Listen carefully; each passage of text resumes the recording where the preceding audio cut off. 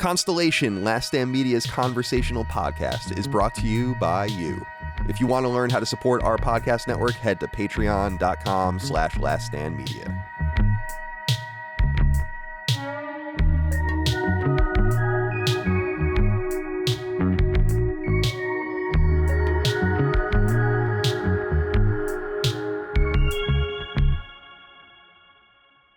Oh, hi. Where have you been, you slackers? It's been a while.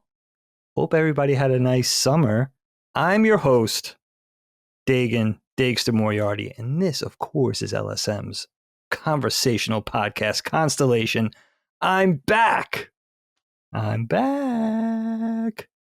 Right? Visions of little blonde girl in front of this big staticky TV, hands outstretched. Right? Little Carol Ann action. I'm back. Why do you always why do you love that movie so much? I love it. Like, it comes up so... I love that. I'm obsessed. Well, he's talking about Poltergeist. It's so funny. It comes up more than it really should, I think. Probably more than any single other human being. It's like, well, it's us with The Patriot. Yes. You know? Very good comparison. Yeah. I mean, it's just, it's an obsession. I managed to tie that into the first minute of being back after months.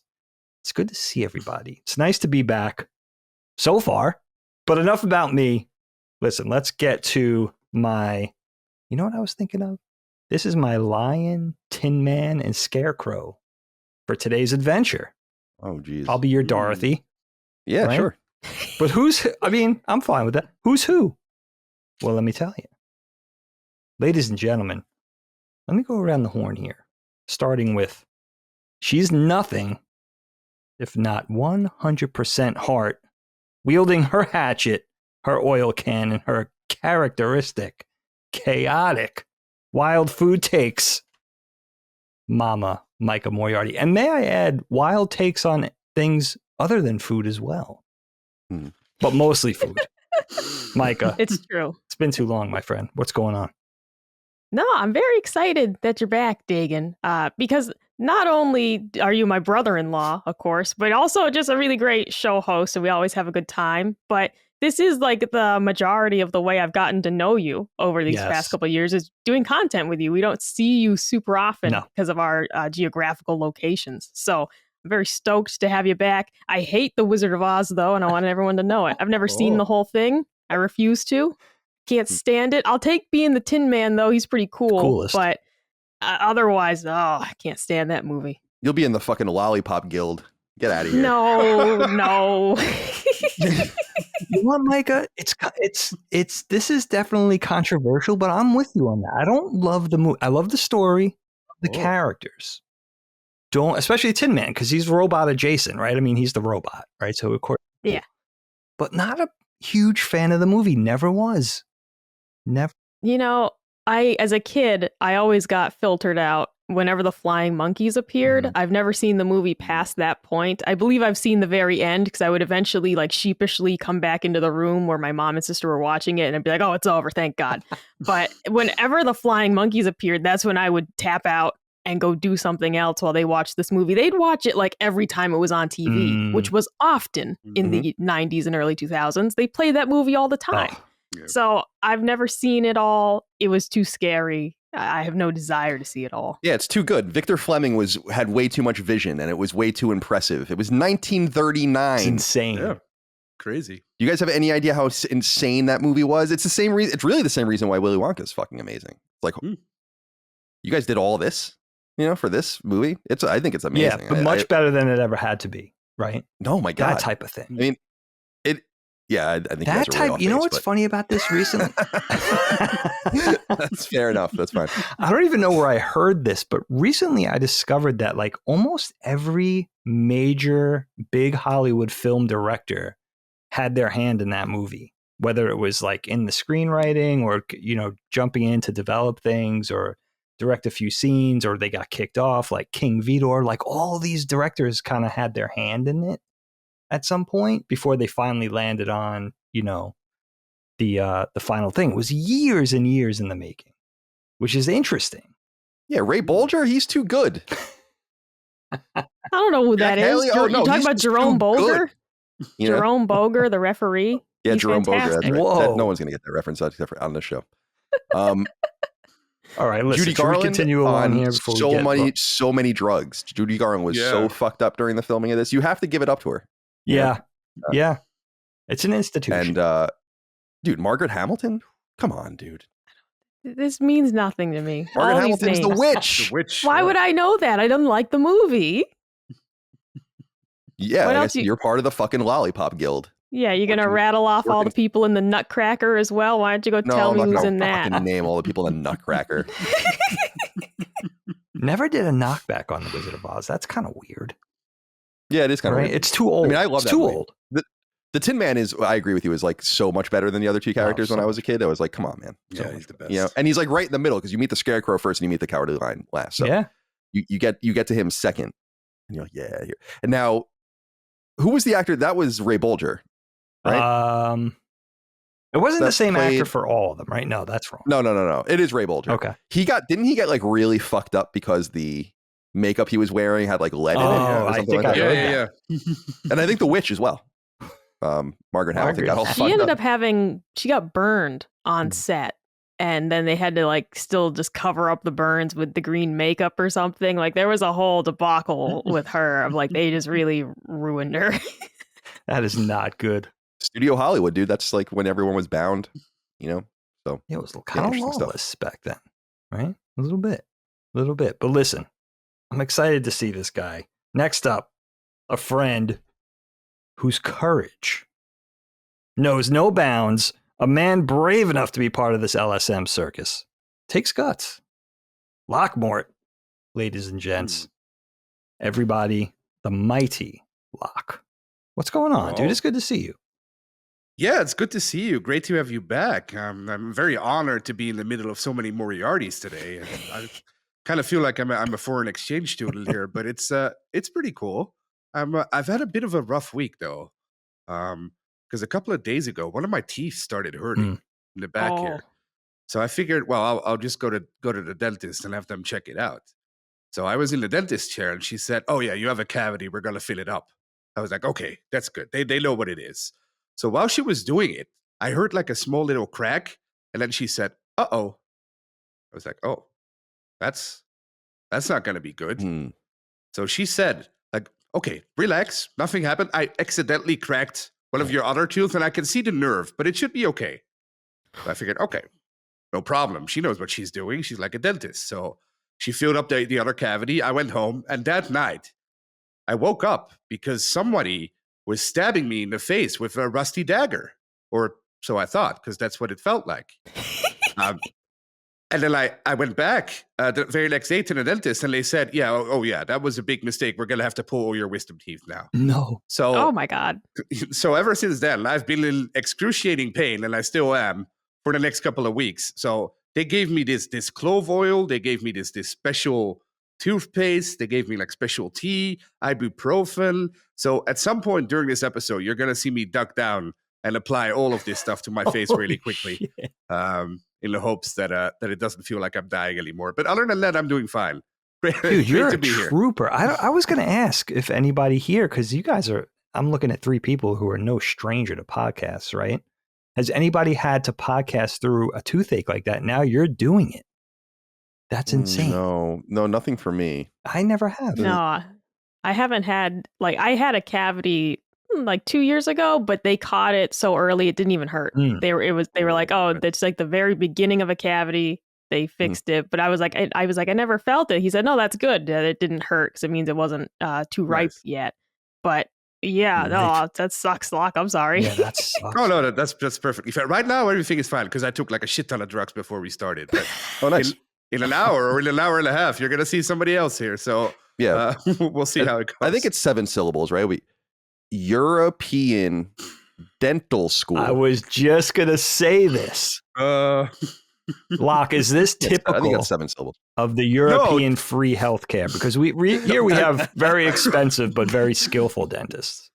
I knew you guys were going to bring that up, but it's not free. It's not free. My dentist isn't free. Like my doctor would be semi-free, Okay. but the dentist isn't free. Yeah, you This guys is don't gonna- get dental, right? In the Oh, is universal that healthcare right? I rule. didn't know this. I think this is going to cost me a shit ton of money. I wish it was free. No. Well, Locke, maybe you should invoice Colin. I did. He did I invoice me. did. He invoiced me now. I was looking at the invoice. This is an invoice for 2023. Yep. Locke, we're a little out of that period. If you were almost anyone else, I'd be like, too bad. Oh. Too late. But nope, not too bad for you. Oh, thank you. Thank you, sir. Yeah, I'm going to need the 2024 one before 2024 is over. Locke, that is amazing. Sure. If possible. Well, good. I'm glad you're all right. So, very well. Yeah, very glad to be here, of course. Always awesome to see you guys. It's good to see you. And Locke, I have to say, too, little peek behind the curtain for everybody. When I had to take a sabbatical from podcasting, you were one of the first people to reach out to me and be like, dude, this sucks. I'm going to miss you, blah, blah, blah. That meant a lot. That meant a lot to me. And I think the only European who, certainly the only Belgian, to reach out to me and say, dude, hope everything's good. I appreciate that, dude. I'm going to remember that. I'm going to remember that you're welcome. in a good way. Finally, of course, the man responsible for all this madness, obviously he's the smartest. So him being the scarecrow is the Dagster being ironic, you see. Using a bit of irony. If the rest of us only had a brain, Colin Moriarty, everybody. What? With the thoughts that you'll be thinking you could be another Lincoln if I only had a brain. Good to be here with you guys. Thank you for having me. I'm so mad today because I'm always mad about something, I guess. But just this last week, I was eyeing Ubisoft stock. And I'm like, damn, it's getting so low. Now, I don't want to buy gaming stock or have conflicts of interest, but sometimes things happen where I'm like, and I would explain it to the audience, being like, listen, like, we're talking about $9 a share at this point. It's like, okay, it was I think at the high of 130 or something at some point. So, and then I was like, damn, I'm going to do it. In my mind, I'm like, I'm going to wait till it gets like 7 or 8 and I'll buy like 1,000 shares or something. And then today, Bloomberg reports Tencent and the Gilmot family are weighing a buyout to take it private, and the stock went up 10%. Oh, there you go. It's like, God damn it. I was totally right. You know, like my instincts were totally right. I was like, something big is going to happen with this because it's getting so precipitously low, and I fucking messed it up. I should have. I'm an asshole. You know, but other than that, it's good to be here with you guys today, and I'm happy to be here. Weekend ahead of us, lots to do. I bought Until Dawn remake. Oh.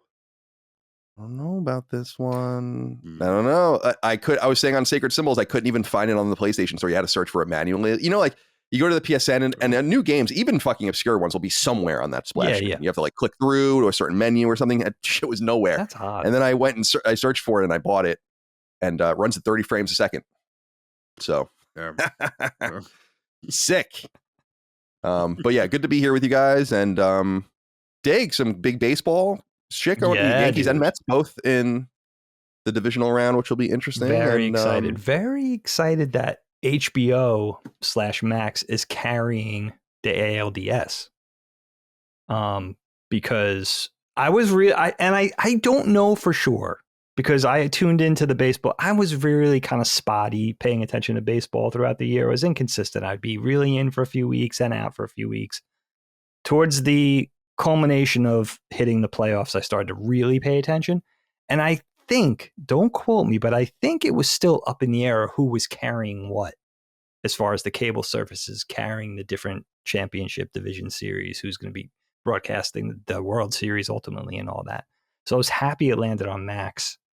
And I was kind of happy that we drew Kansas City for this first series too. I'm looking forward to it. The Yankees were really streaky this year, but they were pretty hot coming at the tail end of the season, of the regular season. Yeah, been sitting a while though now. So I think it's going to be exciting, man. This kid, Jazz Chisholm, our third baseman, super exciting player to watch. I like the for such a big, and I won't go on a baseball tangent, but for such a big market, sort of a mighty baseball team, they play small ball, and it's so nice to watch that. They'll steal bases. Aaron Judge will steal a base.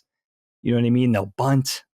It's like it's a lot of National League flavor in this, for such a what do you call it? Evil empire, right? The ALNL thing is so like it's so foreign to me at this point because when we were growing up, the AL and the NL didn't play at all. No, unless in this World Series. Then they brought in interleague, and I thought interleague was really cool because it was like a selection of games, but now everyone plays each other, and I'm like, this sucks. Like it used to be, it was cool. It was like, oh, the Royals are playing the Pirates. It's like, what? That's fucking nonsense. That's literally impossible unless they were in the World Series. And then they integrated that, but you had to wait. It was kind of like football where the Jets will play the Cowboys every 4 years. Yeah. The Jets will play the Giants every 4 years, like cross in. I don't like the way they do interleague now. Baseball. And the other thing, dude, I got to say, and I didn't know this, because I look at the standings and kind of just, glance. Our nephews and our brother-in-law are huge Orioles fans. And they're obviously in as well, I guess they got through. They right? got through, I think. But yeah, I was like, it's just disappointing how long the season is, and then they go. I was paying attention to the Mets actually because Ramon was really excited about it, and they had like that play-in kind of game, and then the next day they have their first playoff game. Yeah, it's like, what? No rest. Like it's just like off to Milwaukee, or whatever, and I'm like, okay. And then, but meanwhile, the Yankees have been sitting, and I think that's bad, personally. Yeah, sitting around they'll be rested. They'll be able to go anywhere in there. Their pitching rotation is all rested, which is good. But, dude, the only thing I've been paying attention, I haven't been paying attention to baseball very deeply at all for years. But Shohei Ohtani, I don't understand why this guy stayed in Japan for so long and wasted so much of his career. No offense. I know he's famous. He's like the most famous baseball player ever there. But like very similar to Suzuki and others. And, I mean, a lot of players. Mike and I were talking recently about Daisuke Matsuzaka. Remember him? Yeah, of course. Yeah. I remember when I lived in Boston and there was just the Daisuke billboards He's everywhere. a great player. Yeah. I mean, he was awesome. And of course, Matsui, our favorite from Japan. But it's sad that it's like, wow, this guy is insane. 50 home runs and 50 stolen bases. Pitches at an all-star level. It's like I don't understand at all. And they don't have him pitching, do they anymore? I know they have him DHing, right? Yeah, they were throwing him in. I'm not sure. It's going to be interesting to see how that plays out in the playoffs. Yeah, it's fun, man. He's so fun. And the other thing, since we're talking about baseball, I want to throw this in there, man. Pete Rose dying and not getting. Dude. I was really sad. I didn't even say anything to Micah because she doesn't care about baseball. But when Pete Rose died, I was like, it's fucked. I can't believe that they did this dude like this. And there was no resolution to it at all. No. I was watching, you've probably seen it. There's an amazing video of him talking about hitting with A-Rod. Have you seen this video? It's like it's from Fox from a few years ago, like baseball coverage. And it's like a 6 or 7 minute segment of him just talking about hitting and standing in the box and doing all these things. And I'm like, this guy's fucking insane. And all because of this stupid controversy. Yeah, with the gambling and all that. And he was wrong, but it's like, he's the greatest natural hitter ever to play baseball. And yeah, anyway. Incredible. And you wonder too, like if he stayed alive, would it have a little longer, let's say another 5 or 10 years, would it have changed?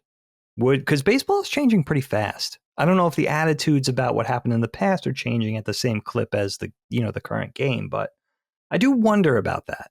If there would have been some sort of a coming around. I'm not sure. Kind of tragic. I mean, he kind of tarnished his own legacy in a lot of ways, granted, but yeah, definitely. Right. But he definitely did. Yeah. Ohtani is incredible. And yeah, basically it's exciting. It's exciting that what's going on now. The Orioles really kind of went downhill quick towards the end of the season. Did they lose to Kansas City? Are they out? Was that the wild card? Oh, is that? Yeah. I don't know exactly. Baltimore might be I'll look out. it up now. MLB playoffs. I know the Guardians are in, the Royals are in, Yanks are in. The Orioles lost 2-0. Detroit won 2-0 to beat Houston. The Mets beat the Brewers 2-1, and the Braves beat the Padres 2-0. Oh no, San Diego beat the Braves rather. I'm sorry, 2-0. That's what it is. All right. Yeah, well, we bored you enough with our baseball talk. Yeah. But you know what? Now we know. For Christmas, Dagan wants a Chaz Chisholm jersey. I wrote that down, the name of that player. So we'll make sure to get you that. Is he 13? I have no idea. I don't know anyone's numbers. I think he took A-Rod's 13. Yeah, I don't know anyone's numbers. Helene doesn't pay attention, but the last time I was really paying attention was during the A-Rod era, right? She's like, 13's not retired. I'm like, 13's not retired. What is he, Derek Jeter? Oh my God. course, Yeah. people can have 13. How dare you? No, I haven't paid attention. I haven't been like a fan in 15 years, probably. I hear you. But I'm still rooting passively for them. We've talked about this. I'm very much of the code where it's like, I didn't earn this. Shut up. And I'm Shut not up. gonna- Shut up. Shut up. No, we're not doing this again. Dagan, let's get into the show. You know what bothers Micah the most? My sports observation that bothers Micah the most is my insistence that NFL coaches should wear suits. I can't stand it. I can't stand He it. gets so mad when I say that. I'm like, they should all be wearing suits. That's interesting. Yeah. Yeah, like go the have a old little days. fashion show on the sideline. That's what we want. Like, Yeah, yeah, think that'll about- help us. Dig, think about like the great. I know you love NFL films like I love do, it. right? Like probably some of the best documentary shit. The music, the editing, it's just amazing. So good. And think of that footage from the 60s and 70s with the coaches walking the sideline in their trench coats and their suits and shit like that. And We grew up and with the Uncle breath Mike. coming out of them, and it's fucking cold, and you're in Green Bay, and everyone. But you have the really sharp dressed coach on the sideline. I love that shit. Love it.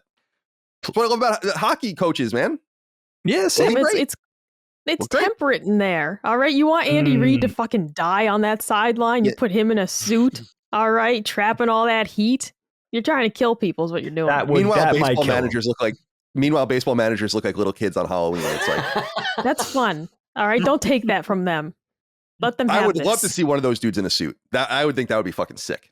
Yeah. Yeah, I bet. I don't know I if bet. that's like part. I don't think you can. It do would that. be kind of comical, so I'm kind of in for it. But we grew up with Uncle Mike, so I think of guys like Tom Landry, right? Yeah, right. Elegant. He got the hat on, The with a little hat, feather. Yeah, like the fedora and all that. Like, come on. Yeah, it was a fedora, right? You know, it's a look. It's like it's play it's the too part, good. be the part, right? It's too good. It's too good of an It's idea. elegant. Baseball would be weird. Aaron Boone, our manager, he always looks good. He always looks tight. He's got the tight pulled navy hoodie, right? Yeah, the hoodie is I think the He hoodie looks is an good. essential differentiator. Usually has yeah. a nice watch. He's got the cap. It's about as dressy as it gets Yeah. for MLB. If I was managing the Yankees, I'd do it in a suit. All right. You'd make George proud. He would love that. Dave, take it away, my friend. All right. So listen, I love all the topics today. I have to catch up on our list to make sure I'm not doubling up with the things I choose. So I still have to do I'm that. not sure if has the list even been updated recently. Has I it? haven't actually. I don't. I think so. Yeah, has it? I haven't looked at it. So I because the dude's just doing it. I don't want to assume that he's just like in the fucking coal mines for us. you know. I haven't refreshed it in a while. It looks like it looks like he's up to August. So I guess September isn't on here. Okay, that's Yeah. not too bad though. And I Get choose with the it. 10 things that I think are not going to be on. There's like a 99% chance no one's talked about this. We have great ones today. Micah, yours is particularly upbeat and delightful. So I want to sandwich yours somewhere in between.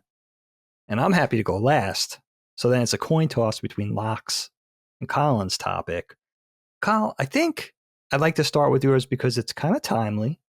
It's on a lot of people's minds right now, especially on the East Coast of the United States, I think. And it's also one of those topics of how did we not talk about this? But I don't think we ever have. So take it away, dude. Can I have just as a little bit of a kind of a prologue? Okay. Can I have everyone that emails for the weekly threads for who's doing what to answer the last email, so that we have all four of them?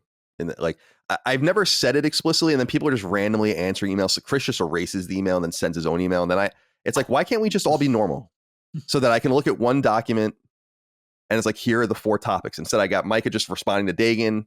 I got me, buried under Lockmort, and now I got CC'd everybody. You're all CC'd on my email. I know, but I understand. But what I'm saying is saying Dagan's response 1, response 2, response 3 in that order, and then they're all on the same screen. You see what Oh I'm my saying? God! I could do No, that. they're I could stop do being that, so dude. weird. You know what? No, they're all here. You know what? This is not throwing Jaffe under the bus, but we do have our players in there, like Jaffe, who weighs in real late. So Yeah, and with 7 different topics. that's It's like, also come on, true. man. But yeah, God. but one culminating final email listing. Yeah, because Right. I can't Like a little stand the way cascade. I think we all use Google, right? We all use Gmail, I think. But the Mhm. way it kind of buries things in that one thread in the name of convenience, but it's maddening actually.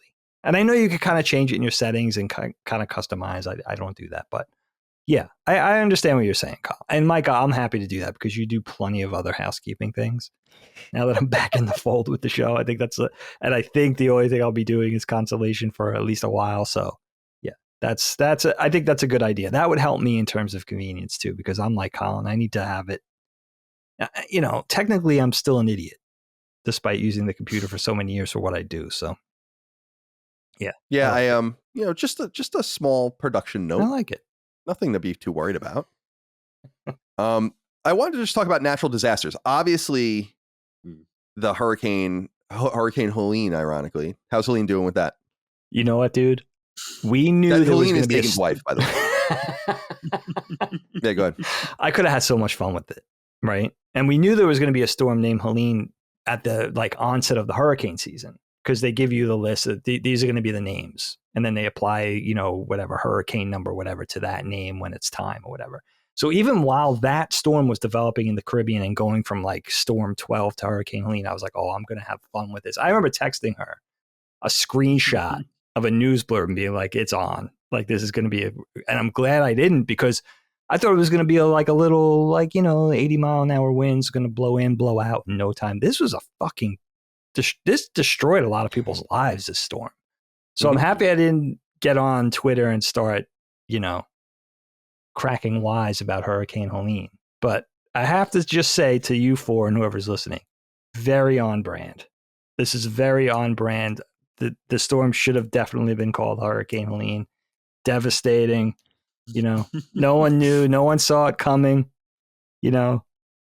Aptly named, I'll say. Yeah.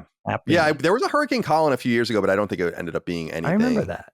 I always think about names it's if you're a V, it's you're never going to get chosen. Or it would be such a crazy hurricane year. What's interesting about this year, because Mike and I were talking about it not too long ago, is this was actually an incredibly silent year in the hurricane season until really late, where people were this is almost getting strange. I also see people with Hurricane Helene saying that it was, made by man in the Caribbean or whatever, which is interesting. Now, I will say this. I don't think that happened with this, but people poo-pooing weather manipulation and stuff. I think you need to do some reading because it's definitely possible. Really? and people are doing it.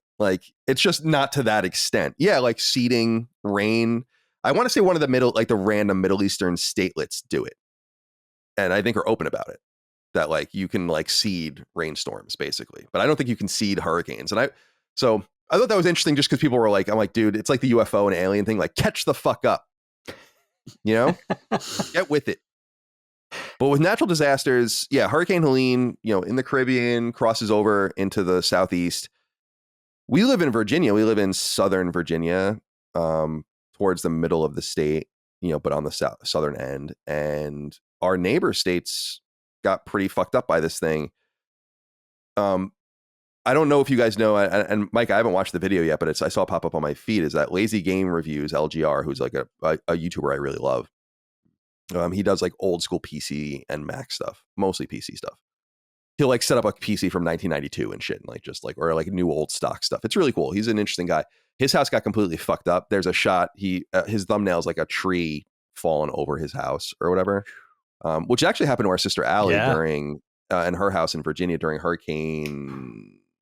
Was that the bad one in 2011? Sandy? Yeah, it must have been Sandy. Yeah. That's one of them? Wait, was it? No, that came a little later. Was it Irene? Oh, maybe Irene. Yeah, something like that. Because I was trying to tell Micah, where we're from on Long Island, we would get a bad hurricane every 5 to 10 years because we're too far north, really, for them to be very bad. But we're also perpendicular to, when they are bad, we're perpendicular to the ocean. We're jutting out, so it just smashes into us. And we have had Gloria was a really bad hurricane in the 80s on Long Island. Bob was a really bad hurricane in the 90s on Long Island, and so on and so forth. And the one from 2011 was catastrophic on Long Island. But we don't deal with them very much. And she's in Western Massachusetts as a kid, so they don't get there at all. They're tropical depressions at the very worst by the time they get there, or whatever.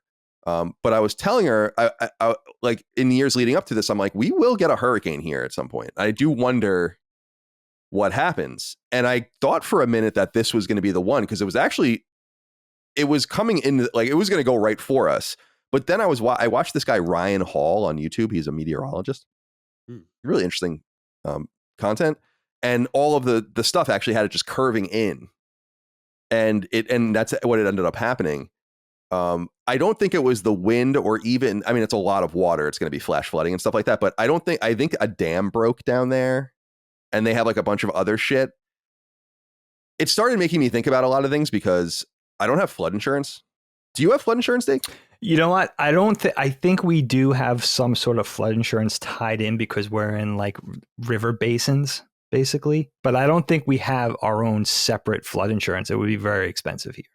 Yeah, because the people in my life know this story because I just thought it was interesting because it was a sign to me that I was dealing with, I thought, honest people, and I think they are honest people. But my insurance people for my house insurance, like when I bought this house, I was like, should I get flood insurance? And they're like, no.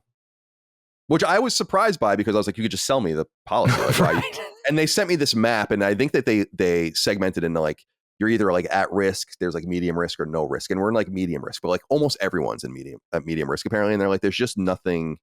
The James River is somewhat close, but not like, it would have to be so bad, like fucking apocalyptic. Yeah, basically. Yeah.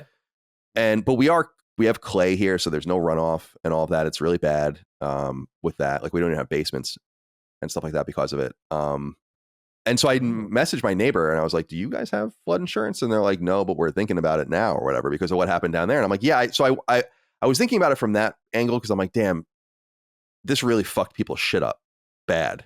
And you can't count on FEMA's too busy spending money on illegal immigration.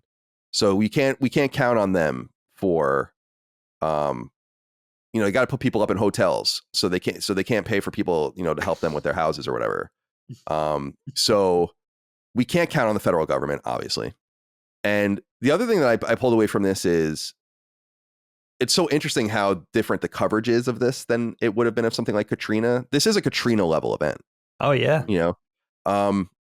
But frankly, because I think it's in Appalachia in all these different places, who's president and the kind of the vibe of the media, I think it's being covered differently too, which is interesting. But what I really wanted to know was if you guys have ever kind of dealt with a true natural disaster and what you've been exposed to, like some of the worst stuff you've been exposed to. And I said in my email, I'm reading it here, it's like rain, wind, snow, ice, and earthquakes and so on. So I was thinking about earthquakes and how you kind of get used to them when you're in California. It's strange. They're really scary. And every once in a while, like Northridge or something happens and it just fucks everything up. Like it's so bad. And I know it's come up in different contexts, but the magnitude, like the Richter scale, is an order of magnitude, meaning that a 5 and a 5.1 is 10 times worse than a 5. A 5.2 is 10 times worse than a 5.1. A 5.3 is 10 times worse than a 5.2. By the time you get to the 6s, the 7s, the 8s, it's insanity. Like how powerful these things are. And I never experienced anything like that. I think the worst one I had was a 6.1. But the ones that dropped like the Bay Bridge in the 80s and all that in San Francisco, that was like in the 7s.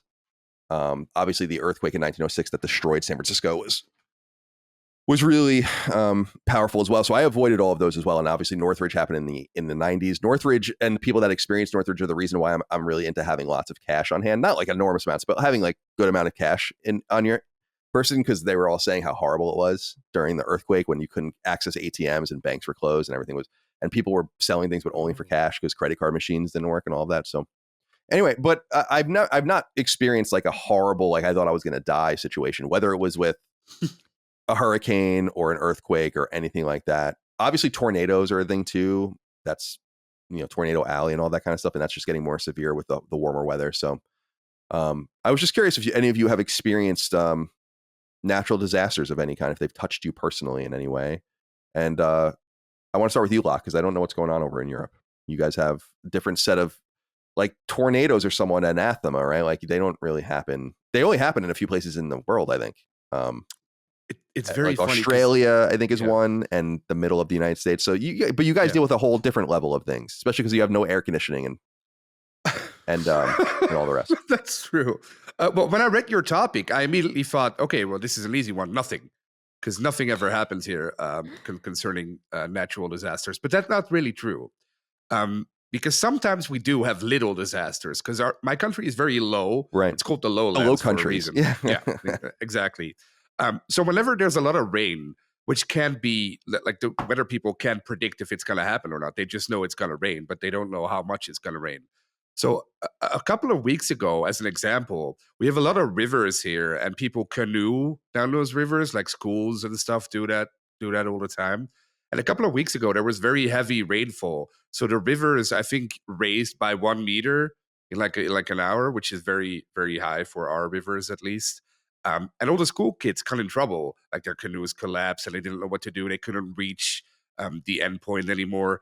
So, but concerning natural disasters, that's basically the worst we get. Sometimes it gets windy, like rooftops fly away, but nobody ever dies here, thank God. Like nothing bad ever happens in that regard. I don't think we've ever had a hurricane, or we've had hurricanes, but we've never had like tornadoes or anything.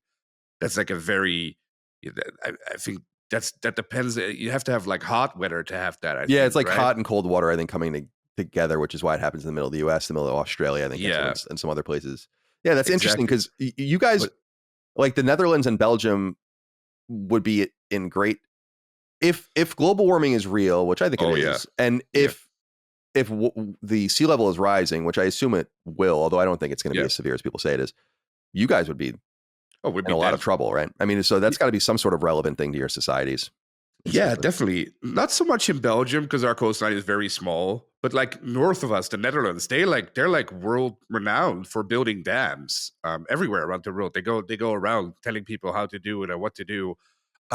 We did have one earthquake when I was a kid. I remember, I think in 1992, so I was like 6 or 7 or 8 or something. I remember waking up in the middle of the night and just seeing a bag in my room, like go from one side to the other. And that was it. Nobody died again. Nothing bad really happened. But I did remember, because of that earthquake, my parents just renewed the ceiling in my room. Not on the outside, but on the inside. Our house was made of bricks, as we do in Europe. But the inside was made, my ceiling was made of wood. And I remember the day after that small little earthquake happened, my walls started bleeding. Like there was blood coming down my walls. I was like, what the hell was going on? And I was a little kid, so I was freaking out, of course. So I yelled for my parents, and my parents came upstairs, and everyone, like my whole family, just stood in my room, like, what the hell? Like, are you the Antichrist? What did you do? And it turned out that the earthquake, apparently it made like some rusty plates get loose between the ceiling and the outside ceiling. So when my parents, or my dad, I guess, renovated the ceiling in my bedroom, he did something wrong, and like the rust started leaking, and it leaked down my walls. So it just seemed like my walls were bleeding all the time. So your house had stigmata. Yeah. That's still traumatizing. Yeah. So still to this day, whenever I meet my brothers, they still tease me for being the boy with the bleeding walls. But I think that's the most we ever had here. Of course, we've had like mini disasters. I remember a couple of years ago, we called it like the flooding of the cars. There was this street in like the French part of Belgium that got flooded for some weird reason, heavy rainfall, and some river got out of its bedding, and the whole street started flooding, and the cars would just float away. And somebody made a little video on Twitter. Some French guy would just, you saw his car float away, and it just said "bye car," and that was it. That was all the damage that was done. So I think we're pretty lucky here where I live. I know south of us, like in France and Spain, and even further down in Africa, of course, there's way bigger disasters that happen yearly. But I live in such a lucky climate here. I think the worst I've ever experienced myself was like a snowstorm in 2010. That was the last time it actually snowed here. Oh wow! But again, it's nothing like compared to what you guys have. Like the snowstorm here basically made sure I couldn't get home from my dorm, and that was it. Like the roads were too snowy for cars to be on it. But it's not like people got snowed in and died and there was a blizzard or whatever. No, there was just a lot of snow. So I guess we're very lucky here. So no, not really natural disaster, just little annoyingly disastrous, I guess. Sure. All right. Well, it's a fine answer. I'm happy for you. Thank you. Yeah. You guys, the Low Country is gonna be eradicated like Long Island from the face of the planet at some point because of the rise of sea levels. But we'll deal with that when it happens. Dig, where are you on this? Where does your mind go? Because obviously you experienced hurricanes on Long Island like I did. Yeah. Oh yeah, man. That was probably the worst of it, though. I mean, no earthquakes. I mean, fracking's causing earthquakes now on the East Coast, which is fine. I mean, none of them seem that bad, and they're not as bad as they are in California, or not yet. No, anyway. not yet. So, God. so people are experiencing more of that stuff in places where they probably shouldn't be. But it seems like every part of the United States is trying to kill you in some way. So, what? It is where are funny, you and on I this? was curious with Locke, you know, like what goes on, especially in his part of Europe. And it's so like on brand for being European. It's like the charming, like fairy tale versions of like, you know what I mean? Like a little bit, like just like anecdotal, you know, just like a charming story. Yeah. Like I always say, especially now with everything getting so crazy here, like we're going to move to some part of Europe with Helene. You know, it started off as like joking, and then it was like half joking. Now I'm like, I feel like I'm more serious than I've ever been. Like Copenhagen always sound dope. Let's go. Like, you know, or, you know, Barcelona or Belgium. Who knows? Yeah, Whatever. welcome. You know, and everything's in such close proximity. You could kind of experiment too, you know, but you know, what's crazy, Kyle? I don't know if you remember this. I guess it was about a year ago. We had a big enough earthquake here in suburban Philly that I guess the epicenter was up a little closer to New York, which is not that far from here, obviously. Long enough, with the duration of the quake was long enough for me and my neighbors to stand outside on our front porches and raise our arms to each other, like, what the hell's going on? You know, maybe it lasted like 30 seconds. And when you set the topic, that was the first thing I was reminded of, because I'm old enough to realize, I know we've touched on this in the past, but in the old days, at least in the US, natural disasters were an equal opportunity offender, nemesis. You know, like every portion of the country had their one or two things to contend with and be anxious about. You know, when I grew up, and taking this full circle back to the Wizard of Oz, tornadoes, the idea of a tornado being real terrified me as a kid. But I remember being comforted, you know, when mom and dad would tell me, well, that happens in the Midwest. That happens in states that are far from here. You don't have to worry about that on Long Island. You know, so on the East Coast, more frequently and, you know, more severe in the South, but the entire East Coast, like Kyle said, we deal with hurricanes. Traditionally, the West Coast dealt with earthquakes. Midwest had to deal with the occasional tornado, which was terrifying. The northern central part of the country, Chicagoland area, had the lake effect snow coming across from Canada, so they would get the heavy blizzards. So everybody had their thing to contend with. It seemed fair, right? Well, I don't know, global warming, whatever's going on, right? A decade ago or whatever. Now there's no rhyme or reason, you know? San Diego's having massive floods. We're getting earthquakes in Philly and New York. You know, Virginia's getting tornadoes. It's like, what is going on? There's no rules anymore. Now it seems like everybody has to be afraid of everything. Sounds funny, but it's kind of weird. It's unpredictable. Like, as a homeowner on the East Coast, you always come into hurricane season having your ears pricked to like what it's supposed to be. And I remember as early as January, February, they were like, this is going to be a bad hurricane season. They kept saying it over and over again. Hurricane season started very slow, occasional Caribbean storm that turned into nothing, blew out to sea, right?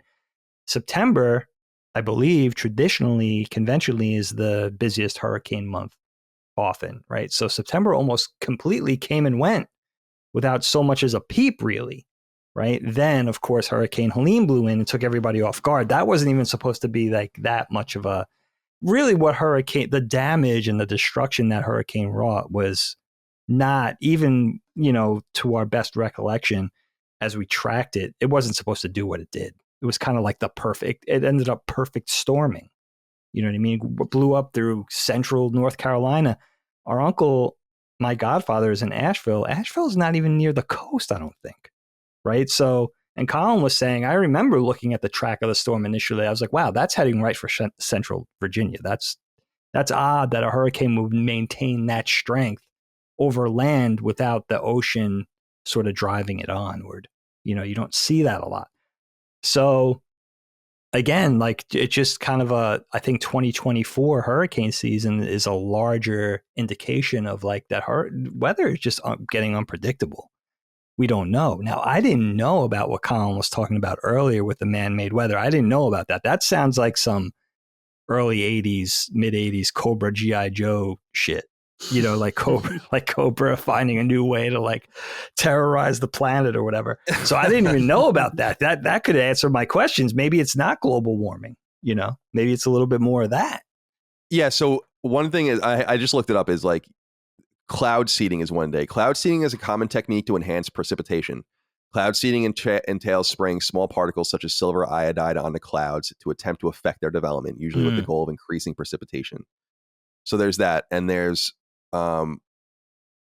are ideas of how to weaken storms too. There was a thing called Project Storm Fury in the 80s, apparently, and I think this is where Trump got the idea that you can nuke hurricanes and stuff like that, because I think that's where it came from, which is funny as hell. I loved that. But yeah, so like they are exploring this kind of stuff, and there is this idea of like weather combat and all that kind of stuff too, and using it. So like it's definitely possible.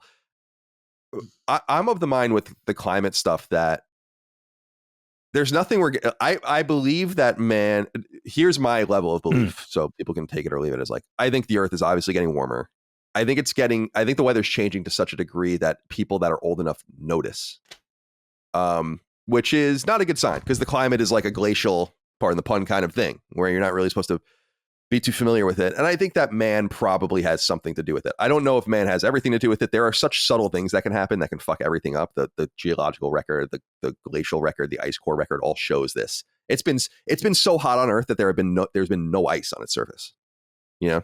And it's been so cold on Earth that the glaciers went all the way down almost to Mexico, right? So it's like, we don't know shit. And I think that we assume that we know too much about it, but I think we are having an effect on it. And as I've said in the past, some of it's positive. Like more carbon is great for plants, great for green. The earth is greening at a major rate.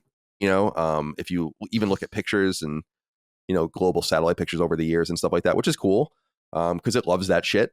But I'm of the mind that we just use our technological, the problems that we got ourselves into, we can get out of with technology. Like, I believe that we will just be able to figure it out. And so I honestly don't worry. I know people think it's crazy, but I'm like, I don't really worry about it. Like, I just think that in the next 20, 30, 40, 50 years, there are going to be amazing technologies that are probably, first of all, going to eliminate our need to use a lot of fossil fuels if we don't, but we should still use them if it's good for the economy or whatever. And then maybe scrubbing the atmosphere or doing some other things, manipulating the weather in other ways. And I even saw some amazing technologies that I didn't know existed. There was a hospital in North Carolina that surrounded itself with a wall. I saw this. And it worked. You know, like, now I'm not saying that that's like ideal, but it was like, yeah, some like metal wall it's called an aqua fence, I think, or something like that. And it's like this new technology or this newer technology. And it just like creates a sort of, you know, seawall around a building or something like that. And I'm like, that's cool too. So, I mean, that's what I'm saying about I'm not saying that that's a widespread solution, but just human ingenuity, I think, will get us out of this stuff. That's why I think the earthquakes that are being caused by fracking, it's like, you know, obviously we're going to cause something. We're shooting water into the ground, you know, millions of gallons of it. It's going to do something. But very similar to the tornadoes that happen on the East Coast, where people are like, oh, a tornado touches down. I'm like, yeah, it is a tornado and it's dangerous. It's not what they're dealing with in Tornado Alley. No, and it's the same. No. It's not even close. And it's the same thing with a lot of this other stuff too, you know, where I think it's magnifying things on the edges. But I think that like the reality is that we're just more aware of a lot of what's going on around us as well. So anyway, yeah, that's a really good. And are we going to experience Wizard of Oz like tornadoes 100 years from now in the Northeast of the United States? I don't know. You know what I mean? But that's the thing. Like Gen X on up, right? People that are old enough to remember have seen this real shift of things we never thought we would have to worry about being an issue, albeit a small issue, like the tornado thing that was happening in the Northeast that seemed to now abate. But 2 or 3 years ago, that seemed to be a thing. Like there's tornadoes kicking up in suburban Philadelphia and outside of New York City and down in Richmond. And it's odd. Like, you know, we're miles away from Missouri and Kansas, right? I don't want to be too rosy either, but I also just think that like nature seeks equilibrium. And I'm not saying it always works out this way. It works out really devastatingly for a lot of animals and stuff like that. But a good example is, and Micah and I were talking about this recently, was the kind of how the dying bees thing is like not a thing anymore. You know, like that's just kind of over, as I understand the ozone layer. Oh yeah, the ozone layer is another one. That's a good example of us just fixing it. Yeah. By being like, we actually know exactly what's causing this and we're just not going to do that anymore. And then it went away. So I just believe, I don't want us to check ourselves. We should be as technological and as crazy and as advanced as possible. Because I just think that the more technological we get, the more irrelevant these problems become. Because, you know, even if you take a really black pill, fucking crazy apocalyptic view of things, like we'll be on Mars. So we can, you know? See, there's always a solution. The bee thing was funny. Do you guys remember that? That was, I mean, my kids were small. Oh, yeah. Right. But it was like, I remember that going on. It was like all the elementary schools, it was like, don't cut your dandelions, right? All the elementary schools, all the schools in the district, they would landscape. So like they would not cut any of the weed flowers. Everything was covered in dandelions here for like 2 or 3 years. And it looked, you know, to my eyes, growing up, everybody manicured their lawns. It was like, what is going on? And it was a reaction to this bee thing. And now, like you guys said, that's over. Now it's something else. You know, so it is funny that it's kind of cyclical, or, you know, not as severe as we normally kind of think things are. But it's strange. I wonder how the rest of the hurricane season here is going to play out, because now they're saying this is what we were talking about. It is going to be a crazy season. Everything's just going to kind of be in the back end, the back 50%. Until when does hurricane season go? Through November, I guess? I don't even know. Right. But here's the thing, Dag, is that the one thing that bothers me about just like people's analysis of, because could things be more severe than ever or in human history or something? I mean, maybe. I have no idea, but it's like, how do you know? Yeah, we have ice cores for temperatures and all those kinds of things, which is good. But it's like, what were the Sioux Indians keeping fucking tornado records? Like, how do you know that they're like, how do you know? You know, like that's the frustration. It's like, it's almost unknowable. Yeah. It's not like earthquakes where we have like a whole record of earthquakes because people wrote about them and shit like that and stuff like that. But no one was real. Well, many we probably missed as well. But I just think about that. I'm like, how do you know this hurricane season is the worst? Were you there in 1610 or something like that? Like I don't. Yeah, records only go back so far. 40,000 years ago or 500,000 years ago or whatever. Yeah, I'm just like, I don't know. I think we talk with a little, on the other hand, with a little too much authority. I got to say this before we go to Micah, because we haven't heard from her yet. I want to hear what she has to say about this too. But my favorite thing to think about is, and this goes into the unknowable the unknowable thing is one of my favorite things to think about in this regard is people not even in antiquity. Like imagine Paleolithic people or whatever, and then a tsunami wipes out the coastline. It's like, what the fuck was that? And then for probably generations, this story is like, everyone's like, oh my God, something horrible happened. We did something wrong. And meanwhile, it's just that there was an earthquake on the other side of the ocean. They can't obviously explain that, but I've always been fascinated by that. Or an earthquake where they're like, oh my God, you know, like what the fuck was that? Or the tornadoes and all the rest. I love things with no explanation as to what happened, why it happened. It happens usually just once, you know, like this catastrophic flood happens. And then for 5 generations, everyone's passing down this story about it, trying to figure out what they did to offend the gods. Right. Like I love that's so funny for me to think about. It's just like, oh my God, people must have been mystified and horrified all of the time. You know, wildfires, right? That's one thing that bothers me. Everyone's like, there's more wildfires than ever. And I'm like, you can't possibly know that. And wildfires are natural and happen all the time. And people think a lot like ancient human acquired fire from these fires and then kept it going before they knew how to start it themselves. And I love to think about it's just like, what did you do, Bob? You know, you didn't pray right. Good shit. Anyway, Micah, where are you on? So you're from New England. Mm-hmm. I lived in New England for quite a while in my life. Obviously, blizzards are the big thing up there. But here's the thing, and I think you'll be able to appreciate this, and you go on and tell me if I'm wrong, but people are so cavalier about snow in New England that it really doesn't phase anyone, no matter what it was. Like when I lived in Maine, I used to walk outside to literally, as a kid, chest high snow, you know, and you didn't still go to school and shit. That's like, so yeah, talk to me about your experiences. Yeah, I had 2 that came to mind. The first one, this was a real like anomaly, was in 2011. There was the New England tornado outbreak, and this was on June 1st, 2011. And like the blurb from Google, A total of 6 tornadoes touched down in Western Mass and Western Maine. The strongest tornado caused significant damage to the city of Springfield, Mass, which is like 40 minutes away from where I lived. And that was just one of the craziest experiences because we didn't suffer any damage from it, thankfully. But I remember I was outside and the sky was green. And it was one of those things that I'd only ever seen in movies and TV. And to see it with my own eyes, like, holy shit, the sky is green. Like they say when you watch those tornado chaser shows and things like that. It was so eerie. And I just couldn't believe that I was actually seeing it. And I remember we were all like prepared basically to go down into the basement if we were told it was approaching our area. And it didn't. We were perfectly safe where we were, but it was so bizarre that this tornado touched down 40 minutes away, did a lot of damage to downtown Springfield. I remember seeing the images on the news and I couldn't believe that this was a storm that happened locally. It was just so crazy that an actual tornado was in Western Mass and it did damage and I saw the green sky like firsthand. That was absurd. And that was like really crazy. And people were like kind of bothered, not like shaken up by it for a while. Now, nothing, I don't think we've had another significant tornado in Western Mass since then. There have been watches that we are now, I say we, I don't live there anymore, but we did still get like tornado watches periodically after that. But I don't believe there was any significant damage. But it did change things for people of this is something to worry about now, even if it's only going to happen every 10 years. Now this is on our radar of, wow, this is something to be concerned with. And not a natural disaster, but I always like to bring up the Great Molasses Flood. Way back in the day, Massachusetts history lore of people died in a great, wave of molasses, that erupted from a factory. But the snow, of course, is another big one.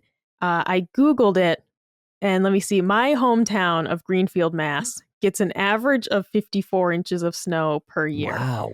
That has declined a bit. Like the winters are definitely getting more mild. I remember getting a good number of snow days for when it was like impassable. As Colin said, we got a lot of snow and you would just be sent to school. But when we did get like, there's 15 inches of snow on the ground overnight and it's like, all right, you're not going to school. And I remember snow days declining over the years. I definitely remembered it was maybe Christmas like 2017 or something. It was like 70 degrees in December and unheard of for Massachusetts. So their weather is certainly getting more and more mild. But I do remember there was one really bad ice storm. And it was before I worked at UMass. I don't remember the exact year, but I know it was probably between like 2013 and 2016. And we had this like massive ice storm.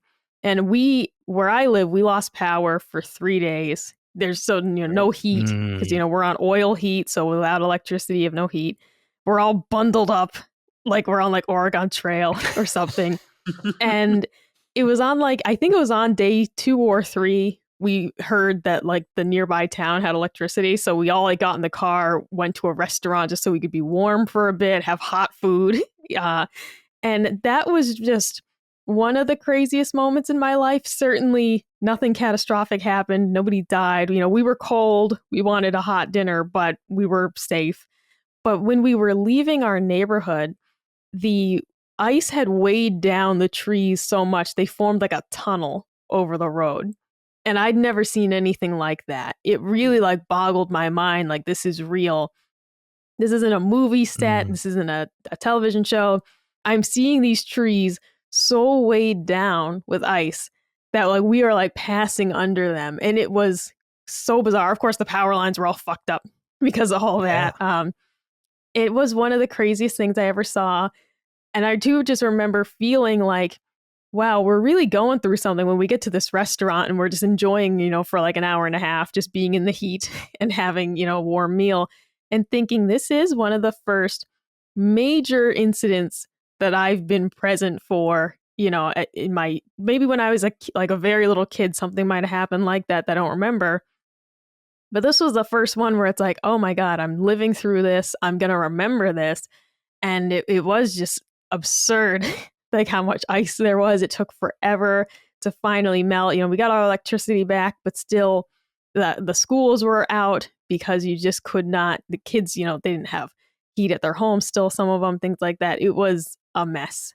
So those two things were what stood out to me of things I personally witnessed that I don't think I'll ever forget, despite that I can't remember the year of that ice storm. I won't forget those images in my mind, or the feeling of leaving the house for that first time in a few days and like venturing out to a nearby town. It felt so video gamey to be like, the next town over has electricity and hot food, and we're going to try and get there. And of course, the roads, were a disaster. They hadn't been salted or nothing. Like, that was one of the craziest things I'd experienced. But I do still feel like really fortunate, as you mentioned, that where I did grow up in Western Mass, the snow is something we were used to and you deal with it, but it's not a hurricane. It typically isn't ripping your house in half. We did have earthquakes, like very, very minor earthquakes. I remember one when I was a kid. Those have happened a couple more times over the years, but it's nothing extreme. I feel fortunate to have lived in places that, while occasionally the weather is a big jerk, nobody, has died because of it in the areas that I've lived. By the way, shout out to the molasses flood. I looked this up for you. When was just this? because I wanted to. It was in the early 1900s in Boston. It was like a molasses leaked in from this factory, and it went like 30 miles an hour down the streets, and like it was like this crazy situation. What? But there's a I looked it up, Micah, to verify this for you, because this is like right up your alley, of course, and it's a funny connection. Is CD Projekt, so the creators of your beloved, and stop me if you know where I'm going, but your beloved Witcher bought a studio in Boston in 2021 called The Molasses Flood, and they're making a Witcher game. Oh. So, what? Like a Witcher spinoff, and they've been working on it for 4 years or so. So, oh, I mean, that's fantastic. That's like Red Dead 2 having a character named Micah in it. I mean, no, I did not know that. That's amazing. That's cool. Yeah. Because a big part of it, just growing up in Massachusetts, molasses is huge. It's the same way that we love marshmallow back home. Like, we also love like molasses cookies and like the brown bread in a can, all those different things. So this lore of the Great Molasses Flood is something you learn about in school. And if you're like me and you just love molasses, thinking about drowning in it, for a split second, you're like, oh my God. And then you're like, more please, because it's just delicious. But yeah, our staple food. Somebody recently asked me, like, what are your staple foods in Massachusetts? And I mentioned marshmallow, but I forgot molasses. So I'd be remiss to not say that now. well, it's been good to hear everyone's stories here. I don't want to go too much longer on natural disasters. I just want to kind of give my best to the people in North Carolina and Tennessee and these other affected places. It's like, who knew? it really is crazy. Like, I do wonder if these things are happening more often, or if we're just becoming more and more and more and more hyper aware of things. It seems like maybe a mixture of both. Yeah.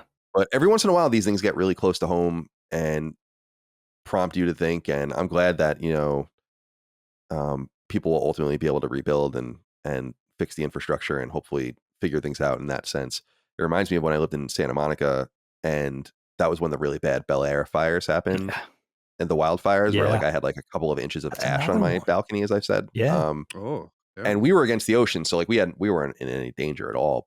But I remember driving, I don't know if that was the 5 or whatever, like through Bel Air, like into the hills, and it's just fucking eviscerated, like a war zone, And it's crazy. It's like, wow, man, this is just the luck of the draw. Where are you going to be? And California was the only place I felt vulnerable, where it's like, yeah, there could be a bad earthquake at any time. It could happen. Sure. Like, and I remember being in bed, not often, but like you'd be in bed at night and just thinking about it. Like, it could happen right now, And then like you wait and nothing happens. The most memorable earthquake I had was there was one that was centered in wine country, but it was very unusual because I experienced some earthquakes that were like a minute long or whatever. This was just one boom. It was just like boom, and that was it. And then it fucked all these buildings up in wine country, and like wineries lost a ton of their barrels and shit like that. It just like shook like violently one time. And that was really memorable because it was in the middle of the night, and I like woke up and I was like, holy shit. That's incredible. You're not saying all the way up in Sonoma. You're saying and Sonoma, all the way up Sonoma. there? Yeah. Wow, that's hours and hours. Holy shit, that's incredible. I'm glad you I was in remembered San to Francisco at this time, so it was only about 90 minutes away from me. But Wow, the epicenter. that's scary, dude. That's really. I'm glad you remembered to bring up the wildfire thing, because that's been a big thing, especially over the last couple of decades. You know, It's like the wildfire thing is shitty because it's actually like important that it happens, right? but it's not like we don't want to live amongst it. It's like that should happen over there, and the natural Yeah. destruction and the pine and then the barrens growth or whatever. Like, yeah, so it sucks that we're like intertwined with it, and that's our choice, but it doesn't mean that these people deserve No, that sucks to have these things happen to them. So, because I remember people making a lot of jokes about the Bel Air stuff because those people are mega rich, and it's like, yeah, dude, but still, like, it's people's horrible. You know, their livelihoods. Fred Durst's house burned down in that fire, right? Yeah. So something good did happen. That's pretty. Something something positive. You remind me, Colin, just because the Canadian wildfires, was that last summer? That it was the first time I had ever experienced like poor air quality, just coming from the countryside, not ever living in a big city or anything. And we went for a walk, and I just remember like the air felt so thick, and it felt like no matter how deep I breathed, I wasn't getting enough air. And I was like, I've never experienced this before. It was, and of course, on such a small scale, because we're all the way in Virginia. This is the smoke's coming down from Canada. Thousands of miles. But I was like, holy shit, this was a new experience for me at 30 years old, that I'd never been outside and felt like I couldn't breathe before. And it was so weird. And it put it in perspective for me of like, I imagine how much worse it is for the people who are much closer to it, of course. But that in itself was something that, yeah, it was such a strange moment to be like, why can't I breathe? And of course, the sky being like cloudy, persistently, like the sun just being obscured for the whole week. That was something very unique to me that I'd never seen before. Yeah, that's a great call up, Mike. I forgot about that. Thousands of miles, right? That was like way up, like north of Ottawa. And you guys are getting it all the way down in Virginia. Yeah, just and all points in between, streams, I guess, or whatever. Incredible. Yeah, I noticed it and it was bad, but I was a little more nonplussed because I was like, I lived in LA, so yeah, that's true. It's like this every fucking day. Same thing. Exactly. Yeah. I had never experienced anything like it growing up in the like very rural area surrounded by farmland, and just literally surrounded by clean air and lots of forest and lots of trees. There's a few factories where I grew up, but on a very small scale. So it was just nothing like that I'd ever experienced of having air pollution, really. Even that was just like, wow, this is a new thing for me. Yeah, don't go outside. That's what they were saying. I mean, at least in Philly, which is a little north of you guys, not too far north. They were just like, no kids sports practice, don't go outside. Like, how often do we deal with that? And that was, you're right, that was like probably 2 weeks for us. I remember Dustin and those guys in Pittsburgh, it was even worse in Western Pennsylvania. And I guess they're a little northerly compared to us too, which is interesting. But go ahead, Kyle, please. I was just going to say, like, it's one natural disaster we didn't bring up that is really unique to very specific places, specifically on the Ring of Fire, is volcanoes. But the volcano is the one thing that can truly fuck this shit up for everyone. Like, it seems like a lot of climactic change over time basically comes from volcanoes. Yeah. And can do you guys ever read about the year without a summer? I think it's 1815. No. That's all tied to like an Indonesian, I think, volcanic eruption that no one really tied together at the time, where like everything was fucked up that year. And it snowed in Massachusetts in like June and July. And it was like crops failed, and it's all tied back to this kind of somewhat minor volcanic eruption. But then you have these massive volcanic eruptions in the past. The only thing that would be worse than a volcanic eruption, like of size, would be a comet or an asteroid hitting. Right. Yeah. And that's like the ultimate natural disaster. Wow. So, because it could cause like a nuclear winter style. It could just block 10% of the sunlight, and that would fuck everything up. Yeah. Right? Like, catastrophically. In fact, that's kind of the book Project Hail Mary is about, not the same thing, but about that, about how like something very minor changes with the sun, and it actually sets everything off, and they have to figure out how to fix it. It's a good book. Andy Ware. That's so interesting. Yeah, because when we're growing up watching cartoons, it's the lava flow, right? It's the liquid fire. It's not. Yeah, It's that's like the blotting least out of your the problems. sun. Yeah, with it's your, like with the your plumes volcanic of shit. ash. Yeah, like Can you imagine though? Like, it's not funny, but you reminded me of this, Kyle, earlier when you're talking about primitive peoples and like trying to predict the weather and make rhyme or reason out of all this stuff. Can you imagine just living near a volcano? You have this beautiful scenic thing. It's gorgeous. You have this beautiful volcanic fertile soil. You're growing all these beautiful things. You know, it's as a result of where you live. But once in a while, for no apparent reason, this thing just spews liquid fire and just kills everything. And you're trying to figure this thing out. You think of this like something like a tornado being terrifying or a tidal wave, right? Like you were talking about the results of like earthquakes and that sort of thing. I mean, I think a super wave is a crazy thing to, just the imagery of it is terrifying. But a volcano, especially when you're just like too primitive to figure out what the hell this thing is and why it goes off and is this thing going to happen? And also like the fact of like most of the time, 99% of the time, you're reaping the benefits of this thing. It's beautiful. It's fertile. You're getting all this delicious food, right? Life thrives near it, but once in a while it just lays waste to everything. The volcano is a crazy thing. Yeah, it's totally impartial. I love it. Didn't that happen like a couple of years ago in Iceland? There was a volcano that erupted, and because of that, like there was no air traffic anymore between. Oh yeah, the like no US one could and travel, and could fly like in that little corridor. Yeah, over Northern Europe and It's stuff incredible. like that. Yeah, it's interesting. I do love that too, Dag, about how it's funny. Like all of the tension in the planet, or a lot of the energy is still from the founding of the planet and the formation of it, and it's still just emanating slowly out. And these processes continue, and it's totally.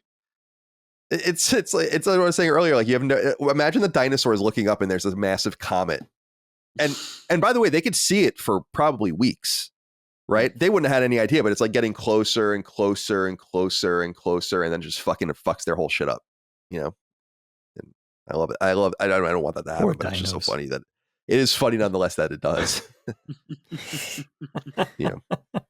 To the point where we very seriously look into what we're gonna do about it. If that happens, which is good because we should think about that. All right. I'm done. I'm satisfied with my topic. Great topic. I loved it. Thank you. Micah, I think yours would fit nicely in here. It's a lot of fun. I'll say no more. You take it away.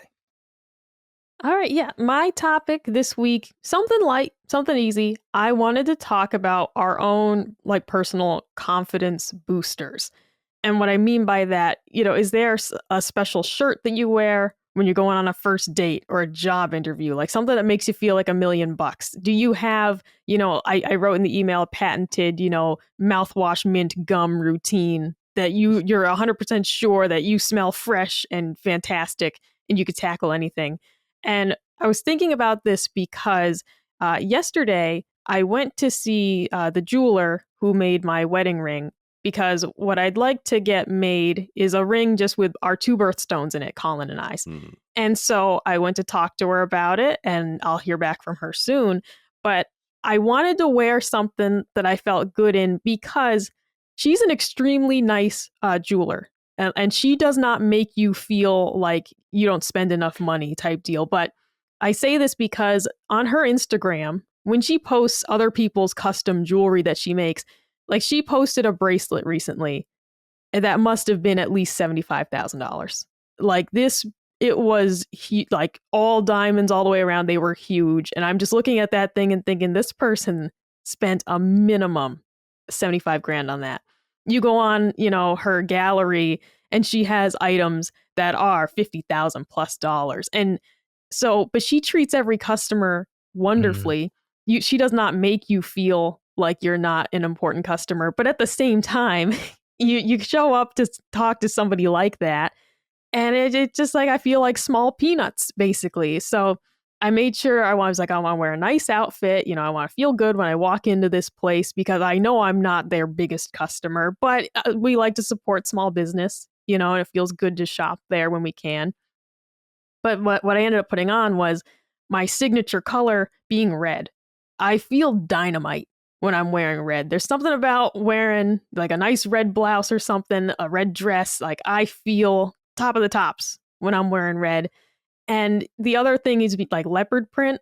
I adore animal prints. You better watch out. You see me wearing something animal print because I'm having a good day that day. But there's just something to it of, yeah, if I'm going somewhere and I feel a little out of my element, I feel like I just need to be a little more pep in my step. I put on either like a favorite color or a favorite print, and I just feel better and I just feel more confident.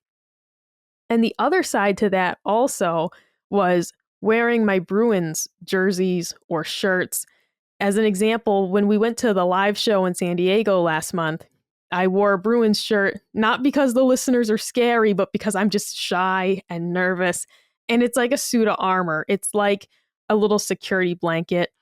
I feel like every like Massachusetts native had this like chilly undercurrent in their soul. And to tap into that, I put on a Bruins t-shirt or a Bruins jersey. And I need that when I'm in an uncomfortable situation.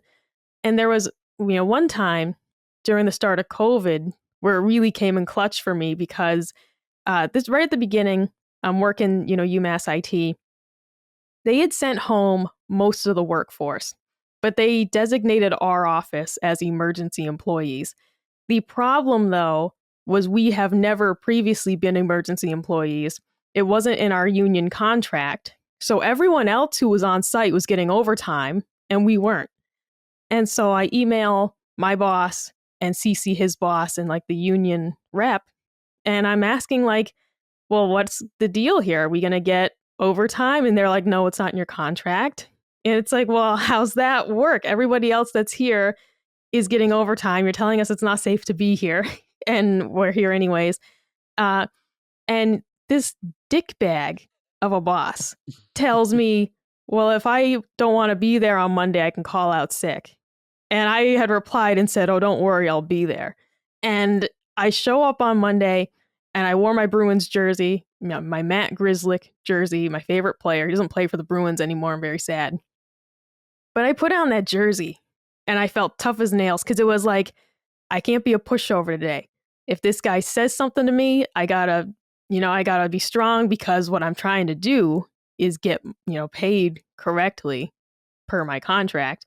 And he didn't talk to me that whole day. He saw me coming down the hall. And when I put on that Bruins jersey, I feel like I'm a 6'5" defenseman. I feel it. I feel like I could tackle the Hulk. All right. All I got to do is put on that jersey and everything's fine. And so he saw me coming down the hall and I must have had a real mean look in my eyes because he turned around and went the other way. So it worked. I felt great. We ended up getting sent home because COVID got so much worse than we expected. And then, of course, the whole thing, they told us we'd be going home for 2 weeks. And a year and a half later, they were still working from home. But that Bruins jersey is what gave me a feeling of some control of the situation. When I was trying to do my best to help me and my coworkers get compensated for this emergency designation, they decided that we were so important, but not important enough to pay. But that's besides the point. I always want to ask you guys if you have similar things, like I said, whether it's a job interview, whether it's meeting new people, if you're doing a public speaking, for example, what are your personal confidence boosters, things that make you feel like I can do this today? I'd like to start with you, Dagan, because we haven't talked in quite some time. What would you have for this topic for me? This is a great topic. This is definitely a favorite of mine over the course of Constellation so far. This is a really good one. You know what? When you emailed this, the very first thing I thought about, Micah, was like the first example of this when I was a kid in my life. I guess I couldn't have been any older than 8. Maybe I was 6. Let's just say I was 7. I had this one t-shirt I adored. It was like the one t-shirt I wanted to wear every single day to school. And it just made me feel great. And it was seemingly so random. I don't even know why I loved it so much. It was just if you could picture it, it was a very late 70s, early 80s graphic tee. Back then, I'm old enough to remember, I want to say an iron-on, but it really wasn't an iron-on. Back then, like the graphic tees had this substantial, almost like rubberized thing, almost like a vinyl thing. Yeah. It would never come off in the wash, no matter how many times you washed it. It had a little glitter in there, right? It was really, I guess it started, I think of it as being very disco aesthetic. Yeah, but the 70s that really began. Because I had a vintage shirt in the 90s that was based on that, a Stormtrooper shirt that had that glitter in it. like the and all that. good I think it was based on a right? yeah, right. Just couldn't come off in the wash. You got the cereal box ones that your mom would iron on. They would come off in a wash or two, but this one was like thick. You know, it was They like came on those tees too with the little ring of color had on to the have arms. the ring. Had to have the ringer, dude. The ringer. It was probably a ringer tee. I remember it was short sleeve. I want to say it was blue, but that's kind of even besides the point. It just had this really random graphic of a cartoon rat with his tail in a mousetrap, and it just said rats with an exclamation underneath it. But he looked happy. He didn't look sad or injured or anything like that. And for some reason, I loved this shirt. I remember like begging my mom to have it clean because I wanted to wear it every single day. And it was one of those things where it was like, it just gave you swagger. For some reason, it just gave me confidence, gave me a little pep in my step. It didn't matter that I had massive buck teeth. That just went away. Didn't matter that I was going to be picked last in gym. That whole thing went away. It's like, if I had this shirt on, I'd be wondering why I wasn't picked first in gym. Like, for some reason, that shirt just gave me power, you know? And I was trying to think of like the equivalent in my adult life. And you know what it is for me? And it's always like this one thing. It's like this token or this accessory or this article of clothing. For me, it's just sneakers. You know, I take a lot of pride in my sneaks. I always try to have something really cool. It doesn't have to be expensive. You know, I'm a big Saucony guy. I like the old school Saucony Jazz. I like the old school like New Balance 420s. I like a certain colorway. I like to get something that's rare if I could find it. I have my sources, right? Get a lot of compliments on my shoes because that's really the one thing I pay attention to when it comes to my physical appearance. And honestly, it doesn't even matter if you're wearing rags from head to, I won't say toe, but from head to ankle. You're wearing those hot skips. You're wearing those shoes, those good kicks. That's all. That's everything.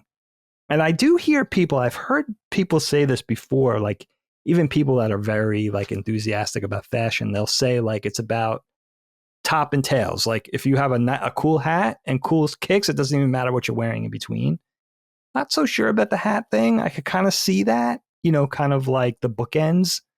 But if I have the cool shoes on, that gives me enough confidence to be like, it doesn't even matter what I could be wearing a $10 t-shirt and some ratty old jeans. If I have those good kicks on, it makes me just feel confident. You know, I feel like I'm me. I feel like I'm my best version of me. Like I'm authentically Dagan if I have like the cool shoes on. And again, price point, they don't have to be $400 Jordans. You know, I have a certain 14-year-old in my life who's very emphatic about his expensive Jordans, and it doesn't have to be like that. You know what I mean? For me, it could be a $60 pair of Sauconys that I find. You know, the only other thing I could think of, and Colin might be able to relate to this, I'm not sure.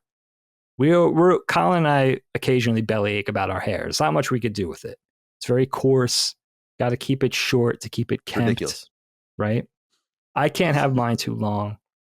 I also think I look weird if it's too short. I think I look a little too skinheadish if it's too short. And I don't want to look, that's the last thing I want to look like, right? So yeah, Dad told me I looked like a skinhead when I was younger because I had my earrings. I used to shave my head with just no like guard on the buzzer, so just really short. I stopped doing that after a while, and my tattoos and my earrings, and he's like, you look like a fucking skinhead. Yeah, I don't think I think you have a pleasant enough face, though. I don't think you look like, there's just something about my face. Like, I don't know if I have resting bitch face or if I just look angry. I'm not sure, but I just look a little too skinheadish, right? And too long, forget it. It's just blown out.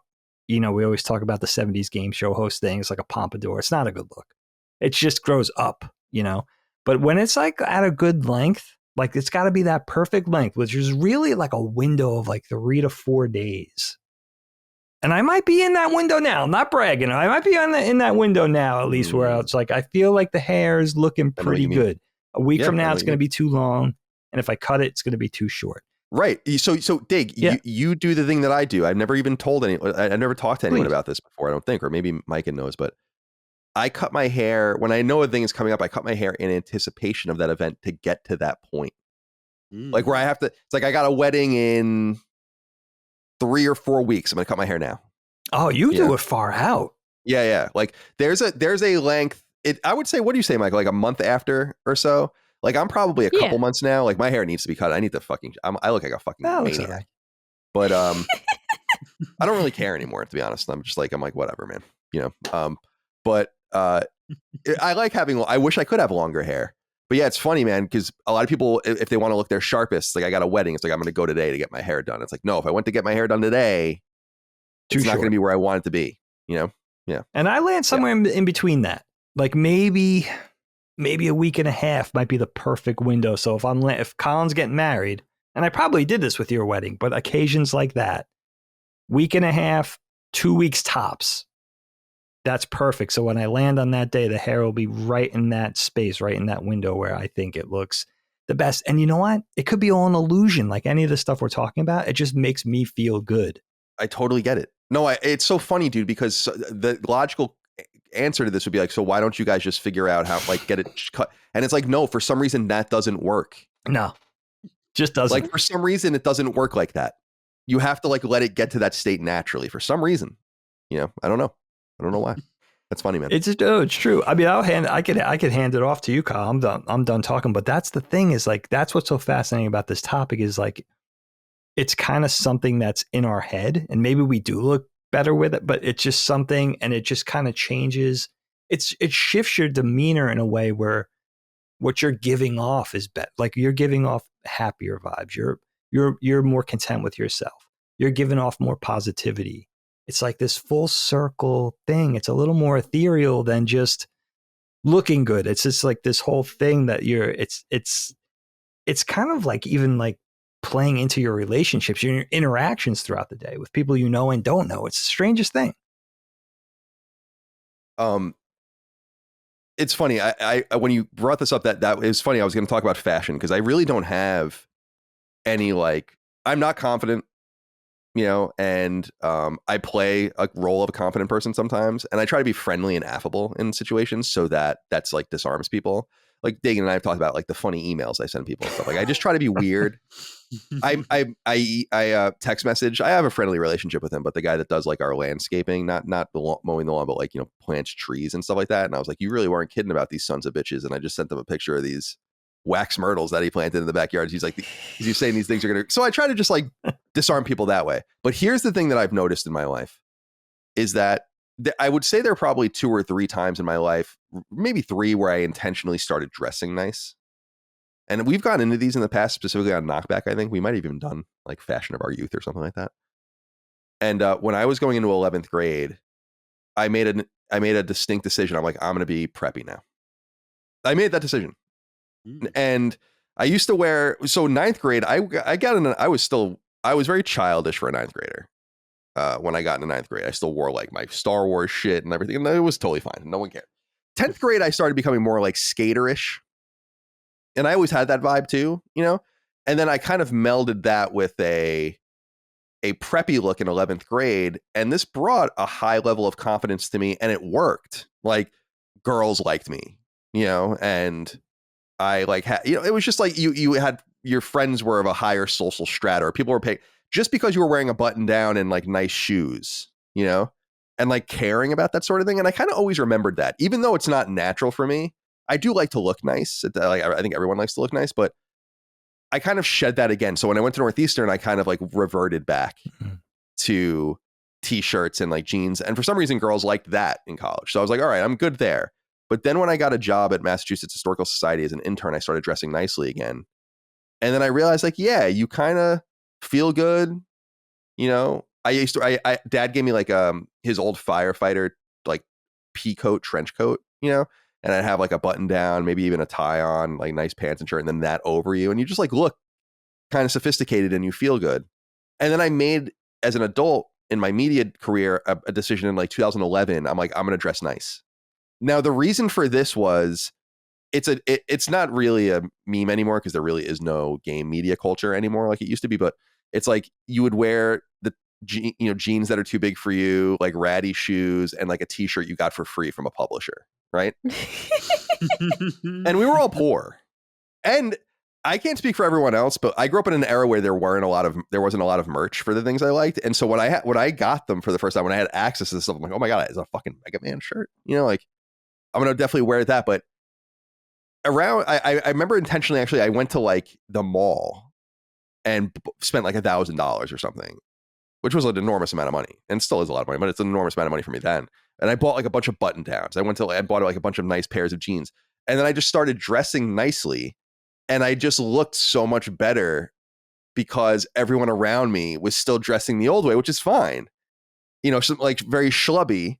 And I have a love for that and an affinity for that level of dress because but if you do care about it, you do get more out of like your experiences in the world, I think. People start to pay better attention to you. People are friendlier. It's kind of unfortunate, but true.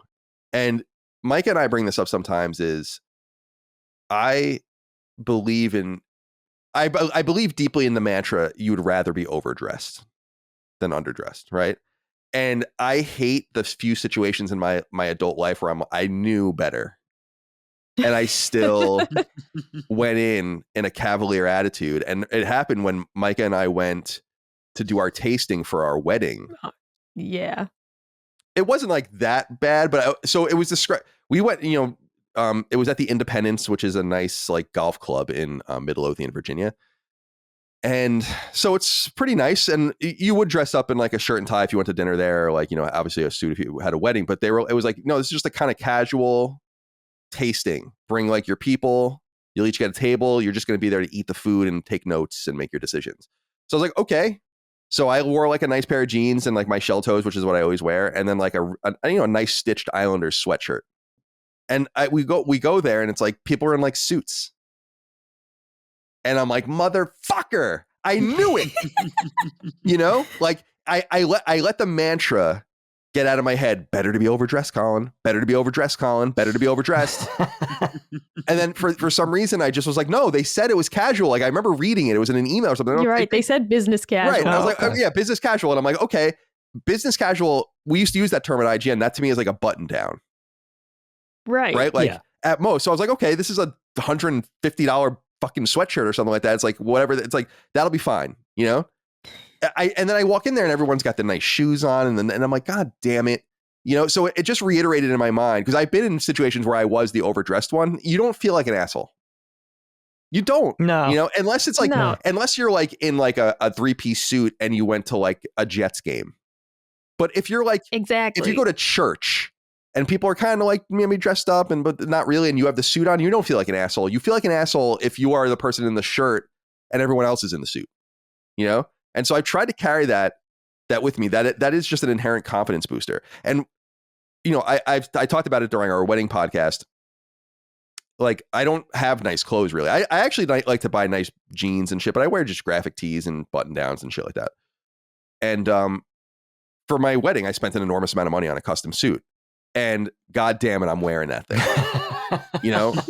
So I've worn it, I think, 4 times at this point, maybe 3. Something like that. That's not bad. And, it's got to be 4, right? We had our wedding, the cousin's wedding, yeah, and then we went to the Jefferson for my birthday dinner. Right, you wore it then.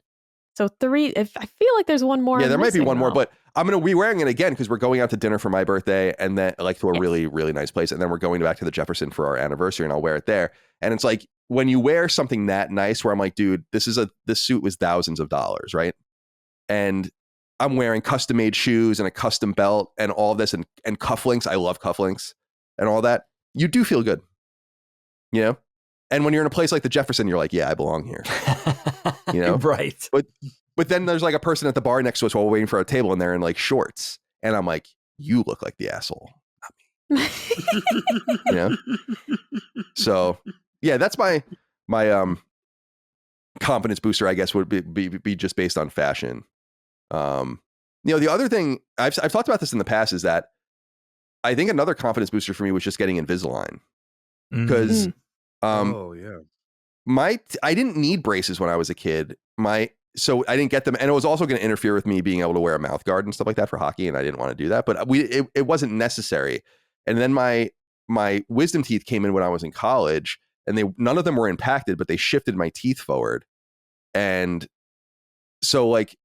I was always conscious of that. It wasn't like, I guess, that bad. I was told that when I got my Invisalign done, it's like you either have a moderate or you have like a mild, moderate, or severe problem. And I had a moderate problem. So I'm like, okay. And it took only 8 months to fix the problem. That's not bad. And it does, and you have to wear your mouth guard every day, like for bed and stuff. It's not a big deal, you know? And I felt like that was a good confidence booster for me too. You know, I highly recommend, and they don't sponsor the show or anything. I highly recommend Invisalign. I was actually shocked how problem-free the entire thing was. I know some people have problems. I guess it's going to be like each person's going to have their own individual experience, but it was like shocking. It worked exactly the way they said it was going to work. The exact time frame it said it was going to work. Like no problems. It hurts a little bit. Yeah. But you know, no pain, no gain, baby. As long as you're disciplined with it, right? Which you were. You did it when you were supposed to.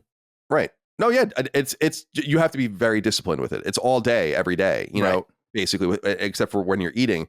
But the funny thing is nothing's really changed about Invisalign. And this is why it shows it's worth to kind of wait, you know, because I thought about it for years. They've gotten to the point now with the trays where they were very slow and deliberate and studying it or whatever. So it used to be 3 weeks per tray when they started Invisalign like 25 years ago, whatever. It was like 3 weeks per tray. Then they lowered it to 2 weeks per tray. Then they lowered it to 1 week per tray. This is where I did it. Then they lowered it to, it's like 5 days now. Oh, wow. So they're slowly figuring out you actually don't have to wait, and it could be really quick. So by waiting, like I remember getting like an analysis and they're like, it'll take you like 2 years to do this. And I'm like, no, I'm not doing that. And then when I went back to do it, you know, years later, they're like 8 months. I'm like, So all right, smart. you know? Yeah, so I highly recommend that too. If people if you're thinking about it, you should really do it. If you have the money. It's somewhat expensive, but not really. I think it's like, I mean, it is expensive, but if for what you're getting, like $4,000-$5,000, I think it's somewhat reasonable for the price of it, you know? So yeah, shout out to that as a postscript. But yeah, so those are the confidence boosters I can think of. But generally speaking, I mean, look at me. You know, I'm barely hanging on by a thread at this point.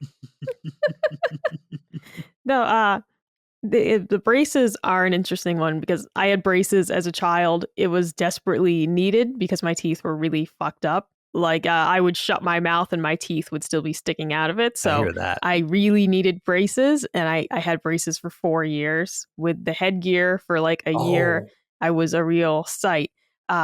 I would like to eventually do Invisalign though, because my teeth have shifted a bit again, and I'm developing like a slight gap on one side that just food always gets stuck in it. Like every single time I eat something, a piece of food gets stuck and it drives me bananas. My smile otherwise looks okay. Like my bottom teeth are slightly crooked, but I don't really care. But it's that piece of food that keeps getting stuck in my teeth that's driving me fucking bonkers. Yeah, your mouth, I think your mouth gets smaller as you age. Like it grows, and then I think it gets smaller. And so everyone's teeth are going to crowd. Yeah. It's just a matter of like, if you care. Oh, it's yeah. Right. And like the reason I had headgear, for example, as a child was because my top jaw was growing so rapidly that my bottom jaw couldn't keep up with it. So I had to wear the metal ring around my head to forcibly hold back my face from growing, basically. It's like this medieval torture device. Like foot binding. And you're just literally strapping this thing to your head to go to sleep every night to slow down how fast your skull grows. But it worked. It definitely worked. I was able to look like a normal child again. And Dagan's topic, what you brought up reminded me, I had this favorite pair of purple pants when I was in elementary school, and I got them at Ames, which was like my favorite store back in the day. Oh, man. Yeah. Oh, I miss Ames so much. Ames was like our local small-scale Walmart, basically. I remember. And they had they had toys and clothes and various home I used to buy Star Wars toys there. Ames was fantastic. I had this pair of purple pants, though, that it was the same thing as Dagan said. I would be asking my mom, like, are they clean yet? I want to wear those again. Like, I would have worn those pants 5 days a week if she let me. She, of course, did not, because she didn't want people to think I was some filthy hooligan wearing the same pair of pants a week straight. Even if you did wash them, people won't assume that. But I was obsessed with those purple pants. And I also had a pair of purple socks that went with the pants. And when I got a hole in one of those socks, I was beside myself. Because I was like, they don't match anymore. It was the whole thing. Lockmort. Now, this is the man You could feel the confidence through the monitor right Oh, now. yeah. Lockmort doesn't need any Absolutely. enhancements. Lockmort doesn't need confidence boosters. But if he did, Lockmort, does anything come to mind for you for this? Well, I've talked about this before, but I furiously hate the summer. And I hate the summer because of two things. Because of the heat. I can't stand the heat. But also because of the clothes I have to wear during the summer and the clothes other people wear during the summer. Because here in Belgium, I don't know if it's like that over there as well, but here in Belgium, when I take the bus, which I have to do because I don't have my driver's license, in the summer, people, you call them wife beaters, I think, like the t-shirts without the sleeves. So in the summer, when people sweat and you're standing in the bus surrounded by armpits everywhere, it's disgusting. It's horrible. It's a horrible experience. I don't wear that. I don't wear that stuff. I can't do it. Like, I remember when I started that new channel with Maddie, or when you guys started putting me on podcasts. I think Maddie told me, and some other people told me as well. Oh, you're gonna have to buy like T-shirts now. Like you're gonna have to buy like cool T-shirts that people want to wear. But I can't do it. Like I bought like Batman T-shirts, but that's just not me. Like when I wear that, I feel bad. I feel like a fraud. That's not me. I always wear like this stupid little what do you call it? A flannel? A vest. Flannel, yeah, a vest, I guess, or like an overshirt. What is this called? I don't know what it's Like called. a button. That's a button down. Oh yeah, okay. Well, Yeah. yeah. That I always wear that during the summer at least. But now that it's winter, I can start wearing sweaters again, and I love wearing sweaters. I love layers. I don't know why, but layers give me a lot of confidence, especially when I have to go outside. When I go outside, when I was 18, my dad bought me this long coat. I don't know the precise word in English. It's not a school shooter coat. Like it's not the trench coat. a leather one. Trench coat. Yeah. But not like that. It's like of wool, like a peacoat. Peacoat. Yeah, when I look at that, I look like a retarded Peaky Blinder, I guess. That's kind of what I look like. But when I wear that coat, I feel very confident because it makes me look more classy than I actually am. So when I wear that coat combined with a sweater and a scarf, preferably a red scarf or a blue scarf, I think I have more confidence because then I look better than I usually do. And mostly because during the winter when it gets cold, I can wear a beanie outside or a hat and people won't comment. Because I never understand why like people, podcasters or other people wear like beanies inside. Like if you're bold, you're bold. Like nothing you can, it's not your fault. But when it's the winter and when it's cold outside, I can wear one. And then I don't look like an angry barbarian anymore. And people are nicer to me. So I can actually talk to people and people aren't scared of me anymore. People are much nicer because they don't see me as like a threat, I guess.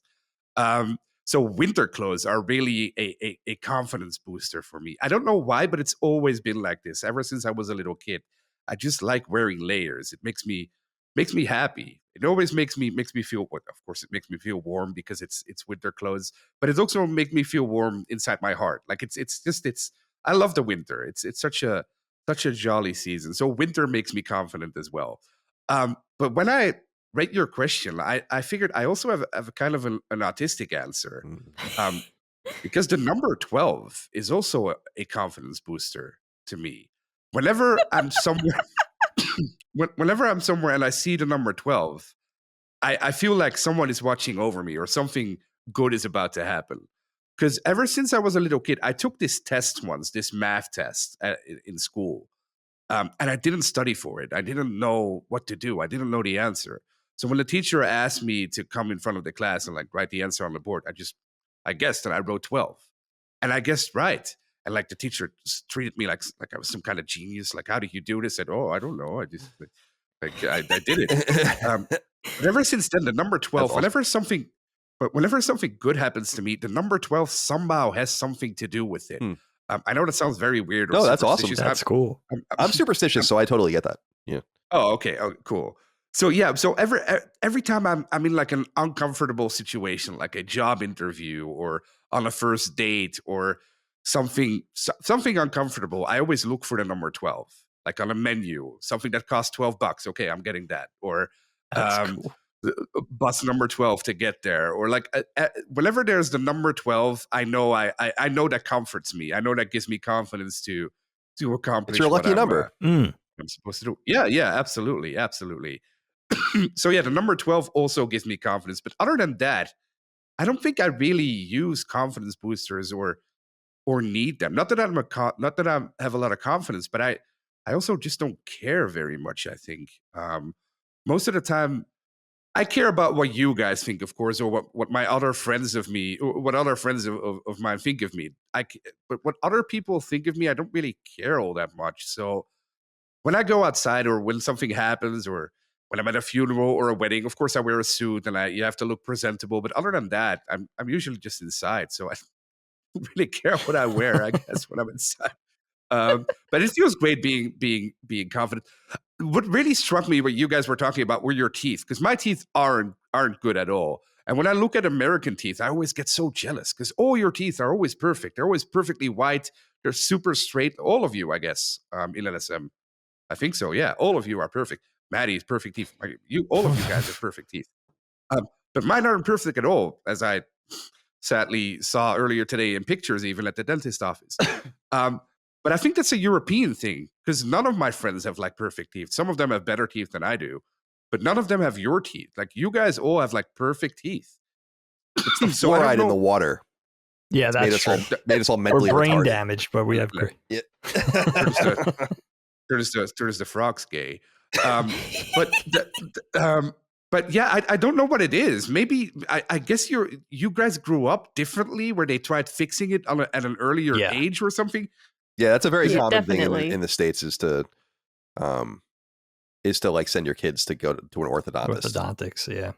Yeah, I wish they had that here too. Because Micah, when you were saying like the braces with like the little hat at the back, I had that too, but it didn't do anything for me, I guess. Like I had to wear it also for like 3 or 4 years, and then they just said, "Wow, it's not working. Forget about it." Was, oh, okay, well, it's not working. Not an adequate answer. Yeah, because I'm not wearing this anymore. So what I'm thinking, ever since I turned 30, I just started thinking like, well, what if I just remove all my teeth and just get like what's that called? Like implants device? Yeah. No. No. Those are really expensive. You don't want to just remove healthy teeth. Well, that's what the dentist told me today too, because I brought it up today. Like, why would when they told me they were gonna pull my wisdom teeth, I asked them like, why can't you just pull all of them and then we'll put in fake ones? But Colin, like you said, they explained to me that it costs a lot of money. I think it's like $5,000 a tooth or something. Yeah, exactly. I don't have that. Yeah, sadly. And you don't want to do that. You could get veneers too, I guess, if you wanted to. That's a little cheaper, but I guess I would love like my teeth to be straight like you guys. Like they don't have to be perfectly white. You should get Invisalign, dude. Yeah. I never heard about it before until you just started talking about it. I mean, it sounds. They're like mouth guards that you wear all day, basically. Yeah. And then they give you a new one for every week. So like they get, it's like they, I don't know. It's kind of amazing actually. They just take a scan of your mouth and then they just like, they put it into their feed in their program and they're like, okay, the program says it'll take 14 weeks of adjustments to get from this point to this point, and this is how each week will go. And then they make mouth guards and they give them all to you at the same time. And they're like, and it's like, so it'll be from this one and then you'll put in this one and then you'll put in this one in that order. And so when you put them in the first time, it's like really tight. Yeah. And it hurts. Like some people, it's like a lot of pain for a lot of people. And then by the end of using that tray, you'll just be able to take them in and out easily as if you're wearing a mouth guard. And the next one will hurt. Okay. And so on and so forth. Oh. But, and I don't want to make it seem like it's that bad. Maybe it is for some people. It wasn't that bad, but you definitely feel it. No. But it definitely, what's cool about Invisalign is you see it working. Like you can just see it working, like that's every week when you change them, you're like, yeah, it's getting more and more towards where it's supposed to be. And it really does work. And Kyle, you didn't have braces, so you didn't know that initial soreness, like when you went into the orthodontist and they gave you the tightening every couple. Yeah, they crank it up or whatever. Yeah, I never did that initial shifting or whatever. But when you did it, you already had good teeth. Colin had great teeth. They were just maybe a little bit crooked. Yeah, like my teeth were just crowded. I have a lot of fillings from my childhood and like my teen years, but I haven't had a cavity in like 20 years or something. Wow, that's a long time. That's good. That's everything, but I still have tons of like work done on my molars. It's just all old stuff that like is slowly just needing to be replaced. But no, like they weren't catastrophic. They were just they were crowded. They were crooked, so in certain places. So I was just like, yeah, you think about doing it for a long time. Then you're like, I don't really want to. And then you're like, it's such a commitment and all that. And then what was kind of, dude, again, this is just the fortuitous timing I kind of just find myself in all the time. Not all the time, but often, like moving from California to Virginia and then COVID happens, is I got this shit going in like the middle of February 2020. And they give you all the pieces and everything. And then literally like 2 weeks later, like you weren't allowed to go to the dentist for any. That's right. For anything that wasn't essential for months and months. And I was like, oh my God. Wow. Like, and thinking back, and it was, you didn't see anyone for that entire time. Like people weren't socializing. It was that weird year. And so I was like, dude, what the fuck? Like what an amazing Got right in there. happenstance. Just incredible timing. But yeah, I recommend, you should look into it. And like normal dentist, at least in the States, it's very lucrative. So normal dentists like are eager to offer it to you. And you might have the same thing in your area too, where they like, I think their factories are in like Mexico. They just like send all the data and then they just print all these plastic pieces and they just send them to you and they're all marked. It's like, this is the first one. This is the second one. And you just open the bags as you go. Is it like an online thing or is it? No, you have to go get your mouth scanned. But after that, like okay. And you'll probably want to go like I didn't do this because of COVID, but like they do want to check in on you like every 2 months or something, not to do any adjustments, just to make sure everything's okay. Right. And all of the rest. And, you know, you probably have to like grind some things down because your mouth's going to sit differently. Like my mouth kind of just sits differently now. I used to grind my front teeth on my back teeth and I can't even do that anymore, you know? So, that sounds yeah, people are thinking about it out there. It's interesting. Yeah. If you read the Reddit, I used to read the Reddit for Invisalign. There's like a huge Reddit for it. And it's like some people's horror stories and then most people just being like, this is awesome, you know? And like, I'm so glad I did it. So yeah, you should look into it. Yeah, I will. Yeah, that sounds awesome. That sounds pretty easy too. Because I keep thinking like, well, but I have to do so many procedures or probably start wearing braces again. I don't want to do that. I'm 40 years old. Like, just get out and give me fake ones. But maybe that's better. Yeah. No, this is good. And then and you just take care of what you have. Because even it was explained to me a long time too. I don't even know what the conversation was, but the dentist said to me, I used to go to this dentist in San Francisco for many years. Titus Tang was his name, and he was awesome. Great name. Yeah. And my first dentist in San Francisco was a woman named Jessica Yee, but she was like right out of med school or dental school, and then she quit like a couple years in because she got pregnant. And she was like, I'm just out. And so she had a partner like in her office, Titus Tang, who just absorbed all of her people. And I was like, she was great, but I was like, this dude rules. And so I just ended up with him. And yeah, he was an interesting cat, but he said at one point to me, he's like, dude, as long as like the root and like the tooth itself, it doesn't matter what it looks like. If it's just like healthy, like it's easier to just build off of that than have to like implant something into it. Oh, that's true too. So like you'll want to just no matter keep the condition good, you know, even if the gums are receding, even if they're crooked or this or that, like, and then you can work with it, you know? Yeah. And he was right. Titus Tang. And Locke, you may not know this, but orthodontics and dentistry generally in the United States is it's big business, but it's kind of a racket. I mean, we have a 14-year-old still going through it with his braces. And not only is it very expensive, but I do feel like I've often felt like for years that we get our braces a little too early. We go through our orthodontics really early in the United States, like, you know, early adolescence, early teens, and then, you know, they're off by the time you're midway through high school, let's say. But you're still growing and your teeth are still shifting. So it's happening with my 17-year-old now. She has beautiful teeth, but they're going to shift. So she's got to wear a retainer, even though she's all done with the braces and everything. She's got to wear a retainer at night just to kind of minimize that shifting. I know my bottom teeth are super shifted. Helene wants to go in to get stuff now because her, you know, I mean, like it just happens. And I feel like they prolong it. Like my son was supposed to get his braces off at certain intervals and they keep extending it a year. Now we got to do this. Now we got to do that. So it's kind of better, I think, to be your age and maybe going through it. You know, it doesn't have to be 40, but somewhere where you're done growing now, whatever changes you make will stick. You know, it happens so early in the United States that it's I agree like, with you. Yeah, it is weird that it happens so early. It's got to be a money-making thing. And then the other thing, because the whole like joke, like the teen movie joke or whatever, or like the sitcom joke of like the retainer and not wearing the retainer and all of that, like it is essential.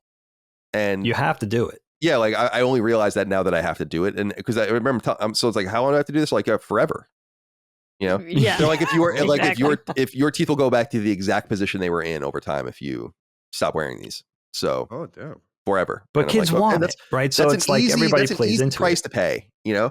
And that's why I encourage people doing it, because like even though your mouth will shift over time, it will keep it in place as those things go, you know? And so you will only have to do it hopefully once, you know?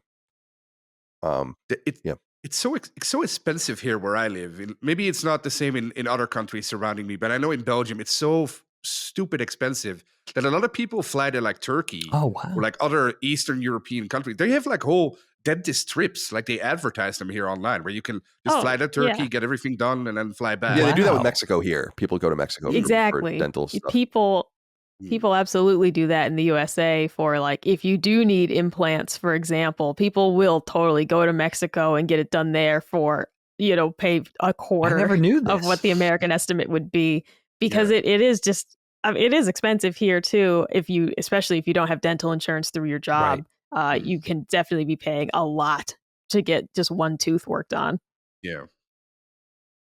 Well, that's so interesting. Yeah. So I'm good on whatever the hell I was talking about. Yeah. This was a good topic. Locke brought up one core memory that I'd forgotten about, which was I did used to wear a trench coat to school, and I had a pink zebra bandana that I would wear around my neck with the trench coat buttoned and belted, and I felt like $1 million in that too. I've never had a great fashion sense. I rely on other people to help me. But yeah, that was another like key Micah moment of like, oh yeah, I fucking loved that trench coat and my pink zebra bandana. I felt dynamite in that as well. But this was a good one. That was super fun. You know what? I have to circle back to one thing I just remembered, Locke, that you said early on when you started talking about this. You said you had a problem with your confidence. Almost like it seemed to me you were saying you felt like an imposter wearing graphic tees, even of things like you're really a big fan of. Yeah. Talk to me about that. Like, if you love Batman, you can't wear a Batman t-shirt. Could you just feel like an imposter? Well, I am wearing a Batman t-shirt now. You can't see it. That's a good shirt, by the way. It's funny. Thank you. No, it's just people. I don't know why, but ever since I was a little kid, I've always worn like these. Oh, what is it called again? Overshirt, button shirts? down, just a button down. Yeah, and just a plain shirt, and that's just how I've always dressed. So that's how I just dress. And then whenever I dress whenever I get like a t-shirt, like a graphic t-shirt or something else, I just don't feel like myself. I feel like I'm copying the people who are doing that. That's so interesting. Maybe that's a good thing.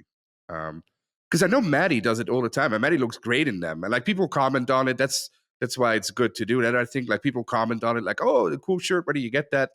And I remember, Colin, when you were working at Kind of Funny, you guys had these Loot Crate clothes that you would promote. Oh yeah, or a lot of people do that.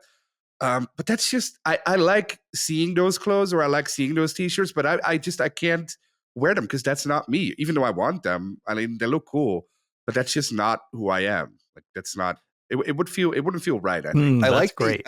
I think that's. I like the service Stitch Fix. It's like Loot Crate for adults. They sponsored the show in the past, and so I got to use it, and then I did just earnestly pay for it a couple of times because it's like, I don't know if you guys know what it is, but it's, you basically tell them I'm looking for like some button downs or sweaters, jeans, whatever. You give them your sizes and kind of your vibe, and you like, there might even be some things where it's like, does this look better or does this look better? Do you like this more or this more? And then they just send you a box of clothes, and you can keep whatever you like. If you keep it all, you get all of it for like 20% off, but then you can keep each one a la carte, send whatever you want back, don't want back or whatever. So any like button down polo, a few pairs of jeans, I've gotten some shoes and stuff. It's all from there. It's like, yeah, you do it. Do they nail it? I think they do a pretty good job. Do they? Yeah. Yeah. Oh, nice. I think you should sign up for it again, strictly because you should have a little bit more to your wardrobe. Like, just, you do like to dress up when we go out to eat, but you have like 3 different shirts you rotate between, and you keep saying, oh, I should sign up for it again. And I didn't realize that how many of your clothes had come from there until I had just said, you know what? If this brand fits well, then I'm just going to go online and find this brand. And each brand of shirt I Googled was a Stitch Fix exclusive. And I'm like, these are all from there. Like, all his clothes are from here. I can't just go buy any of this. It's so great, though, that's because interesting. I know but we should do it again. I know it's unthinkable for some people to be like, oh, I'm going to pick out my clothes. I totally respect that. And I think you're going to get great selections if you do that. But it's very similar to why I hired a friend of mine to like like pick out all the furniture in my house when I bought my house. This is before I knew Micah or anything like that. And she did. Her name was Jen. She's really sweet. And she came and I paid her a fee and she like picked out everything and ordered everything or whatever. Cause I'm like, I don't fucking know. Like, I'm going to go in and I'm going to go look and find a couch and like a table. I have no idea, dude. Like, I don't, you know, and it's like, I trust you. Like it's good. It looks good. And it does. Everything looks great. And it's the same thing with the clothes thing where I'm like, it is satisfying to go and find nice button downs and all of that. But it's like, I would rather you just do it. You know, like you just tell me what I should wear. Yeah, that's fascinating. And that's totally fine. And I'll worry about the graphic tees and all of that. And yeah, I have anything in my closet from before 2020 is me. Anything after 2020, it's all Stitch Fix. That's so crazy. I don't love the idea of somebody curating my wardrobe, but if they nail it, that's fascinating. Yeah, it's not 100%. Like there's part of it where it's like, oh, I kind of like this, but I'm going to get 20% off the entire order if I just keep it all. Yeah, that's very smart model, by the way. And so like there is Very that kind smart. of calculus with it. Yeah, but it is. That's very. It's smart. A great, and they haven't sponsored us in a long time. I don't think we're maybe even the right fit. Pardon the pun. I see what you did for them, but I think it's a really good service for people that just say it's like, yeah, you want to look nice, you want nice clothes, but you're having like a fashion person, like I pick, and you're supposed to have like these people, who the hell knows who they are, that like are kind of styling you, you know, or whatever. Yeah, I knew one of them. Oh, my ex's sister was. There's Stitch Fix. I feel like there's another service, but she did that for her job. And it was neat to kind of see a little bit behind the curtain of like how it's like, yeah. And you just try and match up what you think they'd want to wear and like based on what they send back. it's a personal shopper. You know, like changed up to some this. like 20 or 30 something year old woman should dress me. That's totally fine. You know, like yeah, it could be totally good, fine actually. with that. Yeah, no, that's really. It's either Stitch Fix or it's Mac Weldon for pretty much everything else. Yeah, they're great. And of course Adidas for my shell toes. Absolutely. Yeah. And anything Islanders or Jets from Fanatics. Yeah, unfortunately. Fanatics fucking sucks, but yeah. No, they don't. I get all my stuff from Fanatics. All right. I've never been unhappy with a Fanatics purchase. I know people have horror stories. Yeah, dude, people should look it up. There's a Twitter account dedicated to Fanatics misprints and like fuck ups, and it's so funny. Oh, that's like things where I'm like, how did this even happen? You know, it's crazy, but you're right. Like the things that I've gotten from them have actually been fine, except for I bought that Aaron Rodgers jersey last year, and then that shit sucked, and I sent that back. Yeah, you're right. And then I never used the money, and then I never used the credit. You didn't. I've never been more upset with you in my life that you had a gift card like return and you never used it, and it's like, did it expire? Oh my god! Yeah, like, and I emailed them and they never emailed the link me back. expired. Oh, you never clicked on the link to get the gift card. Just to put this in the context, I bought an Aaron Rodgers jersey probably in August of last year, and I sent it back. I was like, it wasn't a high quality jersey. I was just like, this jersey kind of sucks. I wanted like a nice. I didn't want like the one you get at Sports Authority. I want like a nice one. You know, not that there's anything wrong with those, but that's not what I'm looking for. So I sent it back, and they gave me a credit, and then 2 weeks later, Aaron Rodgers' season was over, and I was like, I'm gonna just wait now. That was my whole mentality. It's like, well, I'm not gonna buy a fucking jersey now. I need to see what happens. I'll buy one next year. So in the spring, after the draft, I went to go buy a jersey, and the link expired. But so I understand that it sucks, but like that was my mentality. It was like, I'll spend this next year. You know, I didn't know that I had like a time limit. Why would I think that? No, it's not a time limit on the gift card itself. It's a time limit to click on the link and activate it. Right, but then I emailed them and they never email me back. No, so there's nothing else I can really do. No, you know? No, I know. I just, having been a poor person, I can't fathom leaving money on the table like that. It's like, just click the link once, add the money to your account. Like I'm telling you, I was like, I'll do it when it's time. I know, baby. I know what you said. I know. Mama heard you. I know. It doesn't make it right. All right, fair enough. It doesn't make it okay. It's also just like, how could you not just spend it? I mean, Christ, just buy me a Bruins sweatshirt for Christmas. Mamma mia. Just spend it. I honestly thought it was only for the Jet store for some reason, because it came from a New York Jets link. That's great. I don't know why I thought that's that. Crazy. Anyway. Oh, mamma mia. All right, you guys. Locke, I believe you're up next, my friend. You have a good one for us today. Yeah, it's a bit more serious one than I'm usually doing here. But we're 4 years out of the COVID pandemic now. Somehow it's already been 4 years. To me, it still seems like yesterday. But 4 years ago, we were at like the height of the pandemic. I think for you guys as well, right? Like in the US, here in Europe, we were like in heavy lockdown period right now. Yeah, in yeah, it was 2020. still bad in Yeah. September, October. Yeah. Oh yeah, because before those lockdowns happened, I was a very outgoing person. Like I was never home. I was always out with friends. I was always doing stuff, traveling, going places, having fun. But when those lockdowns happened, something happened with me psychologically. I think I don't know what it was, but as soon as the government told me, "Okay, now you're going to stay inside for a couple of months," and I actually did that. I never really got out of it. I think I got a little bit addicted to it or something. Um, a lot of personal stuff happened during that big lockdown for me, like the stuff with my dad, and then my dad passing away, of course. But that doesn't have a lot to do with it, I think, because when the lockdowns ended, I didn't really started living again like I did before the lockdowns were put in place. I'm still kind of living like they're still in place. I don't really go out all that much. Um, my friends, there's like a running joke with my friends here that I'm like the cancel guy. So whenever we meet up, I cancel 3 times, but the fourth time I will show up. I don't really enjoy traveling all that far anymore. I used to travel all over the place. I love traveling countries, going to the countryside, just getting my backpack, getting a tent, going everywhere. I don't really enjoy that anymore. I just like being home now. I think I got addicted to being alone and being lonely. Not lonely in a negative way, by the way, but just being by myself. Mhm. And I think that's not very healthy. So lately, I've been trying to get out of my shell and trying to get out more and meet up with my friends more again and going back to restaurants and bars and basically forcing myself to have fun again, which is very tough, which is a very tough thing to do. And I never imagined it would be as tough as it is. Maybe it's because I'm getting older too. I don't know what it is, but something happened during that pandemic or during the lockdowns, I should say, in the pandemic that fucked me up a little bit, I think, mentally. And I just can't seem to shake it off. I can't seem to get out of it. But like today, when I had, or earlier this week, when I had to go to the dentist, and then the dentist told me, oh, you should get clove oil or you should get this special toothpaste or something. And then I'm on a mission to search for this stuff. So I go from store to store and I call people like, do you have clove oil? Can I come get it right now? That gave me like a lot of energy. So when I have to do something, when I have to go outside, I get like energy from it. And I feel much happier when I do it too.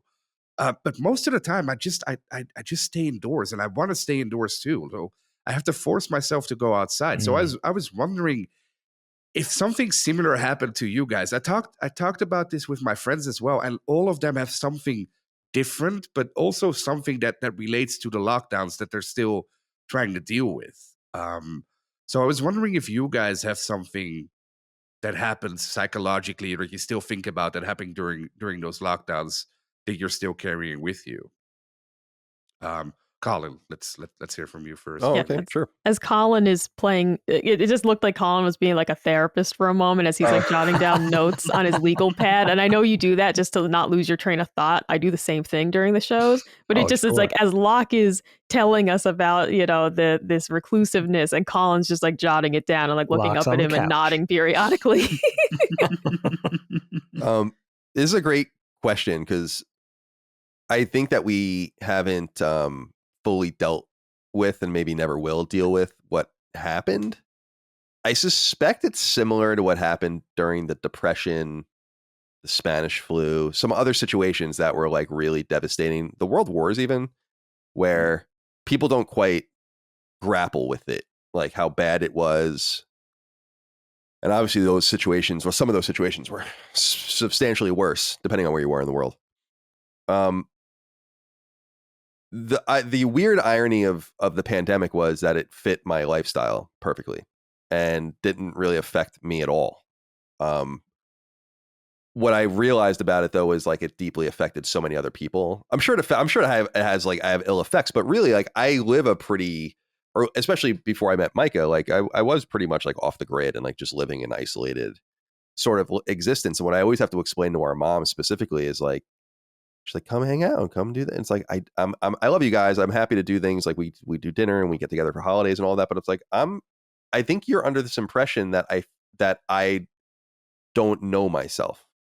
And I do like, I actually like being solitary. I like being alone or being with, I've always felt this way. I love being with one other person, a friend, whatever the case might be, like interacting with them.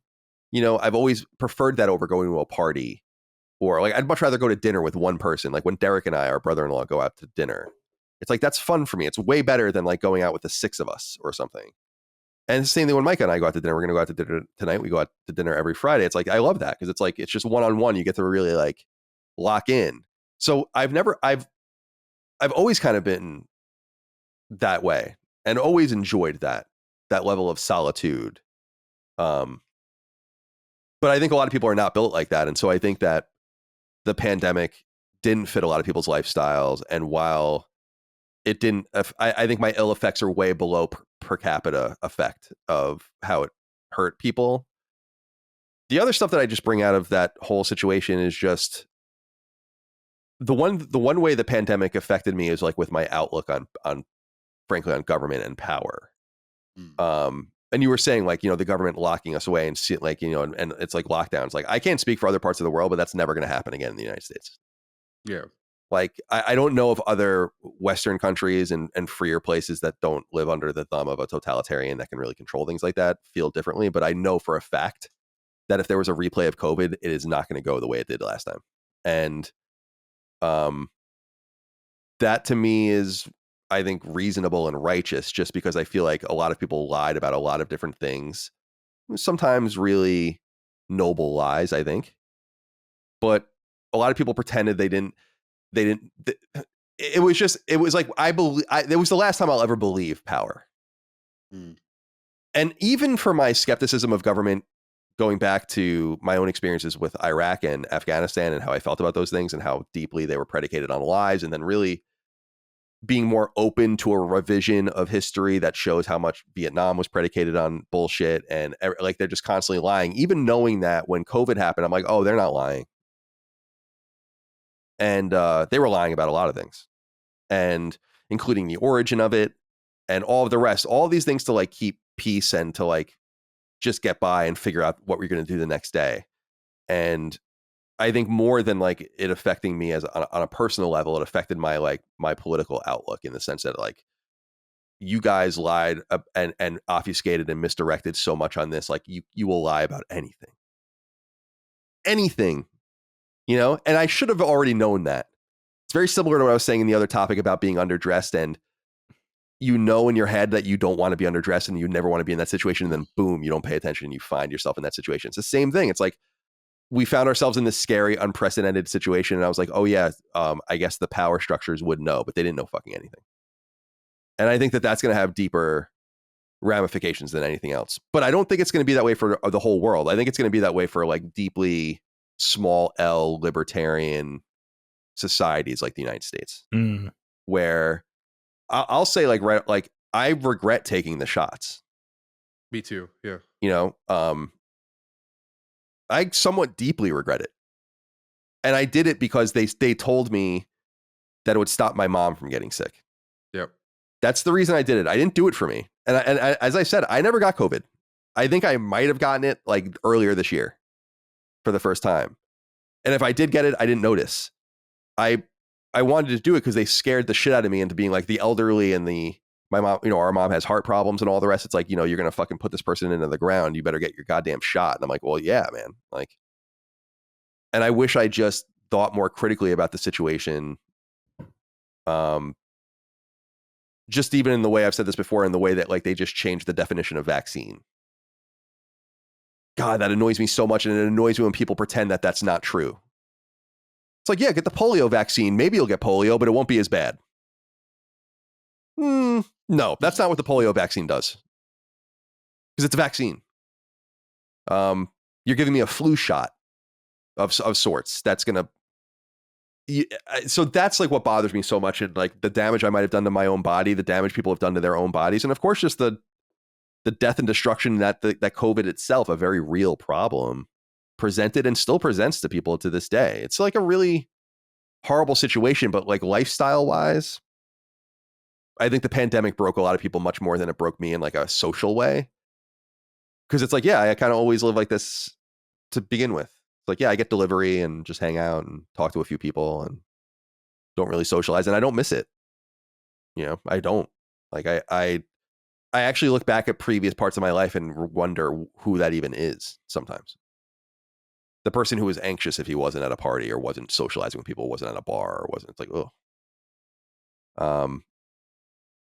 I think a lot of people realize that though we could theoretically live apart, we're not equipped to live apart. Like work, right? Work kind of went on. It's not as good. People that work in person definitely do a higher quality work. I believe that. I think there's trade-offs and you have to kind of balance that in. That's what we do.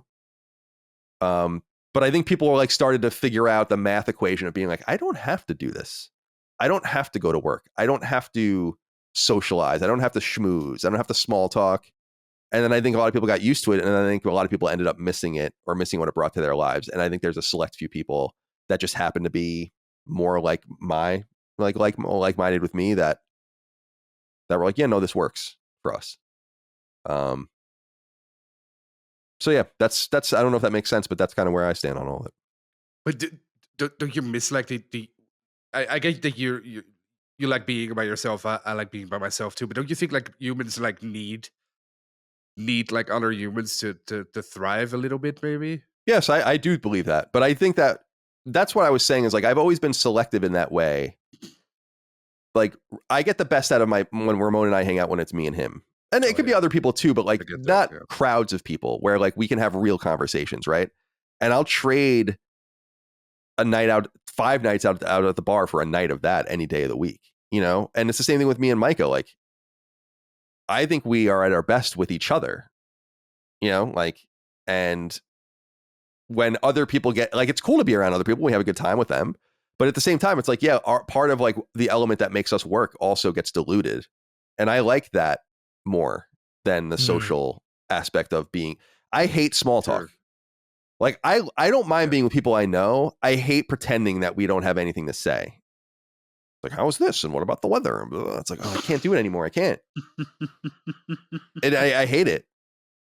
Like I hate that like nothing real can be said in those situations. So maybe that's why I value the one-on-one, the candor, and like the reality of it. I think the more you dilute it, the more it's just, it's a bar scene or something, and that's cool, but it's just not for me. So, but I do believe that, yeah, you need other people, and, but I choose to be a little bit, it's not selective. It's just like, yeah, it's just the way I operate socially. It all worked for me, and I've always been this way.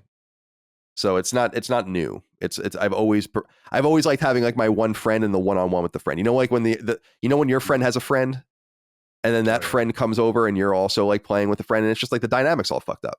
I always hated that. That's always been the way it was. So yeah, that's how I have to say what I have to say about that, I think. Yeah, I get that completely. Micah, what do you think? Yeah, so what came to mind immediately for me was I am still pretty reclusive, but part of it as I kind of look back on the COVID years was that I just got used to it.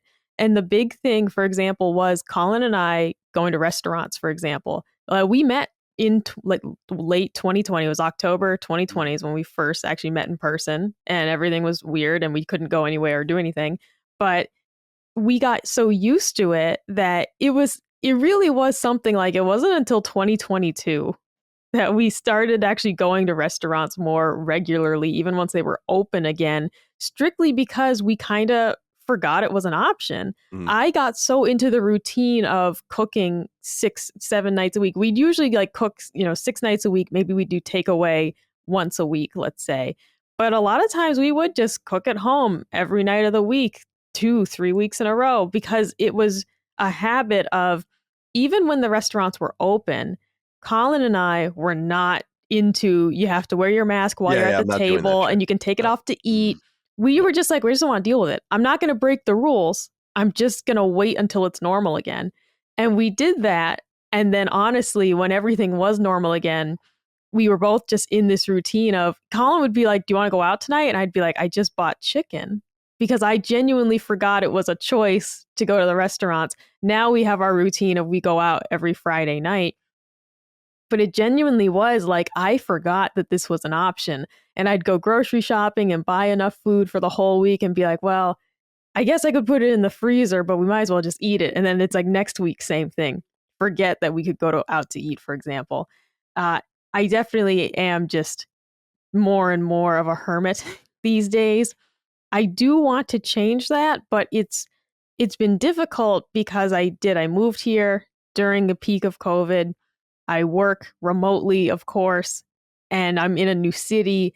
It's been really hard to try and meet people. And like in our neighborhood, there's some really nice people that live here, but they all have kids. For example, they're all looking for fellow mom friends to go to the zoo, to go to the trampoline park. They're not looking for friends like me with no kids. They're all really nice, but that's what they're looking for.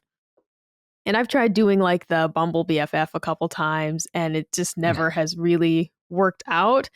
So that's the real thing I'm still stuck on is I do find myself wishing I had like one local friend to go to, a museum with, to go do like girly things with. But it has been so hard to find that. I do, though, still recognize that I'm maybe not putting myself out there enough. I don't know what else to do, though. At my age, I tried joining a gym and met some nice ladies, but they were all like in their 50s for the class that I took. And I was like, you're really nice, but your kid is my age. It's a little weird. What do you think? Have you guys, I talked to Micah about this. Wouldn't it be interesting if there was a business where it was like a matchmaker for friends? Yeah. Because matchmaking is like a big business, like private matchmaking. Oh, of course. Sure. Like, if you don't want to deal with the dating sites and you have like a little bit of money, you do that instead. Yeah. It's like, why I want to get in, like, that's an idea, I think, if it doesn't already exist, of just getting the like-minded together.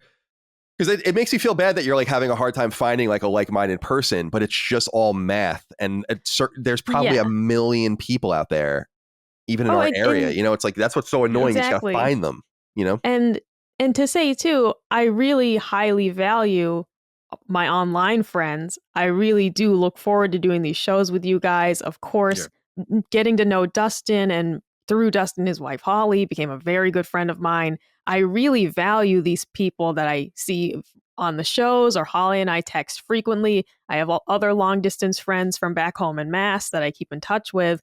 So the reality, though, is like, but Holly and I can't go thrift shopping together. Holly and I can't go, here and there because she's in Pennsylvania and I'm here. So it's like, I do value those relationships very highly. And I just want one female friend to go to like a fucking art gallery with or something. But it's part of it is finding women who like the same things I do. We don't have to be a perfect match, but even it doesn't have to be video games, but even my love of arts and crafts is a bit nerdy. And what I find mostly when I go on the friend finding app, for example, most of the women are like, all they put is like, want to go to happy hour, want to go to brunch. And it's like, I want to sit down and knit. I want to watch movies while we do arts and crafts. I want to go to a pumpkin patch. Like, I'm not a big drinker. This isn't my scene. And the biggest thing has been, it's like, I'm not trying to find the perfect gamer girl. Okay. I'm not trying to find that. I'm just trying to find a girl who's a little nerdy, likes arts and crafts, that type of thing. Let's go out to lunch. You want to get lunch? We don't have to get wasted. Yeah. Just want lunch. But COVID did make me more comfortable over time with not doing things. And I do feel torn because, as Locke said, I recognize that it would be good for me to have a friend to do things with. At the same time, every week, Saturday rolls around and I'm like, I don't mind being home. I don't really mind taking my time to like do the housework and then play Zelda for a couple hours and not have to go anywhere. There's part of me that wants to have plans. There's part of me that says it would be good for you to go see a movie with a friend. It would be good for you to go do that. But then there is a contentment where I say, maybe I'm fine just being home with my dogs and my husband. Maybe I'm cool with that and just baking a loaf of bread and just being, this way. It's only because I know that if Holly and Dustin were here, for example, if Lockmort was here, like if you guys were here, we'd hang out. I know that. And that's where I say this would be good for you because if you had local friends, you would do these things and you would have people over to watch the game and stuff. But in the reality, it's finding a needle in a haystack trying to just find a woman who likes maybe just one or two of the things I like really like, and get like just mesh with that person, because then the personality still has to match even with the interests, you know? Mm. It's just one of those tricky things of just trying to find that person. And most of my friends I met at work. Most of my friends that I keep in touch with from back home are people I met at my various jobs, whether it was working at the department store or the IT office. I met most of my pals at work. We still keep in touch, really great ladies that I met that way. And working remotely here, of course, I'm not going to become friends with Tammy in HR. She doesn't exist. She's not here. And even if she was, she'd be in Oregon or something, right? Because we're all remote and scattered. So the San Diego live show actually really drove that home for me, how much I missed hanging out with people in person, because having us all together, having Brad and Maddie and Cog and Chris, like having the whole gang together like that, it was like, man, yeah, if we all lived closer, we would all hang out. But at the same time, Locke, I totally agree with you that I'm becoming more and more comfortable just being at home. It's also part of why I say I'm not too keen on having children, because, well, that's not a way to raise children. They should be out and about. You do want to take them to play dates. They do want to go places. And I'm like, do I want to? Not really. I don't really want to take you to Chuck E. Cheese. I don't really want to go to trampoline park. My sister's excellent at all that stuff. Her kids, their stepsons, they're always out doing cool things. And I'm like, I'd rather be home. I'd rather just be home. Totally. So I agree with you, Locke, that COVID has only deepened those like habits of just staying in, being reclusive. Part of it being maybe my own nature, and part of it just being a growing like contentment of, yeah, it's all right to not have to get dressed. Like I can live in yoga pants basically. And the one night a week we go out, I put on some nice clothes, but otherwise it's like I'm wearing my yoga pants. I got a hoodie on, like that the laundry's easy. I don't know. It wasn't all bad. That's one thing. I also still love, by the way, people don't stand so close to you at the grocery store anymore. Like I go through the checkout lane and people aren't like up your ass like they used to be. And I love that. Like that is a thank you to COVID, because you would literally have people sometimes bump you with their cart. And it's like, can you back up? Yeah, that is true. You're not getting through this line any faster because you're shoving your cart up my ass. All right. Like just back it up a bit. Yeah. And people don't do that anymore. They don't stand so close as they used to. And I love that, especially Lockmort, you said it was summertime and sweaty folk, and you're in line at the post office and some guy's like literally breathing down your neck. Doesn't happen anymore. People, whether they believed it was a hoax or whatever, they're just in the habit of not standing wicked close anymore. That's my favorite thing from COVID that we have retained. I hope we keep that forever. So whenever somebody coughs at the store now, everybody looks at them angry. Yeah. Oh my God. Yeah, that was legitimately, you would hear a sneeze 3 aisles over and just be like, or I remember this, I don't know if it's happened in other countries. In America, certainly, when they turned the aisles like into one way. Yeah. So you were supposed to go through the store in like a serpentine fashion. And it'd be like, oh shit, I forgot I need tomato paste. I gotta go all the way back around. Like, or you peek down the aisle, see if anybody's in it, and like you dash to the middle of the aisle, turn your cart so you're going the right way, so nobody saw. But there were some really strange experiences. And like Colin said, I don't mean it as like the extremeness of the depression, but things of, I remember my Nana, for example, won't throw away a thing. She had an orange in her freezer for like 6 months because it started to get moldy until she put it in the freezer before it went fully moldy. But it's like, you're not going to eat it, just throw it out. But in our own way, I still know people who kind of mildly hoard toilet paper because they're scared. Yeah. And even if the fear isn't in the forefront of their mind, they are used to having now 3 cases of toilet paper at a minimum in their house. I'm and still that's just confused. The new I'm baseline. still so confused by like why toilet paper is the thing. Like, just go into the shower and wash your ass. Worst comes to worst, you know. Well, I mean, it's true. Because I remember when it happened locally was because the local news said have enough supplies on hand for 2 weeks, and people were like, "I must shit so much. I'll buy 3 36 packs of toilet paper." And it was just like, how much do you think you're going to the bathroom? Like, really? Like, you gotta. But it is a hard thing to gauge because most of us don't consciously think about changing the roles. You see it gets low, you change it. You don't think how long was that roll there? Was it a week? Was it 2 weeks? Like, you don't think about it. So when someone says gauge how much toilet paper you need for 2 weeks, some of these people just were like, I guess all of it. And they went fucking nuts. And I still see that in some people who it's like, you go look in their pantry and they have 30 boxes of pasta because they never want to run out again. Mom. It's like 30 pounds of pasta is a fucking lot. And they're not even probably consciously doing it at this point. It's just that's the new baseline. This is how the pantry should look. And they're not even thinking about it. Those little habits, I don't really think we adopted. I do always keep a case of toilet paper upstairs and one downstairs. And that's it. But otherwise, we're not going nuts. We don't have a garage full of it. Yeah. We're in that weird pocket of time too, right? Where like for even things with like really long shelf lives, like pasta or rice is going to start expiring.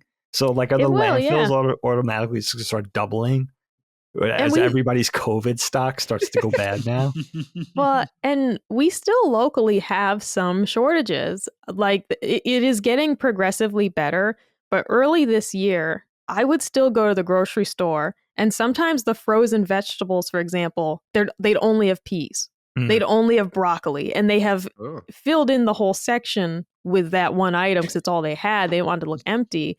But you go and like they'd have no French fries. You know, they'd only have tater tots. Those things still occasionally happen. It hasn't been completely empty in probably a couple months. But even over the summer, there'd be times where you go and it's like there's only one brand of French fries. There's not the 3 brands there normally is. They just have one. So some of these shortages are still happening. I don't know why. But that is like, for the most part, you don't really think about it anymore because most of the grocery store is normal again. There's milk and there's eggs and all those things are plentiful. There's plenty of toilet paper for everybody. But the frozen foods are the one thing that still brings COVID back to like the forefront of my mind when I go out, because you still occasionally have an issue there where it's like, oh, there's no Tyson products, none. All we can get is Purdue chicken patties. Like there's not a single Tyson item here. Don't know why, but that's what it's been like these past 4 years is periodically something's just gone for weeks off the shelf. Or it just happened recently. I was trying to buy American cheese and all I could get was Kraft singles. And like they didn't have like the Land O'Lakes American cheese. They didn't have like Sargento. It was like, this is the only one we can get. And little things like that still happen. It's interesting. Yeah, that's a great point you brought up about online friends, because I noticed that with myself as well, that my online friends have become just as important as my real friends. Like when I talk to you guys or to Ben or Dustin or Brad or anyone really in LSM, they're my real friends. And when I talk about you guys to my real friends, they're always like, who are those people? It's like, well, they're there. Look at YouTube. They're right there. So to them, it's pretty weird, but they do it too, because they told me they met people too online during COVID, and they talked to them as well. So it's very common these days for people, I think, to have like their life extended online with like other people, which is pretty cool, which is like a huge positive from COVID, I think. But yeah, very, very relatable. What do you think, Dagan? I mean, you guys all made all like really great salient points. I mean, you guys gave me a lot of food for thought. I mean, the first thing that occurs to me is, I mean, I'm old, right? So like my habits were already formed way prior to COVID. I mean, what was I, 45 or something when COVID started? I'm 50 now.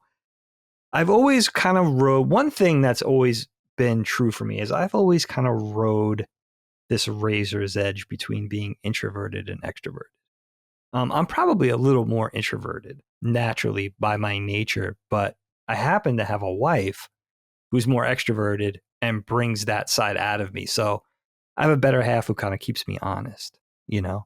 And something that you said early on, Locke, that really resonated was the idea of challenging yourself, which I feel like is important for me. Like I would probably tend towards staying home. You know, Helene wants to go out for a drink or meet a couple for dinner and a drink or whatever, cup of coffee even. And I'd be more sort of apt to say like, nah, let's stay home and have a cocktail on the couch, you know. She twists my arm to go out. And then we hang out with this couple and I'm belly aching. Well, I don't really have that much in common with this dude. He's kind of a nerd. Like, you know, like what am I going to talk to? And you know what? I get 9 times out of 10, maybe more than that, I get into that spot and I'm happy I did it. You know, it just comes back to me being a bad starter. Like once I'm in that situation, I realize, you know what? Not only are you enjoying this, but you're kind of good at it, dude. Like you can make conversation. I'm good at, you know, humor. I could kind of lighten the mood. I'm good at making people feel comfortable, right? I'm genuinely interested in people. So I love picking people's brains, even people that are different than me. Maybe they have a different career, something I don't normally think of, even a personality or experiences. Like I'm genuinely interested in getting to know these people and I enjoy myself, you know? So where I might even not had that experience if Helene wasn't prompting me. So I'm lucky to have that person who, and you know, the interesting thing about Helene too is she's not an out and out extrovert, but she is more extroverted than me. And she tends to be a little bit more, you know, I think a little bit more likely to engage in those situations and want to do those things. It's a couple of, and it's always, I'm always rewarded. And it's funny, like you go back to the well and you keep forgetting those things and then you get in that situation again. You're like, oh yeah, I kind of dig this. You know what I mean? I need to kind of, I don't know, kind of ignite that part of myself a little more often. Maybe I take the incentive to do that rather than be prompted by my wife all the time, that type of thing, which is kind of cool. The thing about, I mean, so the idea of being introspective, which really kind of struck me when you said that, Locke, and the sort of challenging yourself and then realizing like, oh yeah, you know what I mean? Like maybe this is against my nature. Maybe I'm a little more the other way, but I could do this too. And you know, this is kind of cool. And I do feel like it gives you a little more of a quality of life. And when COVID started, it kind of dovetailed for me too, interestingly, with working from home. I was already just starting to work from home full time and I stopped commuting to New York. And it took a while. It did take a while because I think the stresses of the commute and the anxiety of driving to the train and hopping on the train and just kind of the wear and tear and the exhaustion that went along with that it was a nice relief not to do that. But after a while, I started to miss it. I started to miss the people. You know, I started to miss the coffee breaks. I started to miss the collaboration. Then you realize the assets of those things. You realize that, you know, why those things are important also. And just, it's like everything else, just kind of striking a balance, you know? But again, my habits were already formed. What I really, with COVID, I think about my kids because they were, 10 and 13, 10 and 14. They're 14 and 17 now. And I look at them now, you know, post-COVID in this 2024 era that we're in, and their friends and their sort of social lives and their social calendars, it's really important to them. You know what I mean? That they were affected that way at those tender young ages. My daughter's more extroverted than my son. My son's a little bit more like me. He's got both sides, both dimensions to him. But both of them, like, they love going out. They love being with their friends. They love, despite social media and despite constantly being on text and everything, they love being with each other in the flesh, you know, going out to eat, sleeping over each other's houses. My daughter's in high school, a senior in high school. So the school football games are a big thing for them, like going there and, you know, going shopping and school events outside of sports, you know, school plays. I think my daughter just had her senior sunrise where they all convened at this one spot to watch the sunrise. You know, the funny thing is, the ironic thing is, senior sunrise. We weren't doing that. I was like, what the fuck? Dude, no, there's no senior sunrise. Are you kidding me? I've never heard of that. Oh, I was guys, wait till I what regale is that? you what's going on with this stuff. But you know what I realized about that? That's funny is this generation of teenagers, right? 17, 18 years old. It's cool that it seems like almost old school mindset and the fact that they want to be together and do these things and be together despite the technology, and everybody's got an iPhone 16 and everything. But the thing is, a lot of it is so they could post on Instagram, right? It's so they could have that photo record and share it and stuff like that. So It's kind of interesting that it all kind of comes full circle that way. Like, they do want to be together. They do enjoy being together, and they do enjoy hanging out in the flesh instead of just chatting online. But it's also, they could have that photo op, basically, which is interesting. It's not all because of that, but that's a big part of it. So it's really interesting to watch that go down. Do I understand that Lilia has a boyfriend? Yeah, Lily has been dating the same guy for I want to say a half a year, but it could be 9 months now. Yeah, I don't know how I feel about that, to be honest. You know what's interesting about that? It's like we were just they had a dance. They had their homecoming dance last weekend, I guess it was. And they did pictures and, they got all dressed up, obviously, and they did pictures at her boyfriend's parents' house. And so it was Lilia's best friend and her parents and Lilia's boyfriend and his parents and us all at her boyfriend's name is Reese, all at Reese's house. And the parent, I already know, her best friend's parents a long time, but I'm just starting to get to know her boyfriend's parents. They're very cool people. But it was really interesting. And they're all around they're all around our age, late 40s, early 50s. And it's really interesting to observe the two generations and how different they are, but then also the similarities. You know what I mean? Like, it's not that much different. Like, I feel like, you know what? I was really worried, especially with the onset of COVID, but especially with just the phones, dude, and the technology, and especially social media. Like, is this going to be a really maladjusted generation? Not just for my older teen, but this applies to Graydon too, who just turned 14. 2-3 weeks ago. And it's interesting to see that they seem pretty normal, according to Gen X standards, like and well adjusted despite having all these things. But again, a lot of it is because expectations, I guess, of having the Instagram account, being able to share it. I don't think a lot of them are on Facebook. I think, as we talk about a lot, the boomers kind of ran away with Facebook, but they're Instagram and TikTok, right?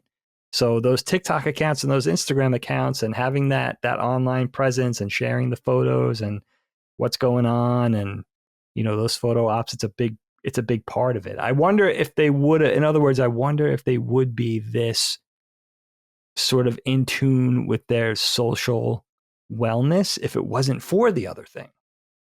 That's the interesting thing. If it wasn't for the iPhone, if it wasn't for the social media accounts, would they want to go to the football game every single week in and week out, freeze their asses off outside? Or would they want to would they want to trick or treat this year? You go to the Halloween party, that sort of thing. I don't know. So in other words, it's kind of kept them honest because I'm not sure if they would value it the same, given the technology and given the way times have changed and how we grew up in the 80s and 90s is so much different, So it's kind of cool to see post-COVID through their eyes and see that it kind of worked out despite our worrying and despite our anxiety and how they value all these things and that they're not just shut-ins and they're not just recluses and all that kind of thing. But I wonder why, I wonder how much of it is. I wonder how much of it is actually the technology, the thing we feared in the first place, which is interesting. Again, Helene and I were already, Helene's in her late 40s. I'm in my early 50s. Like we already had our habits before COVID started, I'll tell you one knockdown effect that's really interesting that I just found out about. Apparently my family's known this for months, but I just found out about it at back to school night for Graydon's middle school last week. The teachers were all talking about, okay, at the outset, we have to cover this one thing in case you guys don't know.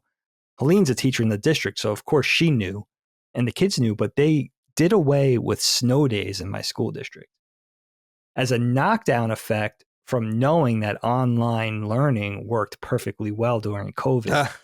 So now there's one snow day.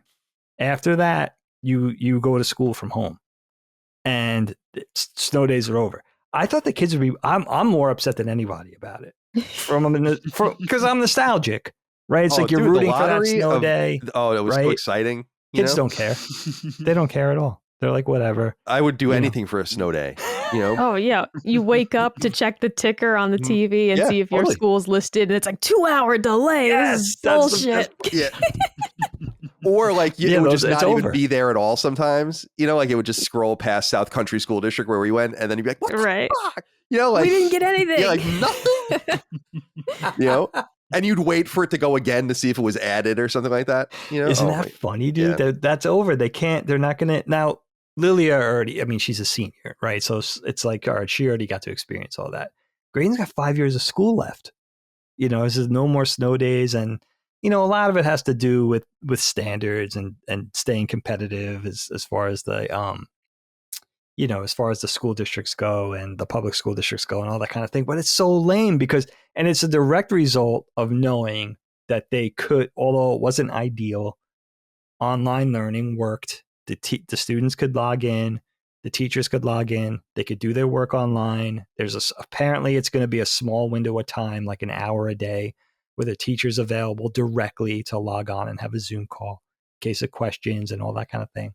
And then I guess the one perk is the kids don't have to, you know, my family leaves the house at 6:45 in the morning, you know, I guess they could sleep in. So school online wouldn't start until 8 instead of 7:30 or whatever, you know, so they could sleep in a little bit. But yeah, I was like, wow, that is a direct thing of learning that this works, you know. What surprised me as far as like the school thing is one thing. What surprised me in my career has been the return to the workplace post-COVID and the insistence on that, which seems very counterintuitive to me. But largely, you'll see animation studios in North America, not just the United States. I've noticed in Canada, and the few jobs that I see that pop up in Spain, South America, England, Ireland's becoming quite the hotbed for animation. It's the same thing. Even if they'll hire outsiders to the country, which usually they won't, especially in the UK, you have to have the right to work in the UK. But they want you in the office at least the majority of the time. Yeah. And I just think that's been the biggest surprise for me coming out of this, is like they just don't want to let go of what I think is justifying the overhead that's already paid for.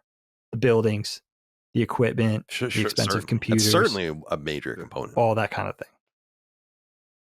Yeah. That's been the biggest shock for me, is that I really thought the one thing to celebrate once COVID started in whatever it was, early March 2020, was that we never have to go back. We know, especially in animation, because we're not shooting a live action movie where we have to be in the same room. It's easy for us to collaborate. We have Slack, we have Zoom, we have our computers, we have our smartphones. You know what I mean? We could work remotely. We could still collaborate. We might not be in the same room, but yeah, no, it's been I'm sure the video game, I'm a little out of tune with the video game industry comparatively, but I'm sure it's the same thing. No, it is the same thing. But I think I do believe the argument that working in person, like a team working together in person, is going to be better than a team working apart. Like there's 100%. No doubt about that. But it really is like calculating the cost, like, and then it's not like the literal cost, but like the opportunity cost and people's happiness. That's what I always say about us, is like, I wouldn't have the demand financially to be able to be like, everyone needs to come to Virginia. But it's like, the reason we work remotely is like, I think the shows are probably 70 or 80% as good as they could be. I agree. But I also believe that on the other end of that, you're coming into an ideal situation. So like we would all be in person, but now you have to be there. Now you had to cut time out of your day. Now you have to like be on at a certain time. You have to commute. You have to do all these things. And then like, so the show might be better in quotes, but then there's all these other deficits that have to remove from the quality of the product. You kind of end up in the same place. So I totally understand the argument that if you're making like tchotchkes, or you're, you know, pretty high paid in certain industries, that you should be in person. I also feel like it does make a whole lot of like the laptop job class, and then like people that really have no choice but to go in, and that kind of it is what it is. It's like I don't know if it's fair or unfair. It just kind of is what it is. But I do think you're right that a lot of it has to do with commercial real estate. Like there's just no doubt. Like, do you think Apple spent like literally $1 billion on their new headquarters, and then they're going to be like, no, everyone just stay home? It's exactly what happened when I worked at UMass. It was in 2019 that they purchased a new business park, and they moved a big segment of IT off campus. It was only like a mile from campus, but they moved a huge segment of workers into this new building, partly because some of the buildings that we were occupying needed to be fully renovated because of asbestos and things like that, and they couldn't have us in there anymore when they got to that part of the work. But they sent us all home during COVID. And during that time, like my remote office, my job was remote support anyways. So it was email, phone, and chat support. And we, like, our workload tripled while we were working from home because suddenly everyone needed help using Zoom. Everyone needed help accessing remote desktop. So we were doing more work than ever. Our numbers were fantastic, but because they bought this new business park, of course, when things were looking better, they put everyone back in the office, even though in reality for our particular group, we had fewer call outs when we were working remote. Everyone did get to get more sleep. People had to commute, 45 minutes. We're much happier just working from home. And our numbers were always fine that whole time. But yeah, they had this brand new building. They're not going to let it sit empty. They had to justify this purchase. You all have to go back, even though I thankfully didn't work there at this time. But when they did send everyone back to the office, they mandated double masking for a group of people who talk on the phone for a living. So nobody could understand you. And because the office we were in, no. And it's like, so you're telling me we have to be here, but I also have to wear 2 face masks and the person on the phone can't fucking hear me. And I'm just going to tell them, please email. And just keep repeating, please email, so that they'll send an email instead and you can actually communicate. It truly was, though, strictly for this fucking real estate they bought.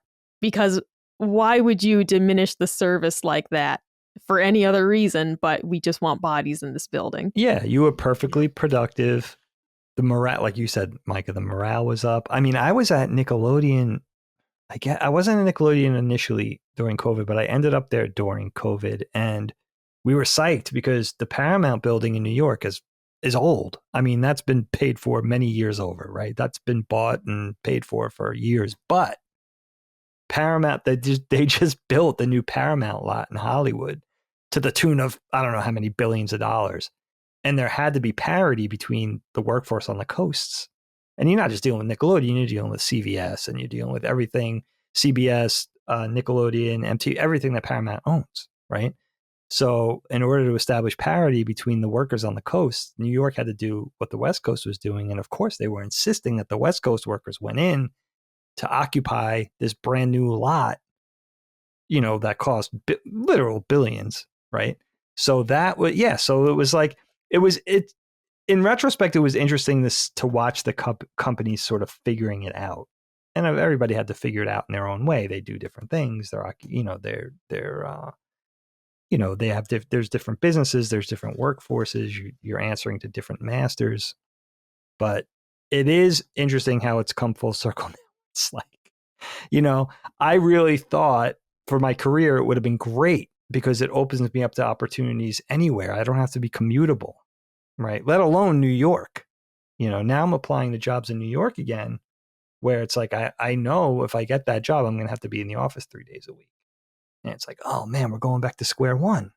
I thought we made some progress, but we really didn't, So that's the one thing that really, and I'm sure everybody listening, despite, what business you may work in or what your career may be, experiencing similar things, like Colin's saying, there's those things, you're a doctor. Guess what? There's only one emergency room. You can only do surgery in the building, right? No, direct the surgery over Zoom. Be like, all right, I want you to go get some paper clips and some scissors, and they're like, I'm going to walk you through this. And you're walking them through like an appendectomy. We might not be far off from this. We might not be far off. You know what, Micah? The other thing I wanted to tell you, though, the person you're looking for, the friend you're looking for, because I knew about what was the app called that you were using? Bumble? Oh, it was Bumble BFF. So Bumble is a dating app. And they spun off and made one for finding friends. Smart. I think now it's called Bumble Best Friend or something. Like they did change the name of it. But yeah, that's what it is. What I wanted to tell you, because this is something I think about a lot for myself too, and I don't think I ever talked about this with you, is that the person you're looking for or people you're looking for are out there. Here's the thing though, and I don't know if Colin would take exception to this, but I think, I'm a champion for the suburbs too. I really love living in the suburbs. I've always loved the suburbs. I don't want to be anywhere else. I only want to be near the ocean. That's my next move. But I love being in the burbs. I think it's harder to find the people you're looking for in terms of friends though in the suburbs, because there's an element of being incognito in the suburbs. right? Like, how do I know this is the guy who loves animation, or this is the guy who loves video games, or this is the guy who skateboards, when you're all doing the same thing? You're waking up, you're going to work, taking care of your lawn, you're shuttling your kids to soccer practice or school. Everybody's kind of in disguise, if you will. You know, like Helene was really excited because she knows, like, you know, I don't really have people that sad, but I really don't have people that I hang around with on the daily. Like, I have my best friends. They both live relatively far away. I don't see anybody. Friendly with people, but I don't have anybody to really hang out with on the regular. So she got really excited. In fact, I think she called me. She's like, I just saw this dude in our neighborhood skating down the block on like a legit, like Helene knows enough about skateboarding, like on a legit looking board. It wasn't some Section 9 longboard or something, with his daughter in tow, like teaching his, and he looked like a real skateboarder. And you don't see that in a neighborhood like that. You just don't see that a lot. You may, the person may have been that in the past or may still be that, but there's this element of everyone being in disguise, you know, like you don't really know what's under there. And I still have yet to see this guy, but supposedly he exists. And when I see him for myself, I'll make that determination of like, all right, this is like a real dude with a, you know, in my neighborhood on one of these cul-de-sacs with a family and kids and everything. And he's like an aging skateboarder like myself. There might be a bro down in the offing. You know what I mean? But I don't know. You know, I don't know. There may be a bromance in the offing. It's exciting. So it exists, exciting. But it's hard to find, in other words. You know, you understand what I'm saying? You're right. I need to go out there and just showcase who I am so people will notice. I got to go out in the front lawn, sunning my butthole. You know, somebody will walk by and be like, hey, I do that.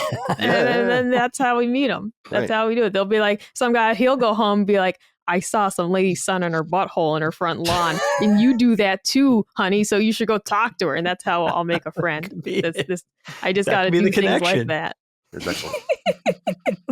It is funny too, though, just because when I do have like random conversations with a neighbor, like I'll be out at the grill, and the guy next door will be like, "Oh, what are you cooking?" But it's just one of those things of like, but we're not going to become best friends. You know, it's just when you're just asking. Yeah. I'm just going to be like, "Oh, smells good over there." You're like, "Haha." But that's it, you know. And what I want to be like, is your wife home? She seems nice. You're looking, but I never see her hardly.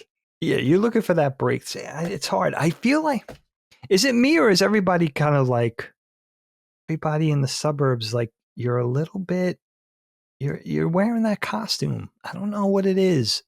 I definitely feel at times like I don't belong here. Like there's a slight bouginess that I don't feel like I fit in with. Which is why when somebody's out at the grill and it's like, hey, brother, what are you grilling over there? Yeah. But I'm not going to become pals with this married guy type deal. It's like, I just like, go find your wife, get her out here, get her at the grill so I can chat with her. The bouginess is an obstacle. That's definitely one of the dimensions that you don't talk about, but definitely exists. There's barriers, right? There's like walls up, like everybody's playing a role and maybe not really kind of showing off or wearing on their sleeve who they really are. And maybe this exists to some degree living in the city too, but certainly in the suburbs, there's some sort of barrier for entry to kind of get, you have to do some digging to know who people really are under the car and under the house and the kids and, you know, shuttling their kids off to dance and soccer. You know what I mean? Like there's just something, you got to get through all that. And how do you do that? As like a final point before we move on from it, one of the things being on that Bumble app, for example, was recognizing how wealthy some of these people in this area are. And just as an example, a lot of these women will post looking for travel buddies, looking for people to take cruises with. And it's like, I'm not looking to take vacations with you a few times a year. Like I don't do that for myself, but like that's a lot of the profiles are looking for a third person to go on this cruise with us, looking for people to go to Disney with, like people who go on several trips a year and want to bring a pack of women with them. And it's like, I don't want to, not only do I not really want to do that, but the money involved, it's like realizing that like, oh, I don't fit in with those people. Because I don't want to do that. I don't want to spend thousands of dollars to go to Disney with you people. Like but in this, the fact that they're doing it in the first place is almost startling. Of like, this is so many of the profiles is looking for travel buddies. Like, and Wow. people saying all Oh, the trips yeah. they take each year, and they just want to bring friends. And I'm like, oh well, I'm not into that. So some of these people, I almost feel like I'm priced out of being friends with them in this area.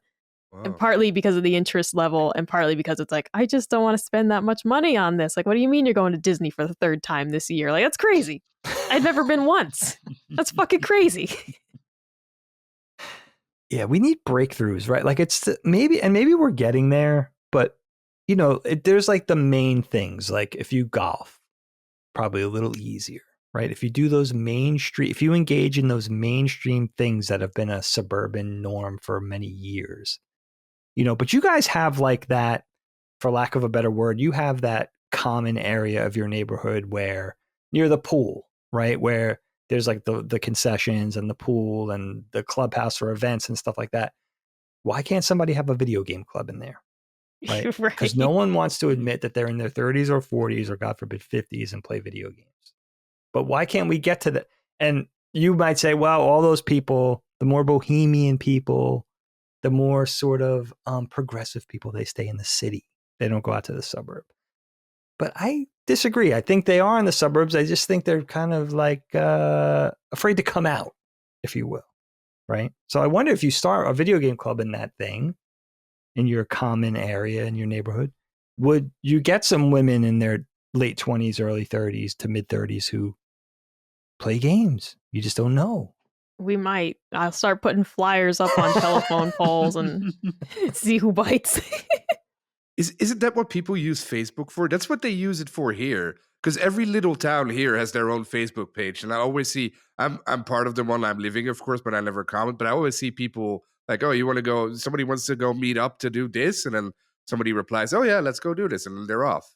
So maybe that might not they- be bad. They do have the local pages here that I haven't joined. And I did sign up for meetup.com, which is it's what that's for, is people saying like, hey, there's a new restaurant open. We want to get a group of people to go to it. But a lot of it is in Richmond, the city. And it's just like, I'm not trying to hang out with people that far away. You know, I'm trying to find somebody like local to me, not someone who lives 45 minutes from here to try and hang out with. And then the other thing is, once again, the cost of some of these activities. For example, there's one of them where it's like, oh, we're going to this cheese making class. And it was something like $300 for like this 2-hour class. I was like, holy shit, I don't want to. I'm going to go hang out with strangers for 2 hours and pay $300 for the privilege. And maybe I just need to change my expectations and do things like that. But that was part of it, was the sticker shock of some of these activities that these ladies were setting up were so expensive for just a one-day thing. And I was like, Christ, man, I'm not trying. Your guys are strangers anyways. I might hate this experience and I'm out $300. Yeah, that's not good. That's too much of a barrier for you. Micah, I'm just going to tell you this. I have confidence. There is a bad bitch in your neighborhood that loves JRPGs, grilling, and knitting. Is it knitting or crocheting? So yeah, I like cross stitch specifically, Cross-stitch. but any sort of fiber art, as we call it, is fine. So like, if you like, if you're out there, I'm sending it out there now. If you're a woman in my area, if you think you live near me and you like arts and crafts and pumpkins and food, then like we could be friends. There's somebody. There's got to. I mean, you guys live in a very, not your exact location in that neighborhood, but that whole expanse of, you know, over where you live and Uncle Mike and all those homes, over that big expanse. I don't know what the name of that one road that everybody hates traveling on. Whole Street. The one, it's like one lane on each side. I won't say the name of it, but I just said it. It's Whole Street. It's insane. Like goes there's all an the way to the insane city. amount of, there's a lot. It's a big suburb. There's It's a huge. Micah friend in there somewhere. There's got If to be. you're listening to this and you live nearby and your wife's lonely, I'll take her. I'll take her out for an afternoon, show her a great time, have her home by 8. Don't worry. nice. There you Man, go. if you're listening to this, you got a lonely wife, I'll take her out. All right. Dag, Well final done. topic. Yeah, that was fun. That was fun. Locke, are you satisfied with the way Yeah, great, great. we do your answers. topic Wonderful. justice, my friend? Wonderful. I learned a lot. All right. That's awesome. Guys, I'm going to close up the proceedings today with my little topic here. I said I kind of tasked you guys with what's the craziest thing that ever happened to you? And I realize that's pretty broad, right? Could be a difficult thing to describe, but what I'm looking for is, do you have that singular experience, negative or positive, good or bad, something that happened to you that almost, not only strange, right? Not only irregular or unconventional, but something that's almost like weird, yes, but almost difficult to describe. It was so strange. It was so maybe chaotic or seemingly, I don't know, like one of those things that you could have never predicted, right? And again, a good thing, a bad thing, something that was hopefully not traumatic, but potentially traumatic, or something that made you laugh or something like that. I have a story, something that happened to me, very random. I think random is the word I'm looking for. Yours doesn't have to be random. Just be a crazy story, but this is a crazy thing that happened. I think Colin wasn't there, but Colin definitely knows about it. But it's something that happened to me that very few people know about, because it almost defies articulating. It was just a really weird thing that happened. And it really, I honestly, and I'm aware of this, when I tell you this story, I understand it sounds made up. And I wish there was documentation of this thing really happening. But I remember in the moment knowing it was so weird that no one would ever believe this happened. And of course, this was 98 to my best recollection, maybe the spring of 98. So no camera, no cell phone camera, no nothing. But it is the one moment in my life I wish I could document, because not only because I don't think it's hard to believe this happened, but also because it would have been cool just to have some record of it, because I'm not even sure. It's so crazy that I'm not even sure I'm remembering it right.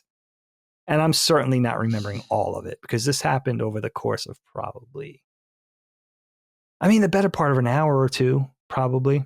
So I'll explain. I don't want to take up too much time, because I want you guys to tell your stories too, but I'll give you the brass tacks. I'll give you the meat.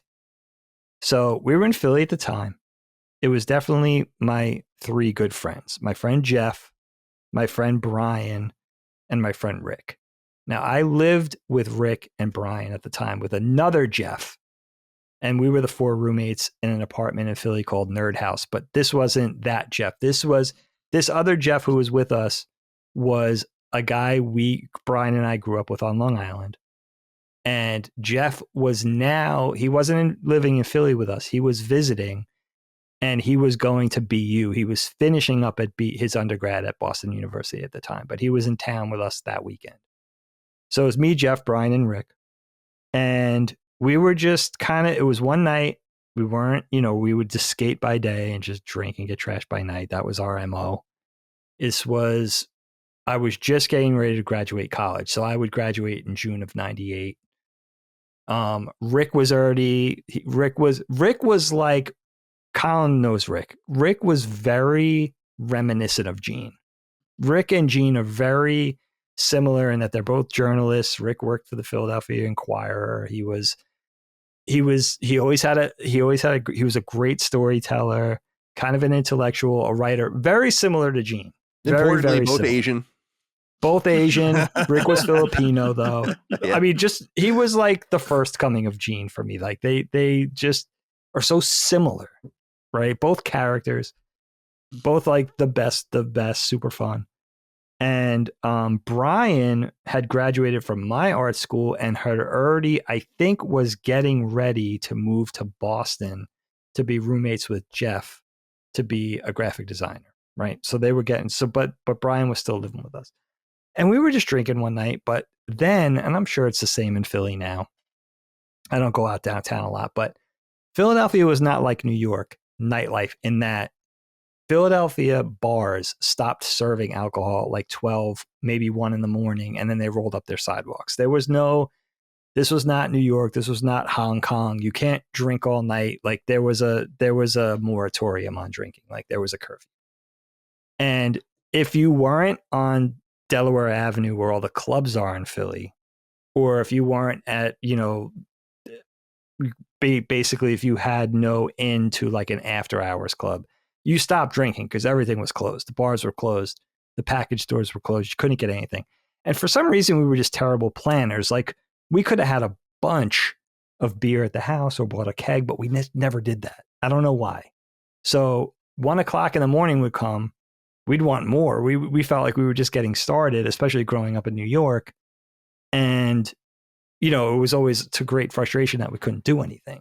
So we ended up always just going out to eat because it was just all night diners back then still, especially downtown in Philly. And we would always go to this little greasy spoon called Little Pete's. It's like a little diner, kind of like a cop shop type diner, open 24 hours. If you went in there at 3 a.m, there'd probably be a couple of cops in there eating on their beat. Maybe some students. Philadelphia then and now is, big college town. But, relatively quiet, but that's what everybody did. That's what kids did in their early 20s in Philly because you couldn't go to the bar after 12 or 1. So we go to Little Pete's, the 4 of us, sit down. There's a few people in there, right? The sort of usual variety of people. Some students are in there. Maybe there's a security guard on his lunch break. Couple of, it was odd. The one thing that struck me when we walked in, there was a couple of people that looked like they were just coming from some sort of church event. Very well dressed, almost like black tie. Almost looked like they were coming from a funeral service or something. It was way too late at night for that. So that was weird. Very well dressed women in their nice dresses and their finery, and guys in like white shirts and button down shirts and black tie, whatever. Very well dressed. Just eating, ordering, a couple of waitresses milling around, whatever.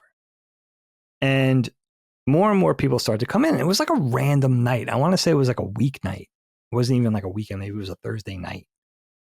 And more people come in, sit down. Maybe a couple of construction workers come in, the usual people that you see. And we're just eating food. And then all of a sudden, and I should tell you the layout of the restaurant. It's not a huge. It's like a D&D game. You're getting. All right, good. This is going to play into because the layout of the restaurant kind of plays into the story. So you walk in. There's like maybe 8 tables on the right hand side, and then like a big lunch counter, like a boomerang shaped lunch counter with stools.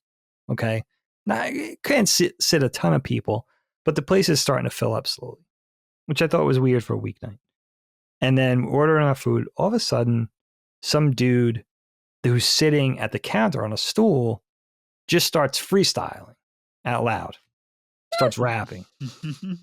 And that's kind of weird. And my friend Jeff's a character, and he was like, remember him saying something to the effect of, do you guys have any raps memorized that you could make it look like you're freestyling? Like, is there a Snoop Dogg song or a Wu-Tang song that off the top of your dome that you can make it look like you're freestyling? So he starts freestyling some random hip hop song. I don't even know what it was, to make it look like he was freestyling. And the dude at the counter was into it. So they just started yelling their respective raps at each other. They weren't freestyling or battling. The one dude was just saying his rap. Jeff was saying his rap, and they were just rapping at each other.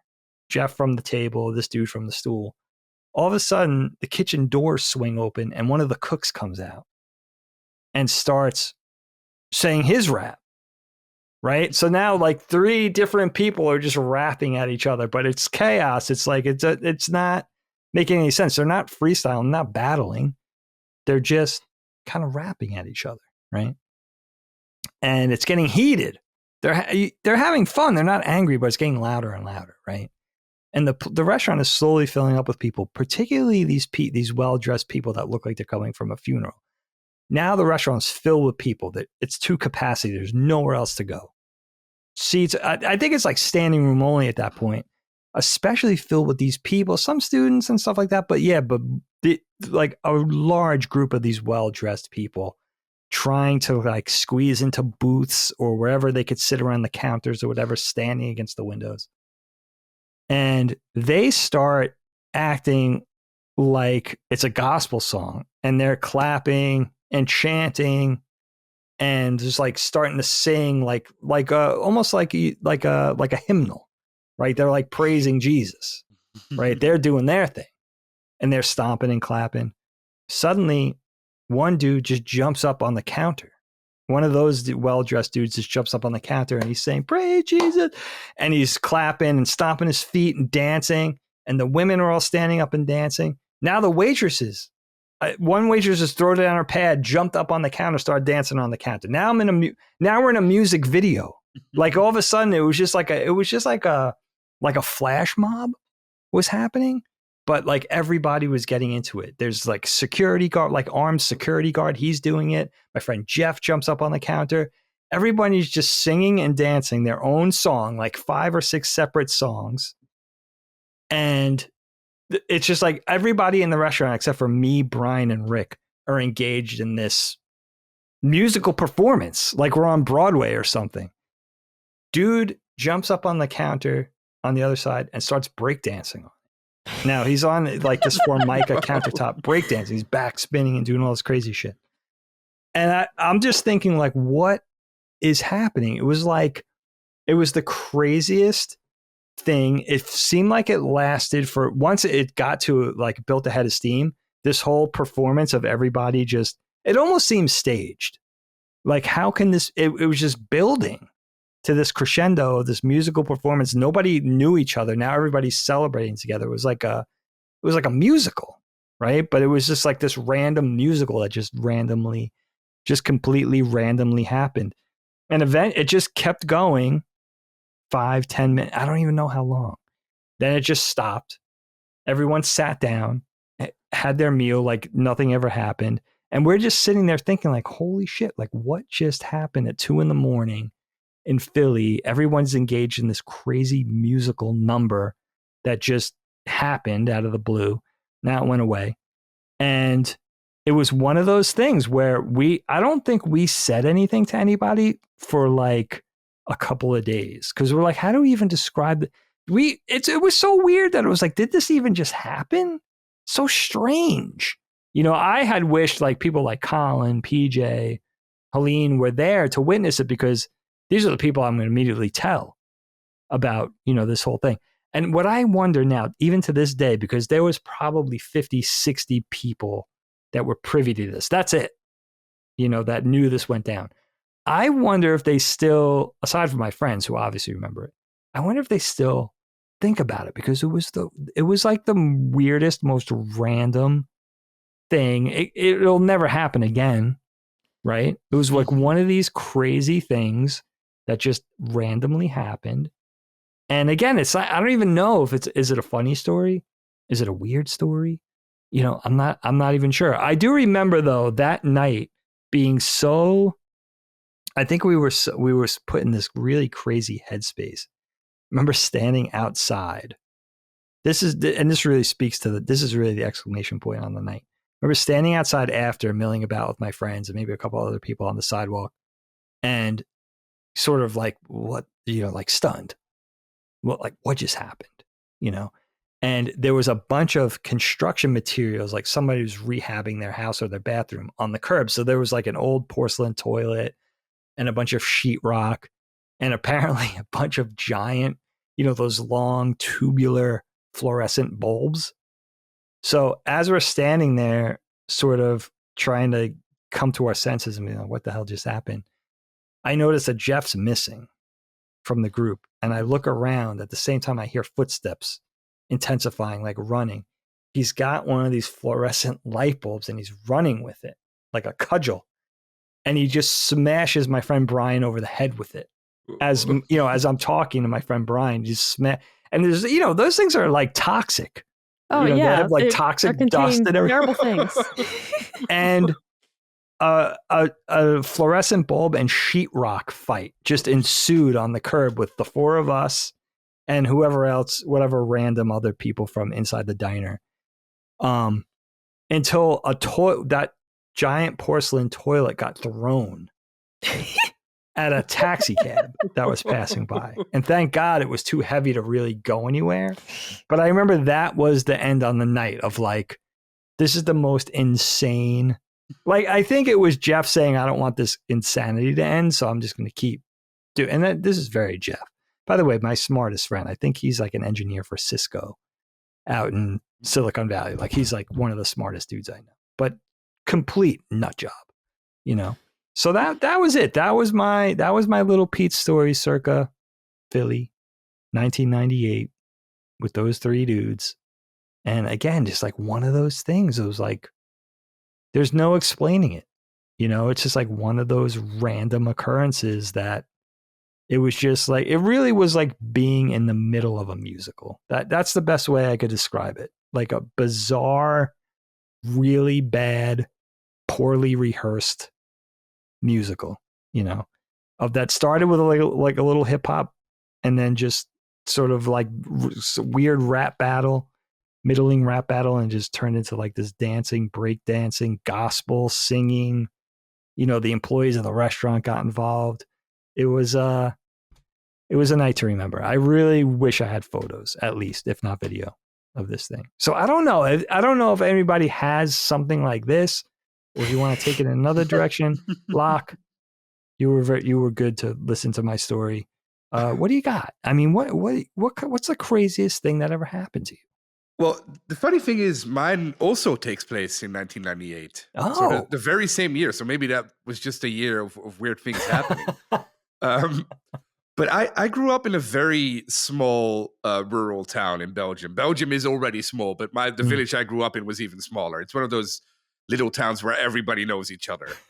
Like right now, we have like elections in Belgium, and like all the people from that small town are calling me and telling me to vote for them, even though I don't live there anymore. I haven't lived there for like 20 years. That's how small it is. Like we had like one store, we had one shoe store, one travel agency, one of everything. There was always one of everything in the entire town. So kids of my age, when I was a teenager there wasn't much to do. We didn't really have anything to do. So we would just bike around, go to the forest, play in the forest, I guess. And that was it. Until at one point when I was, I think 13 or 14, the mayor of our little town decided, well, these kids have to go play a sport or something. So he started a basketball team, and he called the team BCTO, and that's Basketball Club, and then the name of our little town. So our club was called BCTO, and our mayor was a very wealthy man. So what he did was he bought every kid that joined the team, bought like a jersey from like the team that said BCTO on it, which was very cool. So of course I joined, my friends joined. I suck at basketball, but I had a lot of fun playing it. It was I played for like 2 years. We were pretty competitive. There was like a tournament going around with all the other towns surrounding my little town. And the little town next to us, we kind of had a rivalry with them, as it goes with little towns. It was kind of like a Simpsons thing, you know, where Springfield is battling. I don't know what the other ones were called again, but it's kind of the same thing. So at one point, we had to play against them in like the tournament of the little towns. So my club, BCTO, were the only ones with like the cool green jerseys. But then when another team got off the bus and we saw what they were wearing, their mayor did the same thing, or their township did the same thing to compete with us. So they bought them purple jerseys.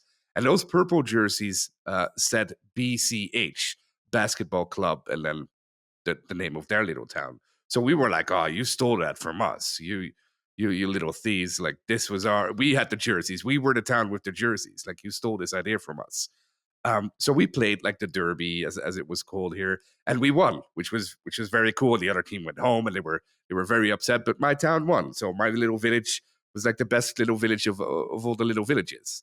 And later that summer, because that was at the end of the school year, of course, but that summer, my dad had a big surprise for me, not because we won the basketball tournament, but because he wanted to, I guess. And he took me on my first trip to the US.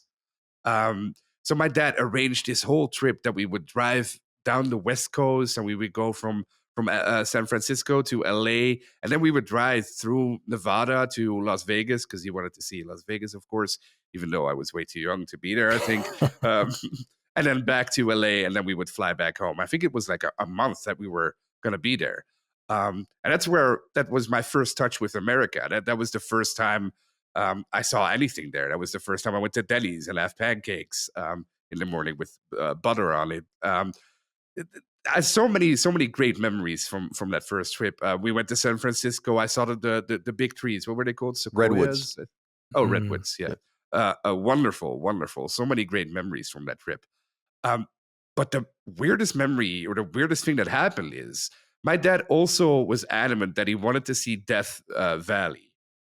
I think that's in Nevada. Yeah, right. So when we were driving to New Vegas, he was adamant that we stopped in Death Valley because that was on his list. He wanted to see that at all costs. So we did that. It was just me and my dad on this trip. So we rented a car. We drove to Death Valley, and it was very hot that day. So they told us, don't get out of the car. There's one vantage point you can get out and take pictures, but that's it. You can't get out anywhere else. Don't do it. It's illegal, basically. So we were like, okay, well, we're not going to do that. So we drove for like an hour through Death Valley. It was pretty cool. I guess you guys have been there, of course. Like, there's nothing there. It's like the hottest place on earth. Oh, really? Yeah. Oh, okay. Well, that explains it. There was nobody there, so it was just us, which was really cool. And we parked the car at like the vantage point, and all the way in the distance, we saw one other car driving up to that same vantage point. We were like, oh, this is stupid. Like, it's so cool. We're the only ones here. Like, quick, take some pictures here. And then the other car stopped. And the people got out. And it was also a dad and his son. And the son was wearing a purple jersey that said BCH. No. And we were like, what? How the hell is this possible? Like, if we were in the middle of nowhere on a different continent, and this guy from the town over that I just played in like the Derby a month earlier got out of the car in like the middle of Death Valley. That's awesome. And we were, all four of us were like godsmacked. Like, how the hell did this happen? This can't be coincidence. And that's when we were thinking, well, this has to be like divine intervention or something. But then later on, we figured out what had happened. And that is that we have one travel agency in our little town. And the travel agency, apparently the other town didn't have a travel agency. So what that other guy did, he did the same thing my dad did. He just went to that agency, got like the USA package, which included Death Valley and like the whole route we did on the same dates. And that's how we ended up, all of us there. That's incredible. At the same date. That's an incredible. But that was the weirdest thing. In hindsight, it made sense because we both bought the ticket, or they all bought the travel stuff there. But on the moment itself, we were all like, "Well, this is like we have to get married or something." So this is weird. This is the divine intervention. It's just meant to be. Yeah, divine intervention. Yeah. Dude, But that's the weirdest thing that ever happened to me. Yeah, that qualifies. Wow, dude, that's a great. I don't even know what to say about that. That's amazing. It's the last people you would expect to see.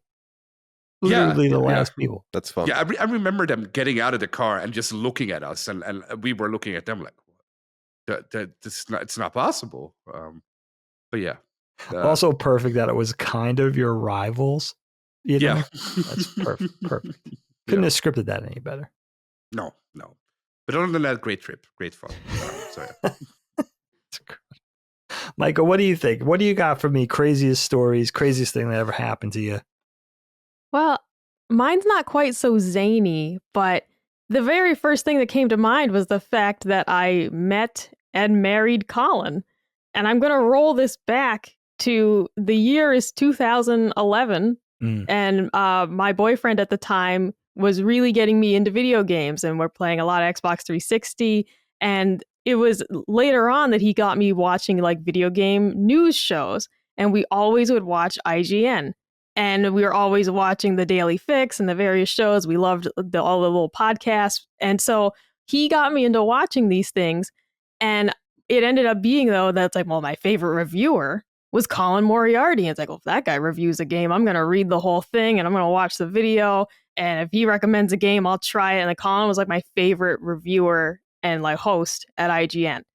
And then later, spun off into kind of funny. I was there at PAX East the year you were there. I didn't meet you. I met Greg. But I was like looking for Colin all day. Because I was just like, oh, it'd be so cool to get a picture with him. I'm looking high and low. I didn't find him.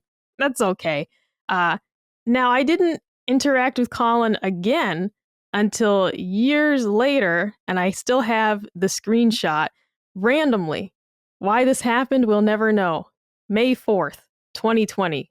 Colin followed me on Twitter. I screenshotted it because it was like the best day ever.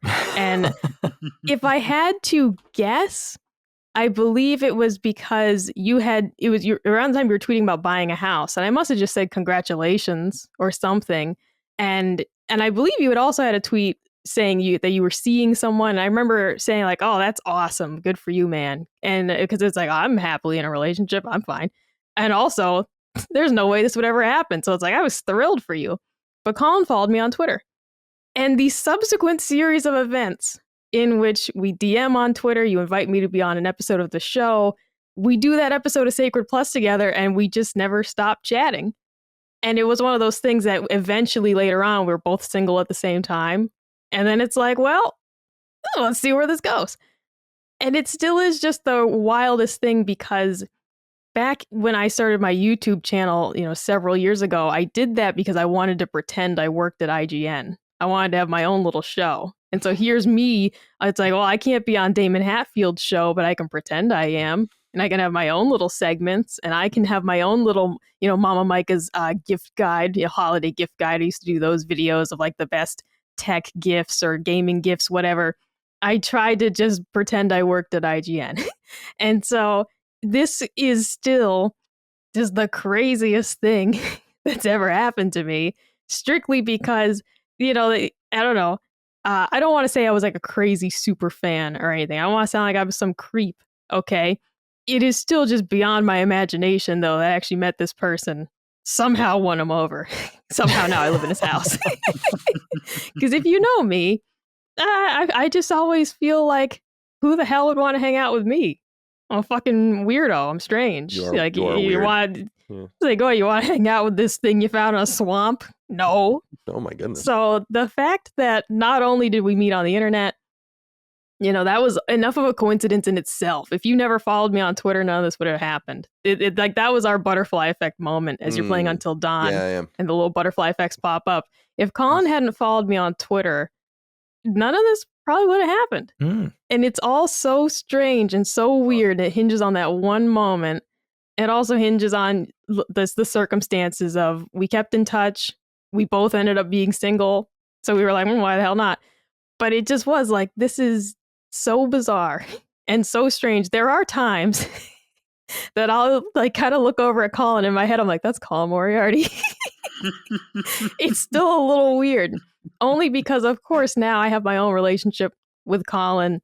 I'm not strictly just a listener of his work, but it's still a little weird sometimes. It would honestly be like if I married Brad Pitt and I was just like, look over at him at dinner. It's like, that's fucking Brad Pitt over there.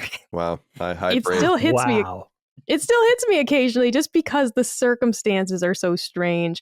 It's also just a testament to our modern age where I was living in Massachusetts. You bought a house in Virginia. We still met. The fact that even happened in the first place and the odds of all of it are still so strange. It's the odds of things that really line up for me of like, this is just so weird that we ended up communicating in the first place. And even more weird that we got along so well, this random chance encounter, to the point that we got married. Yeah. So, I mean, that's mine. I get along with you unusually awesome. Well. I mean, that was the reason why I was so attracted to you, was I was, many reasons, but we're so fucking weird together. No, like, we are truly. I mean, you can't even get into like it's like, so, like you can't even get into the depths of it because it's not even possible to explain it. There's just so much. It's like when I went into the whole fiction about the dogs and like, yeah. That's like one iota of the entire thing. No, it is weird. Like meeting you, it was funny because it's like, it made me realize you and I both are not fate people, right? We believe like there could be, based on timing and proximity and all this kind of stuff, there could be many people for you for all you know. But what I do know is that all of the people I've encountered that I've dated and all of the rest are like, it's like everything was based on a major compromise that I never even realized until you find a person in which you have no compromise with, really, because it's like, of course you have give and take in your relationship, but I'm saying is like, you don't have to compromise on anything because it's actually kind of perfect, in its own way, especially comparable to situations I was in the past where you have to and I'm sure I was fucking deeply erred on their from their perspective too, but it's like, that's why I think we work, and it feels so easy. Like relationships were never easy for me. They always lasted too long, like beyond their expiration date. It was always dysfunctional. And I found this not only with my own, but with like many people's around me. It's like, it's just, you have to find that right fit. So I think that's why we work so well. Yeah. Oh, yeah. You guys defied odds. I mean, really, it is kind of an unusual situation, right? To say the least, because I won't even say fan. Micah is an appreciator of somebody, right? She's an and then enjoyer. A romance blossoms. She's a Colin Moriarty enjoyer. I love that term. Well, and two, having to so when I first came to meet Colin in like October 2020, when we met in person for the first time, and I had to explain to my parents where I was going, not to ask their permission, but just so you know where I'm gonna be. Yeah.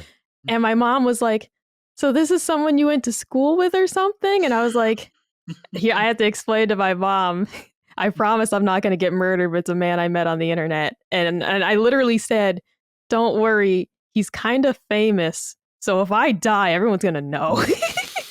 I was like, I don't think he could really hide it, because I'm pretty sure he's internet famous enough that it would come out pretty quickly that Colin Moriarty like murdered me. So I was like, don't worry about it. Yeah, there's nothing. Don't worry about it. But it was a weird hurdle to explain to my family.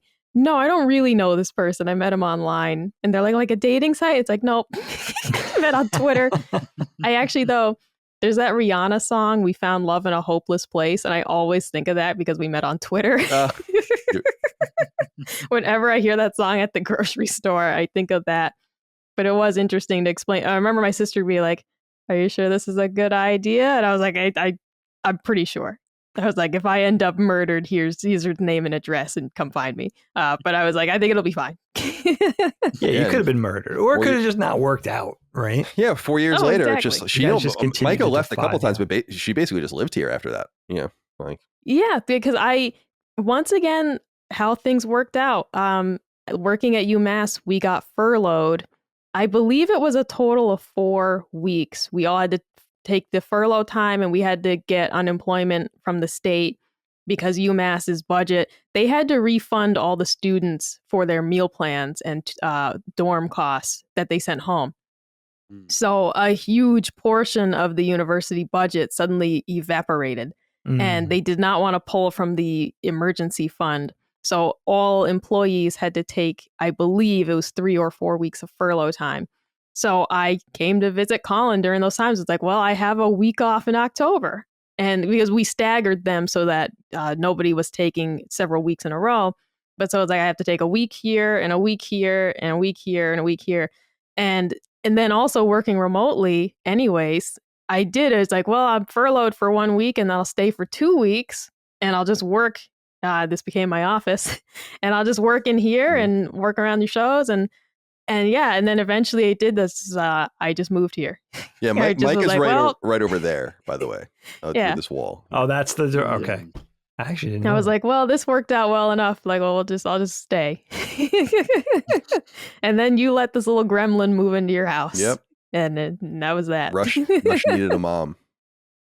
Rush was oh my God, that dog needed help. I got him. He wasn't that bad. You're overstating it. He wasn't that bad. No, literally, he's a sweet dog. Rush was a very sweet dog, but he would bite the shit out of me. I would come home from visiting Colin, my arms would be bruised all the way up and down because Rush would just bite. And he was just too big to be doing that. He was still a puppy in his head, but Rush grew very quickly. It was like a Clifford situation. Colin loved him so much that he just grew very quickly. Yes. And I was just like, I remember telling myself, if I can't get that dog to stop biting me, I got to break up with this guy. But I did. I got the dog to stop biting me. He stopped biting everybody. He's fine. No, Rush was always very sweet, but he played too rough with humans. He did not understand that, like, you cannot latch onto my arm and play tug of war with it. Yeah, I played pretty rough like with him. He didn't break the skin or anything. I'm not saying Rush like ever bit me like severely, but I would go home with like bruises and be like, I can't deal with this fucking dog if I can't fix it. But we did. And now we're all happy. Everything's fine. He and I were feral. Like, That You would leave the door open. Colin, there would just be flies everywhere. Because Colin would just leave the back door open because the yard was fenced, and Rush would just come and go as he pleases. But there were so many flies in the house, and then Colin's hunting them down with his checkbook, and Rush is eating the carcasses. And I was just like, this isn't workable. the checkbook is an amazing weapon. The long corporate checkbook. It's like, bah! and then Rush would eat like the little. He loved to go hunting, with me. Yeah, I remember you saying though at one point, you're like, we don't see as many flies as we used to. It's like, so we don't leave the door open anymore. Yeah, that would You help. used to just have it open all the time, or like the AC would just fluctuate so wildly. Yeah, we were hanging on, by a thread basically, but Rush and I were just doing our thing and, developing our weird relationship with each other. So I the laundry room, Colin would just have all his clean clothes in a pile, just take from them. Yeah, like I would wash. I started folding the clothes. I would wash everything and then I would dry everything and then I would just take it out of the dryer and just throw it in the corner of the laundry room. And that was like my clean laundry. Because living with Mom, one thing I picked up from her, which I think is awesome, is just throwing your laundry right in the washing machine, as opposed to having like a hamper or whatever. So I started doing that, and then but honestly, a lot of that came from like it was so surreal to have this house and be in this space where like I was like, I'm gonna have to move or something. So just like I've always been like that, where it would take me a long time to like settle in. In some way, I'm still not totally settled in. Like I'm 90% there, but there's like still. I mean, I've been here for more than 4 years. Like there is a mental thing of like, oh no, you're gonna have to go at some point. So, I see what you mean. Well, I mean, I felt that too, partly because the situation just felt so crazy. I was like, there's no way I get to live in this guy's house. But it was last year, I think. Or maybe, I can't remember. There was at one point where I finally threw away all of my action figure boxes. All these figures, I kept all the boxes over the years because each time I moved, I knew that I was apartment living. I knew I would move eventually. And it was when I moved in here, and it was maybe like 2 years after I moved here, I finally threw away all the boxes for these figures. Some of them I kept because they're complicated. Some of these boxes I do keep. I have a very rare Leshen statue, for example, that needs its box. All right. But when I finally threw out those boxes, it was because I felt like I don't think I'm going to have to leave in 6 months. And it was like, there was a feeling of security of like, okay, I'm pretty sure I get to stay here now. So I don't have to keep the boxes for all my pop figures anymore. We, of course, may move at some point later in our lives, but I didn't feel like it was imminent. That once that feeling went away, it was like, all right, I don't need all these anymore. And I got rid of them. That's awesome. You're not on the bubble anymore. I mean, you guys really do have a very unique origin story. If I think about it from like a normal context, like let's say Locke really appreciates the female lead singer of a band, or I really admire an actress, or there's different levels of fame, but that's essentially what it is. You know what I mean? I really kind of dig this actress. Now all of a sudden I'm married to Aubrey Plaza. It's like, this is proof. Everybody out there, this is proof that if you just meet them, they might love you. All right, because we all say that, like, if only, because it's the whole thing of like, if only I met him, like, that guy would love me. It's like, you know what? It could happen. All right, it could happen. You could meet, Billy Joel and just win him over. You could meet Sydney Sweeney and just win her over. It could be anybody. There you go. That's a good example for people. You could just meet. Okay, well, I think Billy Joel's a better example. That's a great example. I mean, if you're asking me who I'd want to spend a day with, well, okay, we actually did this last night. I was like, if I could meet any celebrity right now, who would it be? And I don't remember what my first answer was, but I was like, no, Brian Scalabrine. And it's probably like a genie wish, like a total waste of it. But that's in the moment, that's who I would choose. The answer is going to vary wildly day to day. But if you ask me right now, like you can meet any celebrity, who would it be? Wade Boggs. It's just going to be a different answer every day. But who is that? Wade Boggs is the best to ever play the game. He's the best to ever wear a Sox jersey. He's the best to ever play the game. Tough one, Micah. It's a tough one. I understand where you're coming from. Locke, what about you?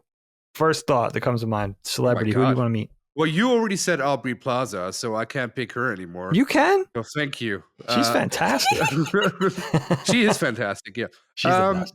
Oh, man, that's such a hard question. You also said Sydney Sweeney, but I'm not like a huge fan of her. She has certain qualities, but that's about it. She's got them bazooms. That's She does. exactly. She's too. They gotta let her breathe a little bit, though. Oh. She's too in our face. Yeah, all the I agree. time. I agree. I think Tulsi Gabbard. I love Tulsi Gabbard. Okay. She's amazing. She's a little bit too old for me, maybe, but that's okay. Maybe that works she's to my not too old advantage for you. She teach. Oh, okay, She'd teach perfect. you a thing or two, if anything. Kyle, what about you? Are we talking about like someone I think is hot, or someone that I just wanna meant meet? a No, celebrity. just you'd wanna celebrity. meet. Oh yeah, no. Well, this actually kind of parlays into my story, I guess, which is, I would love to meet an historic figure. Like that would be more interesting than like anyone that's alive now. I think. I don't know how. There's like not that many people that I care about. Maybe, I don't know, Larry David or something like that. If I knew he was gonna be nice to me. Mm. But I was thinking about how to answer this as we wrap up or whatever, and I was thinking about it when you got the topic to us yesterday or 2 days ago. And the first thing I'm like, I've done these shows for so long that I've told so many stories, and I think I've pretty much said everything at this point. So I have nothing left new to talk about. Because I was thinking really the craziest thing that ever happened to me was those fights I got into with my friends where I thought I was gonna fucking die in high school. And that I still think about that to this day, where I'm like, that was crazy, totally crazy. But I've told those stories or whatever. I guess like I've been really lucky. It's more positive, like Micah's, where it's like I've been really lucky to live a few of my dreams and like to be able to achieve a few things that are amazing, like being in the games industry and all of these kinds of things, which is, and making a good living in it, which is like a dream for a lot of people, and it's awesome.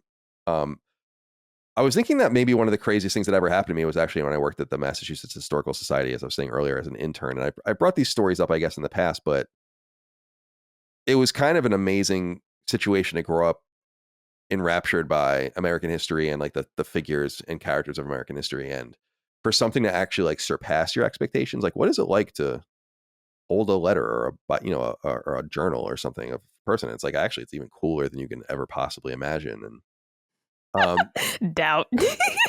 and when I interned at Massachusetts Historical Society on a Revolutionary War project for 2 semesters, and I was a transcriber, as I said before, and I had like a big mohawk when I worked there and interviewed, and I somehow got the job. It was pretty cool. And it wasn't paying at all. I just got like credit for it or whatever. It was like something to put on my resume. It has no use to me now, obviously, and basically I would just be given a lot of newspapers and journals and some documents of random people, like nothing that was crazy, and transcribe them. And there was like a few journals from these like farmers in Massachusetts that I helped transcribe, and digging through all of them, it was cool. It's like they're actual notebooks, and you're getting them on, so people can search for them and stuff. And I think the craziest thing for me was just being exposed to all like to the reality of this stuff, and that it could be done professionally. And just I think the most memorable thing was just when I got the job, I was taken around by the head of Massachusetts Historical Society at the time. Was a guy named William Fowler, who actually went to Northeastern and taught at Northeastern as well. And I had him as a professor after that. And actually, when I had him as a professor, he told me not to expect any special treatment because we had like a relationship with each other before that.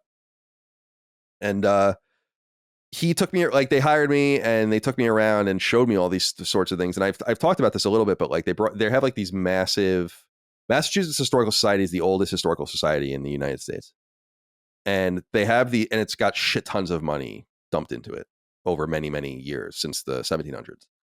And they have this, these days they have this refrigerated, almost like air conditioned, climate controlled, just like massive rooms full of documents. And the documents are all in these little drawers and holders, and they're in like just normal manila envelopes. And you open each manila envelope and there's a literal like John Adams letter.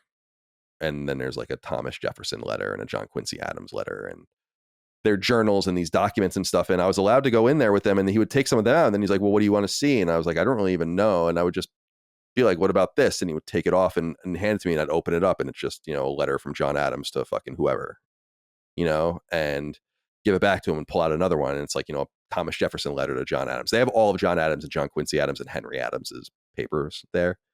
So a lot of that stuff that they're kind of like the central family of Massachusetts history. And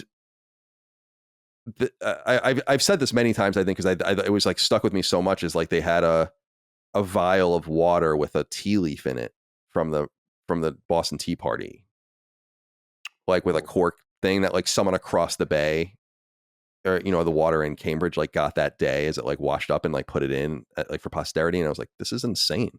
Like, it's totally insane that you have this, and almost incredulous. Like, what the fuck? How can you ever not just hold this and look at this? This is crazy. That it's not a hypothetical. It's here. And there was just endless examples of this thing at this Massachusetts Historical Society, to the point where it was almost like, by the end of it, it was like you're almost nonplussed by being there. You had to like ring in and like get brought in by security, and like it was a beautiful building with like a huge spiral staircase in the front of it. It was like this old building, and yeah, man, it was as close as I ever came to doing what I thought I was going to do with my life, and there are so many history fans and just like, whatever, and people that read history and love history. And it's like, I think they would understand, like, being in proximity to those items, these are relics, is very, very powerful. It's very it's very Catholic in this sense of like, every church is venerate. They have the nail, and they have the fucking piece of the crown or whatever. And so obviously none of it's real, or most of it isn't. Or they have like the skull of a saint, but like at the same time, I totally get why that's cool. That is cool. It is cool that you have a tea leaf. Yeah. From the Boston Tea Party. Like, that's undeniably George Washington's hair. Right, exactly. George Washington's hair. Like, George Washington, it was very common in the 18th century to give away locks of your hair to admirers, or to like people that, and I'm like, dude, George Washington's, like, are you kidding? Are you kidding? Like, why do I even have to explain how that's cool? How that's fucking crazy? How do I even have to explain that? One of probably, I don't know, the 50 most important people to ever live in terms of the trajectory of human history. Maybe towards the back end, but much more if you were. I was going to say, but through the lens of modernity, like towards the front end. But you're obviously talking about, Jesus Christ and shit like that. So, like, yeah, that's fucking cool. That's cool. And it's like when my ex from Long Island that I went to high school with, her dad collected like a lot of World War II stuff, and he had a K98, which is the Nazi single shot rifle, and I played around with that and fucked with it. And I was like, this is crazy, I've messed around more. We have more access to M1s in the United States, and messing around with those is cool too, because they all have a little piece of history. But like, I'm like, this is a Nazi was issued this, like an actual Nazi Wehrmacht soldier. Like, someone took this off their fucking body, and here it is. And that to me, I think that shit is amazing. I'll always think that shit is amazing. You keep anything long enough and it's going to be amazing. Like this water bottle in 200 years, people are like, whoa, man, it's a fucking water bottle from 2020, and so, yeah. But so that was my access, like, to people that understood and fed into that in a way that would be almost impossible in almost any other place, because of the level of access they had, and the access they had to colonial era shit, which is my shit, as opposed to other eras before or after. So yeah, anyway, Micah, you were saying something? Sorry. No, I was going to say, it's on the same level as I have a signed Beanie Baby signed by Ty Warner himself. What? Colin doesn't give a fuck about it. He couldn't give less of a fuck about my signed Ty Warner Beanie Baby, but it means a lot to me. That's my George Washington's hair. Yeah, okay, fair enough. I get it.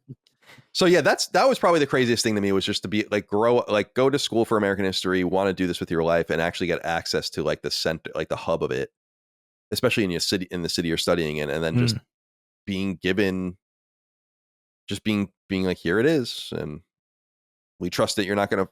Not that I like got to go into those places alone and like rifle through it. That's certainly not true. But it certainly is true that, like, because they would never do that I would never get to touch like that stuff alone.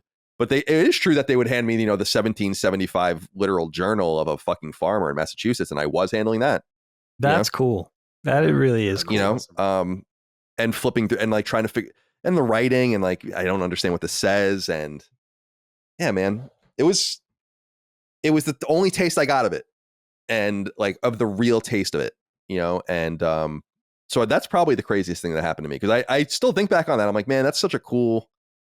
experience and I love history and I love those relics, and we're getting kind of old in the United States, not nearly like European old or Chinese old or something, but old enough where these things are pretty ancient, like, and people are doing a good job to take care of them because they're not literally ancient, of course, but to be taken care of in a way that is appropriate towards what they are, you know. And I'm glad that there are people that are doing that, and like that there's monies available to make sure that these things happen. So that would be as we end my story. I appreciate that. Kyle. I mean, it really does make sense. Like if something interests you or something's meaningful to you, by seeing it with your naked eye or physically interacting with it, that's the closest you could get to that period. Like if you loved music, you would love to probably pick up one of Jimi Hendrix's guitars, right? Sure. If you love art, you would love to see or touch Picasso's paintbrush. But what's cool about that stuff is that stuff's really old too. You know, it's not the thorn of crowns, the crown of thorns, but you know what I mean? I would touch any of that stuff. I would love to touch any of that stuff that you just named, like that. Right. Even as not like I love fine art, but it's like just old things, historical things being in old places. The real power to it, in my opinion. Yeah. No, I get that. That's cool. It's a good answer. A friend of mine just went to the Alps, which is the mountains in Europe, and he went to. Oh, is that what the Alps are? Yeah.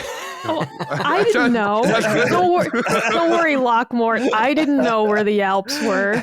All right, I don't fucking I'm sorry. know. I just presumed not everybody knew. I'm sorry. But he went to like Hitler's what's it called, the Eagle's Nest? The Eagle's Nest, yeah. Oh, what? Yeah, that's cool. And he showed me like pictures. It's insane. Like you have to take like a golden elevator up to it, and then up there, of course, everything is like guarded and stuff. But there's not a lot of people who get to visit it, and it's still preserved perfectly. So you can they still have pictures up there from like him being there, sitting in the chair, and the chair is right there, and the view and how everything was guarded. So even from World War II up, like they knew the importance of it, even though it's disgusting. It's Hitler, of course. But whatever, dude. I of course it's disgusting. I would have loved to see that. You know, to go to Birch's Garden and just be like walk around his fucking fortress or whatever. It's like, okay. Yeah. And the most stunning thing there is that there's like a little town outside the Eagle's Nest where they had like miners working on the town. And because Hitler tried to presume to the public that he was poor, nobody could know about the Eagle's Nest back then. Nobody of the German public could know about it. They knew that it existed, but they didn't know how lavish it was. So all the miners in that little town had to be kept underground there. They lived underground, so they have this whole cave system there. It's really insane. It's really cool. It's like Breaking Bad. Interesting. Yeah. Right? Well, the laundromat. That's a little different. It's a little different. Well, yeah, a little different. It's more about genocide and all these things. But. Is that that's where he killed himself, Hitler, right? No, he killed himself in Berlin. Yeah. Oh, okay. In the Führer bunker. That's heavy. That must be insane. They were always that's when David Hasselhoff was there. They were always that's right. They were always getting really clever with the names. Oh, it's the Führer bunker. Okay. Cool. Wow. That's where he killed himself. Yeah. But I get completely what you're saying with history. I have that too here. When I was a kid, we had like the Battle of the Bulge here in the Ardennes. You could walk around and still find like bullets and stuff. That's sick. That's incredible. Oh, I would love to do that. Oh, didn't this this happened recently? Didn't like a World War II like bomb just blew up at a Japanese airport? Yes, I just heard it had been this. paved over. And thankfully, no one was harmed. Like, there wasn't a plane sitting on top of it at the time. But this bomb that had been buried and, like, under pavement just went off. And just, like, it could have been very bad. And luckily, no one was hurt. But, yeah, these things are still out there. Yeah. Oof, that's insane. Do you know where that was? Where was that in Japan? I assumed. Oh, I just saw the headline, like, the other day. I don't recall. It was like a small airport somewhere. It wasn't. But I don't know. I don't know for sure. I saw that and I didn't even know if it was real at first. I was like, wait, what? But that is incredible, stuff like that. Because it's really in the grand scheme of things, it's not that long ago. That's the crazy thing. It's not.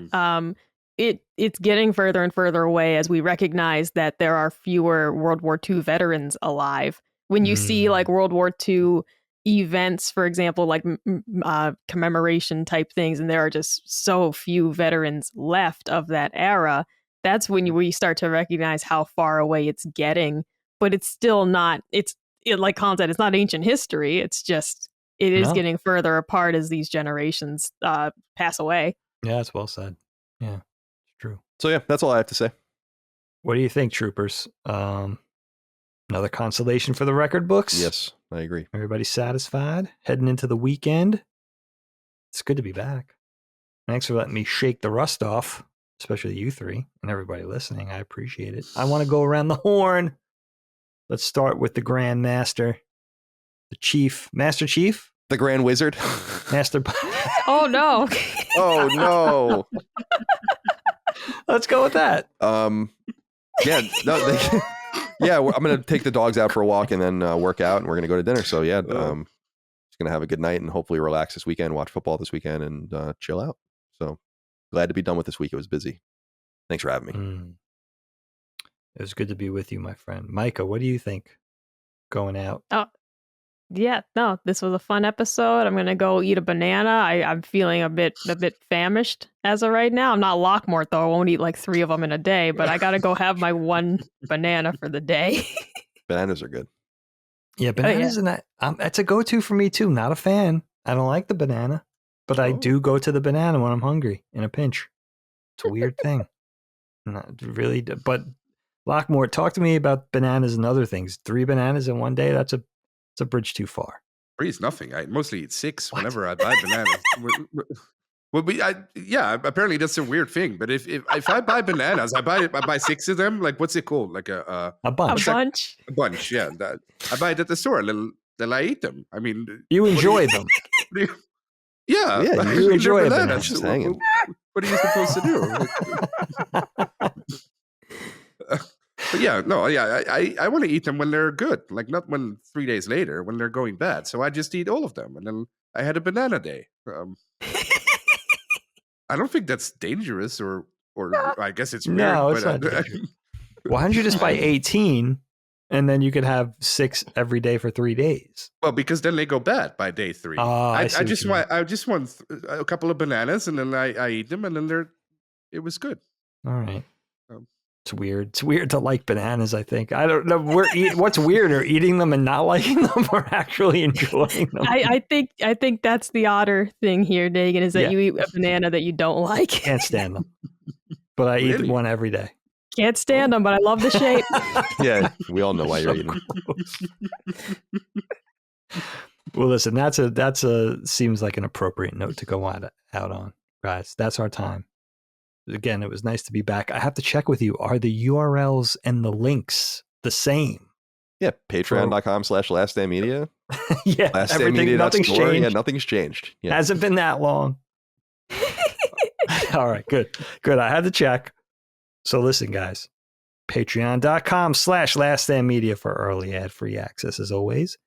Laststandmedia.store has the merch. How's the merch situation doing over there? I haven't checked in a while. Yeah, things are good. Oh, we're doing great. I was going to say we did have some leftover shirts and posters from the San Diego live show. So if you were there and didn't grab one, we do have a few extras. If you didn't make it to the show, but you wanted to add to your collection of posters or event tees, we do have a few in limited sizes. Like I know we had no mediums or anything, but we do have several other sizes and some of those in stock. So if you wanted any San Diego event merch, we do have some. Okay. And is that video up for everybody yet? I wasn't sure about that. It's the up San on Diego Patreon. Yeah, Right it's on now. Patreon. Yeah. Oh, it's Patreon. Okay. Gotcha. Okay. When was that? So that September, was a month ago. It was a month ago. Yeah. Wow. Holy moly. Time flies, my friends. Listen, for Micah, Kyle, and Locke, I'm Dagan, the Dagster Moriarty. Muffin.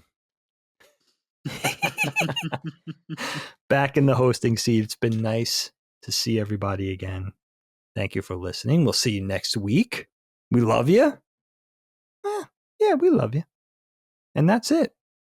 For Constellation, Last Stand Media, I'm Dagster. This is my crew, and we'll see you next week. Goodbye.